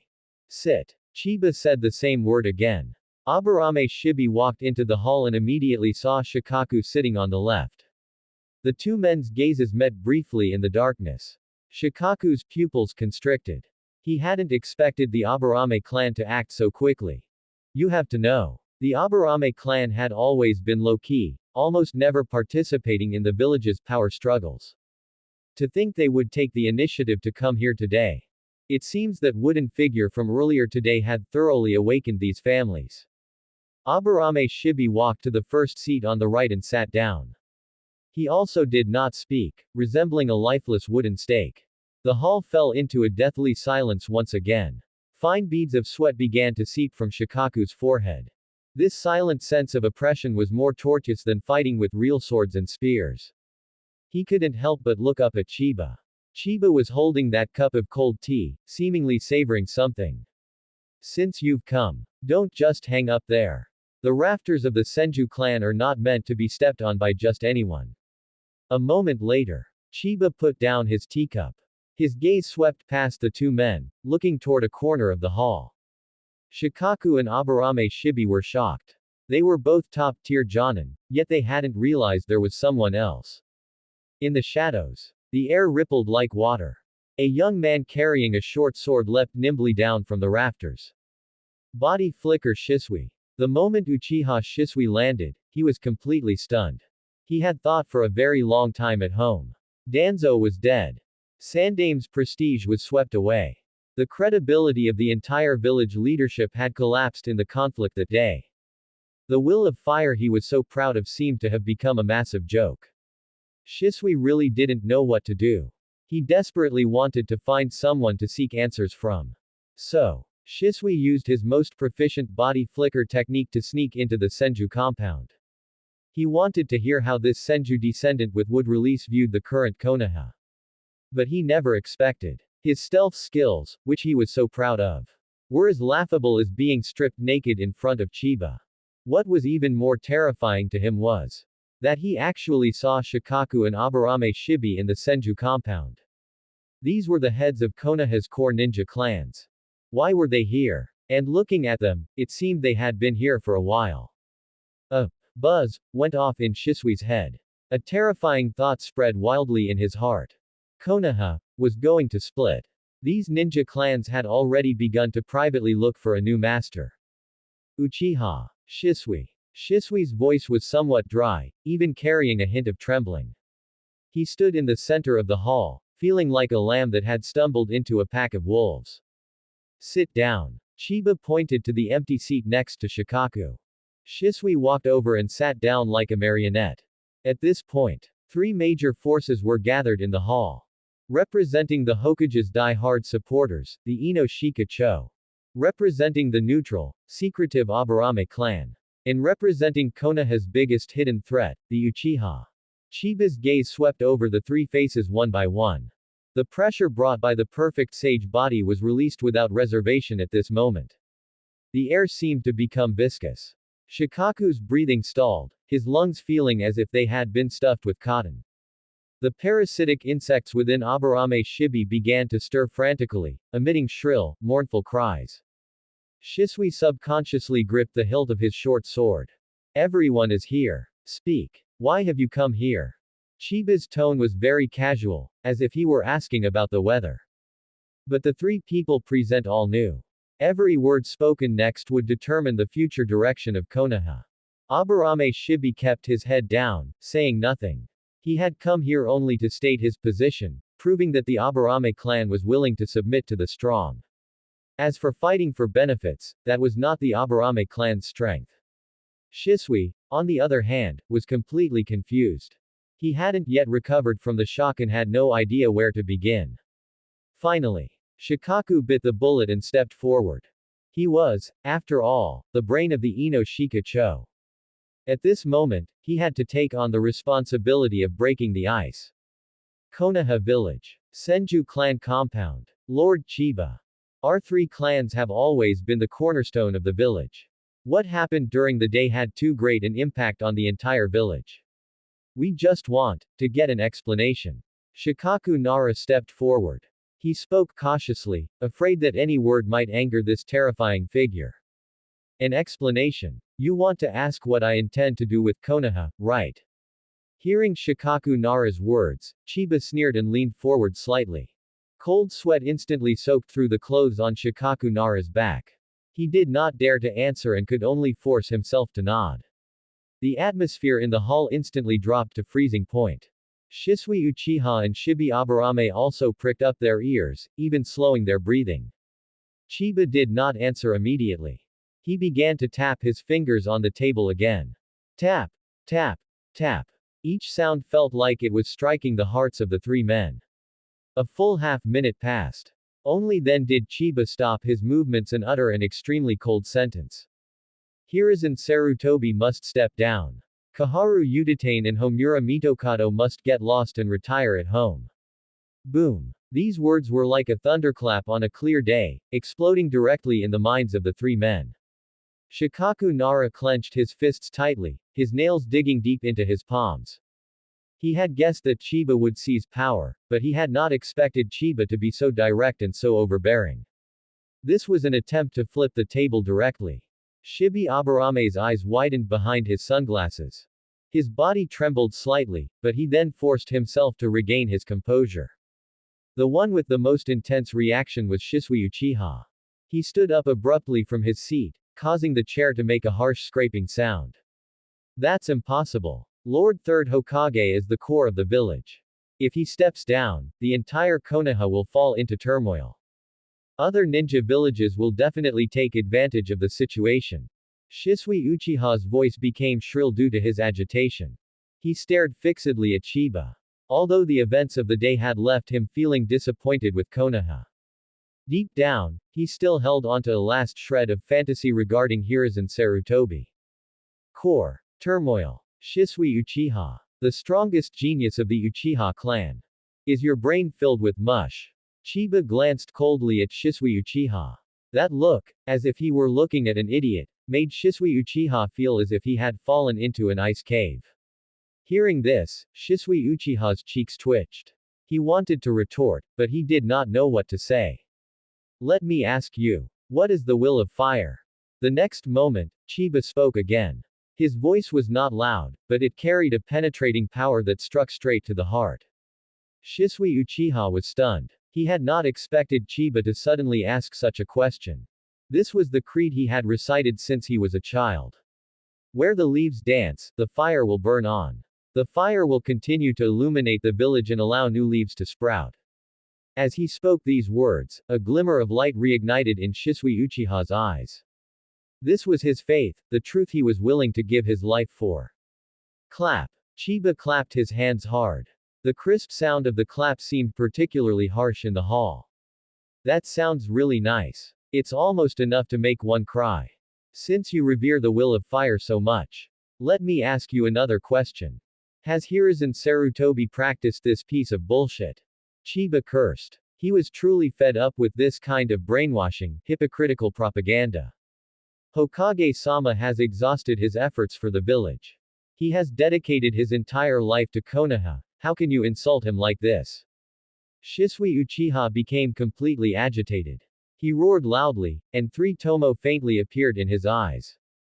Dedicated his entire life. What a huge joke. Seeing Shisui Uchiha's reaction, Chiba sneered, his voice cold enough to freeze. During the Third Shinobi World War, the front lines were strained, and manpower was short. What did our Hokage-sama do? He had students from the Ninja Academy graduate early and sent them to the battlefield in batches as cannon fodder. Is this your so-called fire illuminating the village? Is this your so-called allowing new leaves to sprout? Shisui Uchiha's chest heaved wildly. He tried hard to retort, but he found that he couldn't find the right words at all. That's because the front lines needed reinforcements. Hokage-sama had to stay in the village to oversee the big picture. He couldn't easily risk himself. After a long while, Shisui Uchiha finally found an excuse. This was also the reason Hiruzen Sarutobi had always claimed publicly. Oversee the big picture. Chiba seemed to have heard the funniest joke in the world. He tilted his head back, his laughter filled with sorrow and sarcasm. Shisui Uchiha. Go out and see the ninja world. Don't always shrink in Konoha like a frog in a well. Having said this, Chiba reached out and pointed to Shikaku Nara on the side. Ask our captain of the Jonin squad. During the Third Shinobi World War, where was the third raikage of the Hidden Cloud Village? Suddenly called out by Chiba, Shikaku Nara's throat went dry. He swallowed a mouthful of saliva and struggled to spit out a few words. On the front lines of the land of Earth. To cover his companion's retreat, he faced 10,000 ninjas from Iwagakure alone.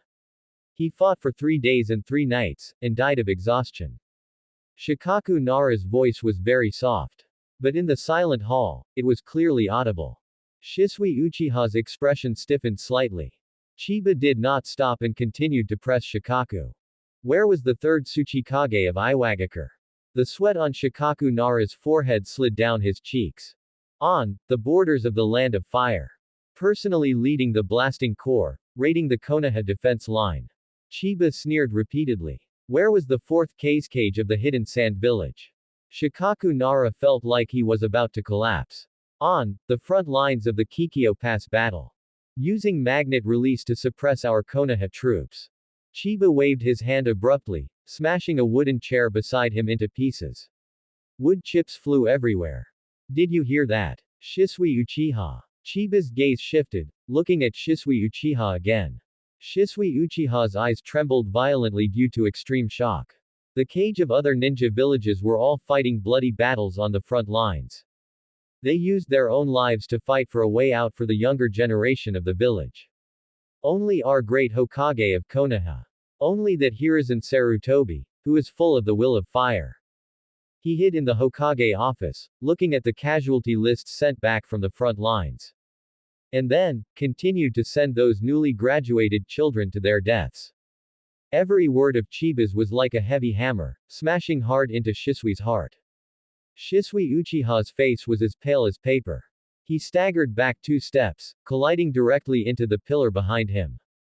The faith he was so proud of was torn to pieces in front of these bloody facts presented by Chiba. He could not refute it. Because every word Chiba said was an irrefutable fact. No, it's not like that.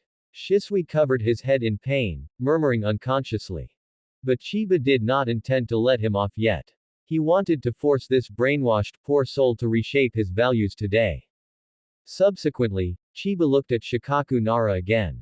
Jonin Nara. You are the chief strategist of Konoha, holding the most core secrets of the village. Can you answer a few questions for me? Konoha Village. Senju Clan Compound. Lord Chiba, may I ask? Nara Shikaku's voice trembled slightly. He knew the real test had arrived. What Chiba was about to reveal was definitely the ugliest piece of dirty laundry belonging to Konoha's top brass. Konoha possesses numerous ninja clans. Among them, the Sarutobi clan, the Shimura clan, the Udatain clan, and the Mitokado clan. These 4 families are where Konoha's top brass reside. How many registered ninjas do they have in total? Chiba crossed his arms, looking down at Nara Shikaku from his commanding position. In an instant, Nara Shikaku's brain stalled. Because Chiba's question was too fatal. These were the families of the 4 high-ranking officials. Usually, no one dared to touch this taboo topic. This is classified village information. Nara Shikaku attempted a final struggle. Answer me. A cold glint flashed in Chiba's eyes. Nara Shikaku felt his legs go weak, almost dropping to his knees on the spot. Beside him, Aburame Shibi also raised his head, the look beneath his sunglasses filled with complexity. He, too, wanted to know the answer. Even Uchiha Shisui cast his gaze over. Seeing this, Nara Shikaku understood. If he didn't provide a satisfactory answer today, he definitely wouldn't be walking out of this door. He gritted his teeth, forcing himself to calm down. The Sarutobi, Shimura, Udatain, and Mitokado clans. Among the registered ninjas. Jonin level, there are nearly 100. Chunin level, over 500. Genin level, a little over 1,000. With every number Nara Shikaku reported. The atmosphere in the hall grew more oppressive. Uchiha Shisui was dumbfounded. The 4 clans combined had nearly 1,700 ninjas. What a massive force this was. One had to know, many mid-sized ninja clans only had 100 or 200 ninjas in total. Even their Uchiha clan, hailed as the number 1 noble clan in the ninja world, only had 500 or so ninjas. Very good. 1,700 ninjas. 100 Jonin. These 4 clans truly have quite the lineup. Hearing Nara Shikaku's words, a cold smile appeared on the corner of Chiba's mouth. Now, the next question. During the Third Shinobi World War, Konoha fought on multiple fronts, and our manpower was nearly exhausted. Even 10-year-old students like me were sent to the battlefield. These 4 clans with such deep foundations. How many ninjas did they send to the various front lines in total? At this point, Chiba stared into Shikaku's eyes, giving him no chance to evade. Nara Shikaku's face turned ashen. He trembled uncontrollably. He didn't want to say it. He really didn't want to utter that heartbreaking number.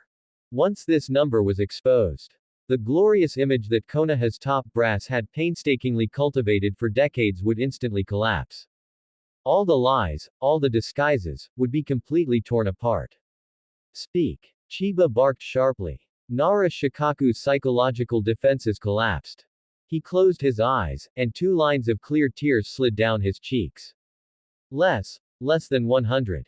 Nara Shikaku's voice was as weak as a mosquito.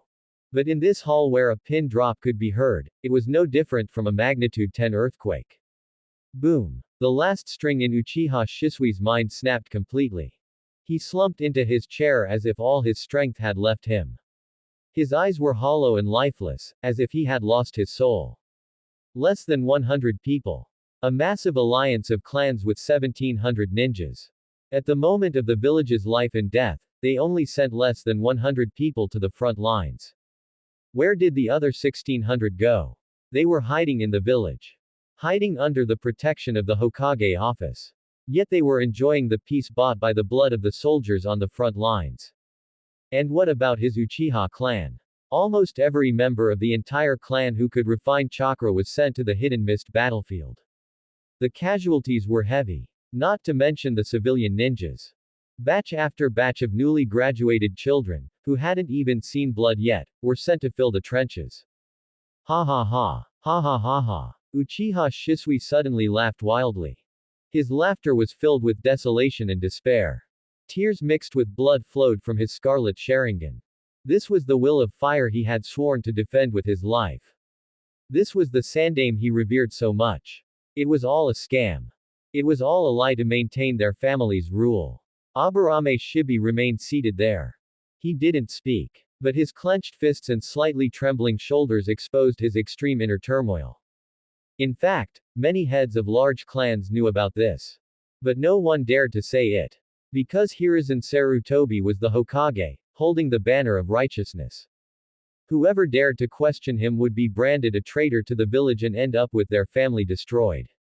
Today, this dirty laundry was finally torn down mercilessly by Chiba. Chiba watched the collapsing Uchiha Shisui with cold eyes. He felt no sympathy. This kind of completely brainwashed fool must be awakened with the most potent poison. Now, do you understand? A moment later, Chiba's gaze swept over the 3 people below. His voice was cold as ice, containing a terrifying killing intent. The roots of Konoha have long since rotted through. Those old dogs like Hiruzen Sarutobi treat Konoha as their family's sweatshop. They use the lives of civilians in your ninja clans to exchange for their family's prosperity. My Senju clan are the founders of Konoha. I absolutely will not allow the hard work of the first and second Hokage to be destroyed in the hands of this trash. Now, there are only 2 paths before you. At this point, Chiba held up 2 fingers. First, walk out of this door. Go back and continue being dogs for Hiruzen Sarutobi. Then pray that when I purge Konoha, your families won't be implicated. Chiba lowered his first finger, his eyes becoming extremely dangerous. Second, stay. Redefine the rules of Konoha. Sweep those vampires completely into the dustbin of history. As Chiba's voice fell, the hall fell into a deathly silence again. Nara Shikaku's brain was rapidly calculating the gains and losses. Chiba's strength was unquestionable. He definitely had the capital to push through Konoha. Moreover, Chiba held the orthodox righteousness of the Senju clan in his hands. More importantly, Chiba was a lone commander. He needed manpower. Taking a stand at this moment was truly a feat of following the dragon. As long as Chiba won, the Ino Shika Cho clans would lead to become the new core of Konoha. The Ino Shika Cho clans are willing to serve Lord Chiba. The next moment, Nara Shikaku walked in front of Chiba. Without any hesitation, he knelt on one knee. The Aburame clan obeys Lord Chiba's orders. Aburame Shibi also stood up from his chair. He walked to Nara Shikaku's side and also knelt on one knee. Chiba nodded with satisfaction. Subsequently, he turned his gaze to Uchiha Shisui, who was still slumped in his chair. What about you? The genius of the Uchiha. Will you continue to drown while holding onto your ridiculous will of fire? Or will you stand up and seek justice for your Uchiha clan? Uchiha Shisui braced himself on the chair armrest and stood up with difficulty. He wiped the blood and tears from his face. That pair of 3 Tomo Sharingan flickered with an eerie red light in the darkness. After his faith collapsed, all that remained was the raging fire of revenge. Uchiha Shisui is willing to be the blade in Lord Chiba's hand, to cut away all the rot in Konoha. Konoha Village. Senju Clan Compound. Chiba. What do you plan to do next? Nara Shikaku's tone was extremely respectful. Since the decision had been made, he would not regret it, and began to consider the subsequent matters. Chiba did not answer immediately. He leaned back against the wide wooden chair, his fingers gently tapping on the tabletop. Tap, tap, tap. The monotonous sound echoed in the silent hall. Shikaku. Do you know why my teacher is called the Princess of the Land of Fire? A moment later, Chiba curled his lips, letting out a short, soft laugh. Nara Shikaku was stunned. He did not understand why Chiba had brought up Tsunade. But he did not hesitate and immediately began to think about the intelligence regarding Tsunade. As a strategist for Konoha, this information was already etched into his bones. Because of her lineage, Lady Tsunade's grandfather was the first Hokage, Senju Hashirama, who was known as the god of shinobi. Her grandmother was the first Nine-Tails Jinchuriki, Lady Uzumaki Mito, who hailed from the land of whirlpools. In addition to this status within the village, Lady Tsunade also possesses an extremely high status in the land of fire. Her maternal grandfather is none other than the previous daimyo of the land of fire. Soon, Nara Shikaku had cleared his thoughts. Hearing Nara Shikaku's words, Aburame Shibi, who was to the side, leaned forward slightly. Uchiha Shisui also widened his eyes, as if he had grasped a key clue. Lady Tsunade's father was the eldest son of the first Hokage. And her mother was the most favored eldest princess of the previous generation of the Land of Fire. In other words, the current daimyo of the Land of Fire is Lady Tsunade's own uncle. Nara Shikaku's speaking speed became faster and faster. As his voice fell, the entire hall fell into a deathly silence. Even Nara Shikaku widened his eyes, his breathing becoming rapid. He finally understood what Chiba meant. Every ninja village, no matter how powerful its military strength, cannot exist independently of the country. The village needs the feudal lord to provide huge military funding and material supplies. The appointment of the Hokage must be approved by the feudal lord's final seal. If the feudal lord does not nod, the Hokage lacks legitimacy. Lord Chiba. You mean, the feudal lord's court? Nara Shikaku's voice carried an irrepressible excitement. If the daimyo of the Land of Fire publicly declared his support for Chiba, then Chiba would occupy the absolute moral high ground. By then, the orthodox status that Hiruzen Sarutobi was so proud of would instantly crumble. The feudal lord could completely claim that the Konoha high-level officials were negligent in their duties and forcibly dismiss Hiruzen Sarutobi from his position as Hokage. A very clever deduction. Before I returned to Konoha, I had already asked my teacher to go to the capital. Calculating the time, she should have already met that feudal lord uncle of hers by now. If nothing goes wrong, in a few days at most, the special envoy from the feudal lord's court will arrive at Konoha. Chiba snapped his fingers with satisfaction. He looked at these three Konoha elites in front of him, making no attempt to hide his plan. This. Shisui listened from the side, his heart surging. He had originally been worried about whether Chiba would use violent massacres to purge Konoha. Now it seemed that Chiba not only possessed overwhelming power but also impeccable political maneuvering. Taking the position of Hokage without shedding blood. This reduced the damage to the village to the absolute minimum. Aburame Shibi also nodded. This was indeed a perfect plan. A truly perfect move. What the Sandaime cares about most is his perfect image in the hearts of the villagers. Once the feudal lord's court publicly rebukes him for indulging Danzo and causing Konoha's decline, his reputation will be completely bankrupt. After hearing Chiba's affirmation, Nara Shikaku felt a sense of relief in his heart. He had already begun planning the subsequent war of public opinion in his mind. As soon as the feudal lord's official document arrived, the Ino-Shika Cho clans could immediately activate their hidden networks to guide the villagers' emotions.